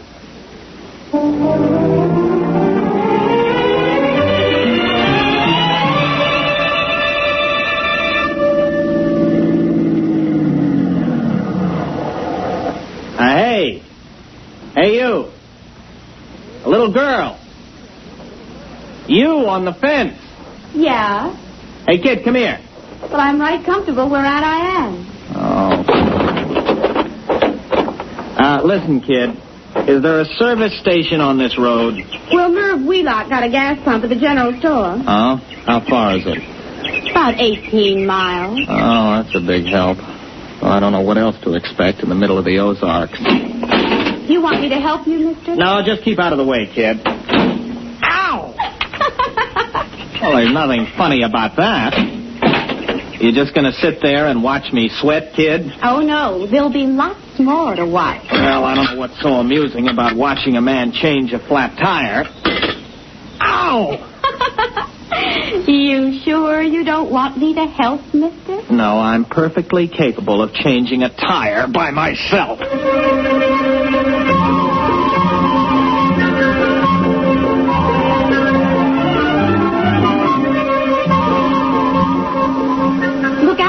It's rolling away. What? Your tire. It's rolling away. Hey, come back here, you. Well, this is the most sadistic tire I ever... Now, stay put. Oh, why don't you go home? Can't. Why not? I run away. Oh, well, that's tough. There. Now, listen, kid. You know a cabin about 15 miles up the road? I reckon. You know where the turnoff is? There ain't no turnoff. You just drive till the road peters out and you take the footpath. You gonna live in that place? Mm-hmm. Just for the summer. Oh. Well, so long, kid. Oh, mister. Hey, mister. Now what do you want? Well, nothing. Only you forgot your jack. Oh, that does it. Where are you going? No place. Thought you said you ran away. I surely did. Don't you have any relatives? No. Friends? No. All right, then, go on home. Oh, come on now. What are you crying for? All right, get in. I'll give you a lift. Listen, look out for those notes. There's over a year's work in those. Oh, a year's work in them pieces of paper? Uh-huh. Those are notes for the thesis I'm going to write. You write stories? No, research paper. I have to do it to get my degree at the university. Well, what's it called? I mean the story you're writing. It's called The Psychodynamics of Witchcraft with special reference to the Salem trials of 1692. Oh, witches? Yeah. All right, where do you live, kid? Well, I can't go home. Pa'd beat me again. Oh, he'd pretty nigh skinned me alive, I guess. You mean he hit you? Little kid like you? Well, he don't use his fists. Not often. He uses his belt mostly. Look here. On my knee. See that black and blue mark? And this one? Never mind. Why did he hit you? He's just mean. Well, he must have some reason. Oh, he wants me to catch some strong young fellow who do the work around the place. A gal don't bring in no money, he says. Leastwise, not a good one. You're much too young to get married. I'm 16. You don't look more than... Well, I don't know. Most girls my age got a couple of young ones. One, anyway. The way Pa carries on, you'd think I didn't want to get married. Now, it ain't my fault no fellow wants me. What seems to be the trouble? Mostly, I guess I'm just unlucky. One fella I went with pretty nearly a year. He busted his leg. Another nigh well drowned when he fell in the lake. Now, it don't seem right they should blame me, even though we did have words. Blame you? Well, they say it's courting disaster instead of a gal. Fellas, just stop coming round. You married, Mr. Matthew Wright. No, I'm not married. Wright. Abigail Wright. That's right, Purdy. Abigail Wright? Oh, did I say that? Well, now, ain't that funny? My name's Jenkins.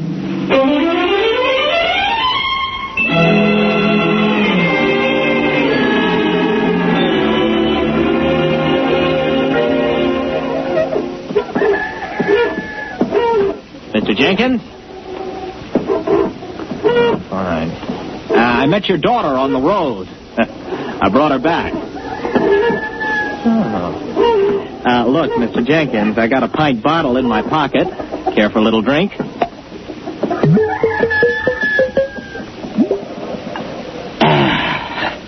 Terrible week. Well, I'm sorry. I repeat, I brought your daughter back. Why?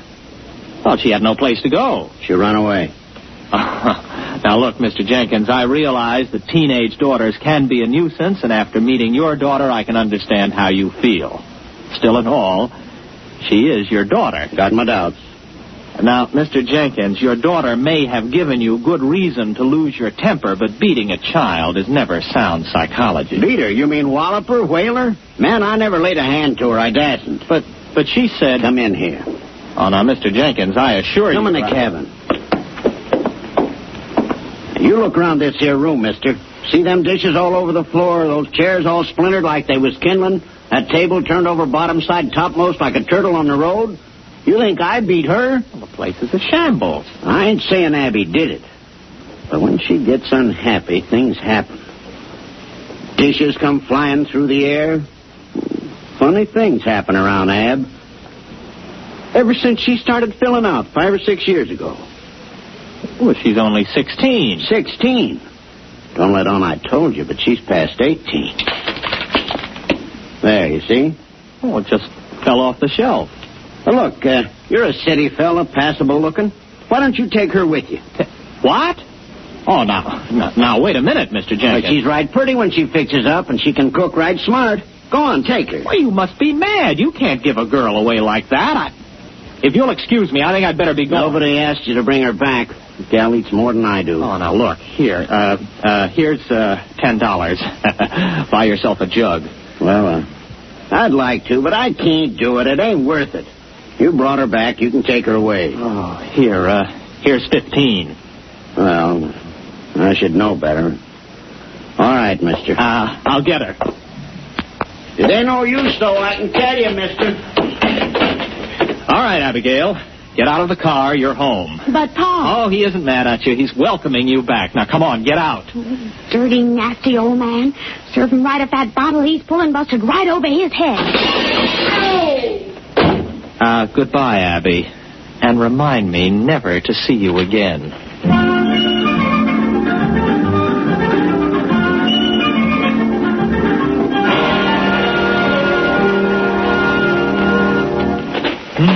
All alone. I'm so all alone.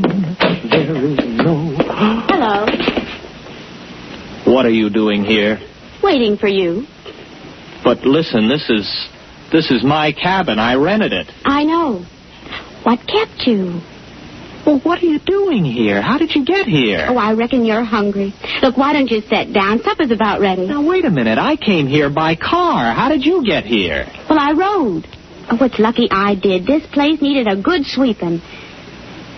Is that your broom? Oh, I know. It was here in the cabin. Pa loaned me a mule. I let her go. She'll get home all right. But you can't stay here. It's impossible. What would people say? Well, who'd care? Pa don't. Oh, please, Mr. Wright. Let me cook and clean for you. I won't be no trouble. Honest, I wouldn't. Oh, now, look, Abby, you're a nice girl, and I like you, but you'll just have to go back to your father. Do you understand? All right. What? What was that? What happened? Oh, look at that. The car. I must have left the brake off. You reckon it's hurt bad? Well, rolling down a 10-foot grade into a tree didn't help it any. Oh, well, I'm sorry, Mr. Wright. Are you? Well, anyway, it looks like you'll have to stay here tonight then, doesn't it? I reckon. I could have sworn I put that brake on. Listen, you're going back first thing in the morning. Oh, sure. Sure, Mr. Wright. I understand.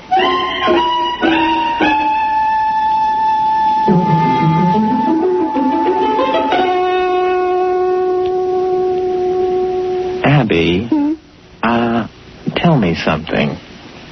Who wrecked your father's house? Libby. Libby, huh? Who's Libby? The other me. Mostly I keep her bottled up inside. But when I feel sad and unhappy, I just can't keep her in. Then she just lets loose and goes wild. Schizo. Abby, where did you get an idea like that? Well, when I was born, I had a twin sister. Only she died real quick. And when I was bad, my ma used to say Libby would never have been mean or cross or naughty. So when I'd done something bad, I started saying Libby done it. I guess after a while, I begun to believe it myself. Can you control it, Abby? Not much. You see, when I get feeling mad and mean, things just happen, that's all. How about a rolling tire? You sure did look funny. Oh, I was just feeling mean about Pa, I guess, and I took it out on you. I don't believe it. It's absolutely impossible. It's primitive. It's straight out of Fraser's Golden Bough. There's got to be some explanation. Illusion or hypnosis. There's got to be some physical explanation. Well, I don't see why. I mean, if a thing just happens, you don't have to explain it. It's just there, ain't it? All right. Here. Now, make that cup move. Why? I want to see you do it. But I don't want to. I never wanted to do it. It just happened. Oh, come on, try. Now, no, Mr. Wright. Look, it never brung me nothing but misery. It's bad enough when you can't help it, but it's worse when you do it on purpose. Oh, nothing good will come of it. Come on, try. I want you to. Move that cup. Now, go ahead, Abby. Just move it without touching it. I can't. I just can't. Why not? Why can't you? Well, I don't know. I guess it's because I'm happy. Oh. You can't move it now. No. All right, then get your things. You're going back to your father right now. No, I ain't going. I can't. Listen to you. You're a stupid backwoods girl. Can't. What kind of a way of talking is that? You're going back to your father because you're an ignorant, dirty hillbilly. Abby, you did it. You did it. It came right at my head. Do I have to go back? Oh, no, sir. Not if you help me. Abby, I've got a hold of something here that... What a thesis!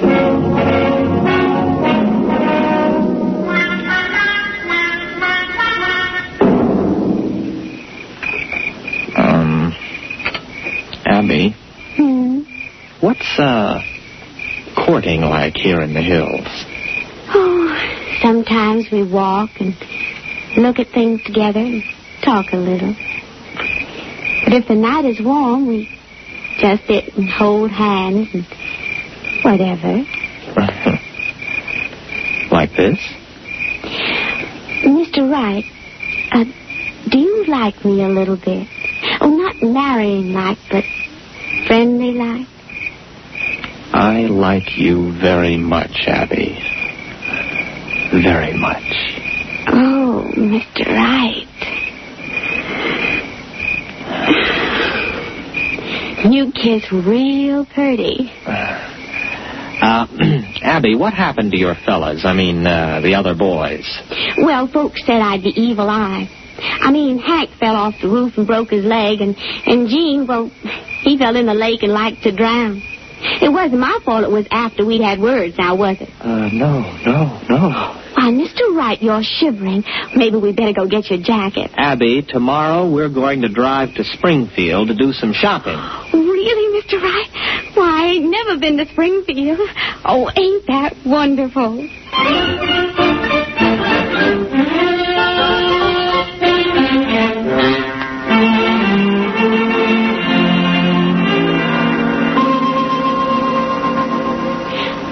Mr. Wright. Oh. Are you happy, Abby? Oh, it's the happiest I've ever been in my life. I mean, eating in a fancy restaurant and even dancing and all. And now us just sitting here together in the moonlight. I never thought anything like this would happen to me.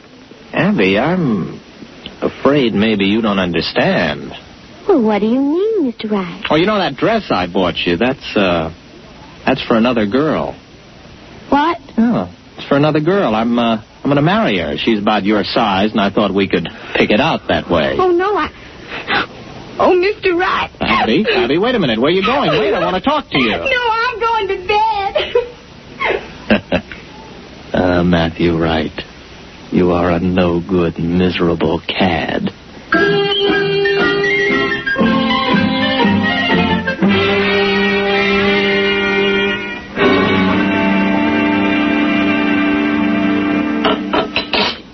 You want any more coffee?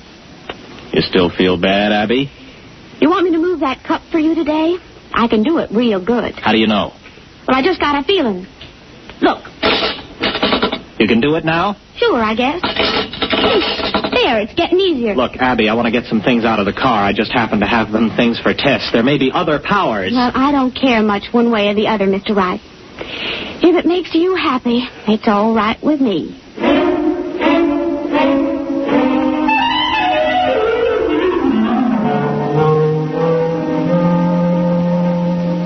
Abby? Abby, where are you? Abby, where did you go? Abby? Here I am, Mr. Wright. Abby, where were you? Springfield. But that's 50 miles. I know. I just kind of wished I was there, and then I was. I brought back a frying pan I admired in that hardware store window. Ain't it pretty? Got a real copper bottom. Didn't you have any trouble getting out of the store without anyone seeing you? Well, I was outside, but I could see in the back room somehow, too. I knew his name was Albert, and he was doing a crossword puzzle. Oh, how could you tell all that? Well, I just kind of looked inside of his thinking. Like this. Wait a minute. Wait a minute, Abby, don't. I could look right inside your thinking now, Mr. Wright. Abby, wait a minute. Abby? You wouldn't. You didn't. Now, wait a minute, Abby. You've got to understand. I understand everything you've been thinking, you devil. Well, there ain't nothing too bad for anyone to do that. Well, you've got to let me explain. You with your kindness and your city manners. How could you do it? You made me fall in love with you. It was just a trick. You just wanted to make me unhappy, that's all. Why, even Pa was never that mean. I'd as soon marry up with a rattlesnake. Well, Abby, what are you going to do? Well, I haven't made up my mind yet, but I'll think of something.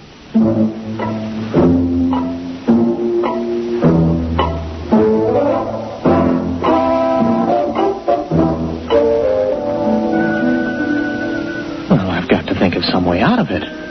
She's in that other room thinking what to do to me. I've got to think of some way. No, it's no use. As soon as I think of it, she knows. Got to keep my mind busy. Mary had a little lamb. Its fleece was white as maybe if I could get her father. No. If there are 2 outs and bases loaded, or men on first and second, and a ball is hit, which in the opinion of the umpire can be handled by an infielder, the infield fly rule shall be invoked and the batter is called out.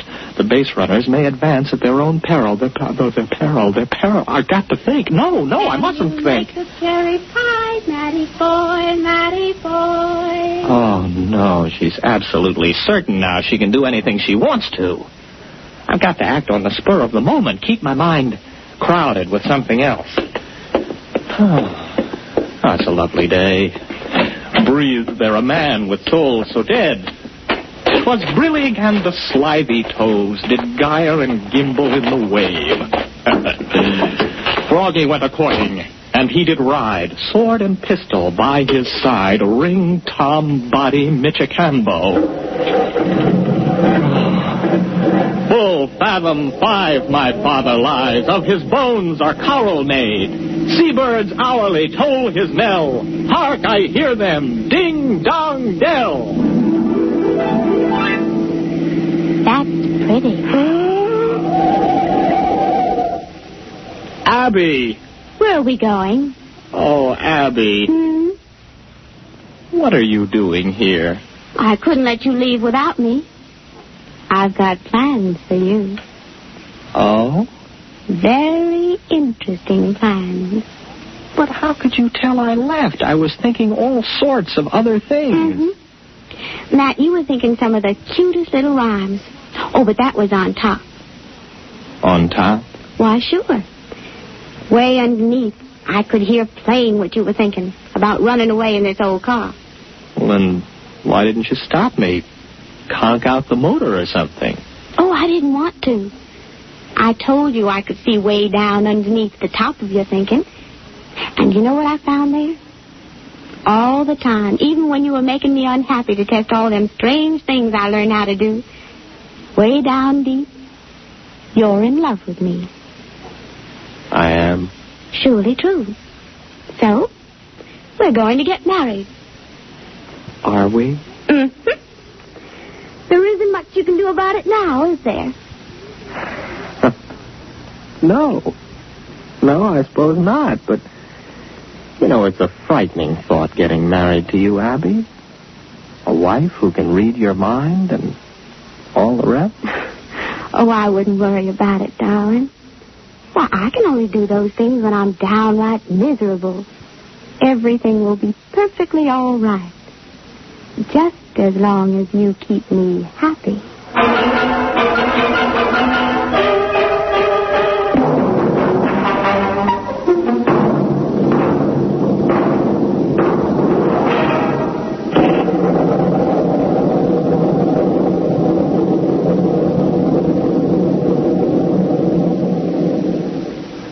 You have just heard X-1, presented by the National Broadcasting Company in cooperation with Galaxy Science Fiction Magazine, which this month features Early Model by Robert Sheckley, the story of a man who found that invulnerability was a fine asset when opening a new planet, provided you don't overdo it.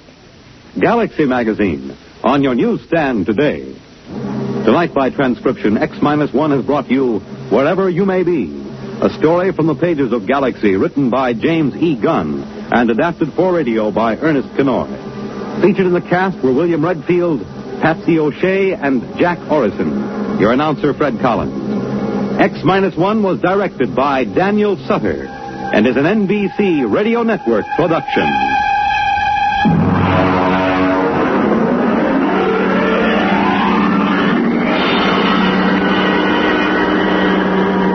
Be sure to hear X-1 one half hour earlier next week over most NBC radio stations. Check your local newspaper for the exact time. This is the NBC Radio Network.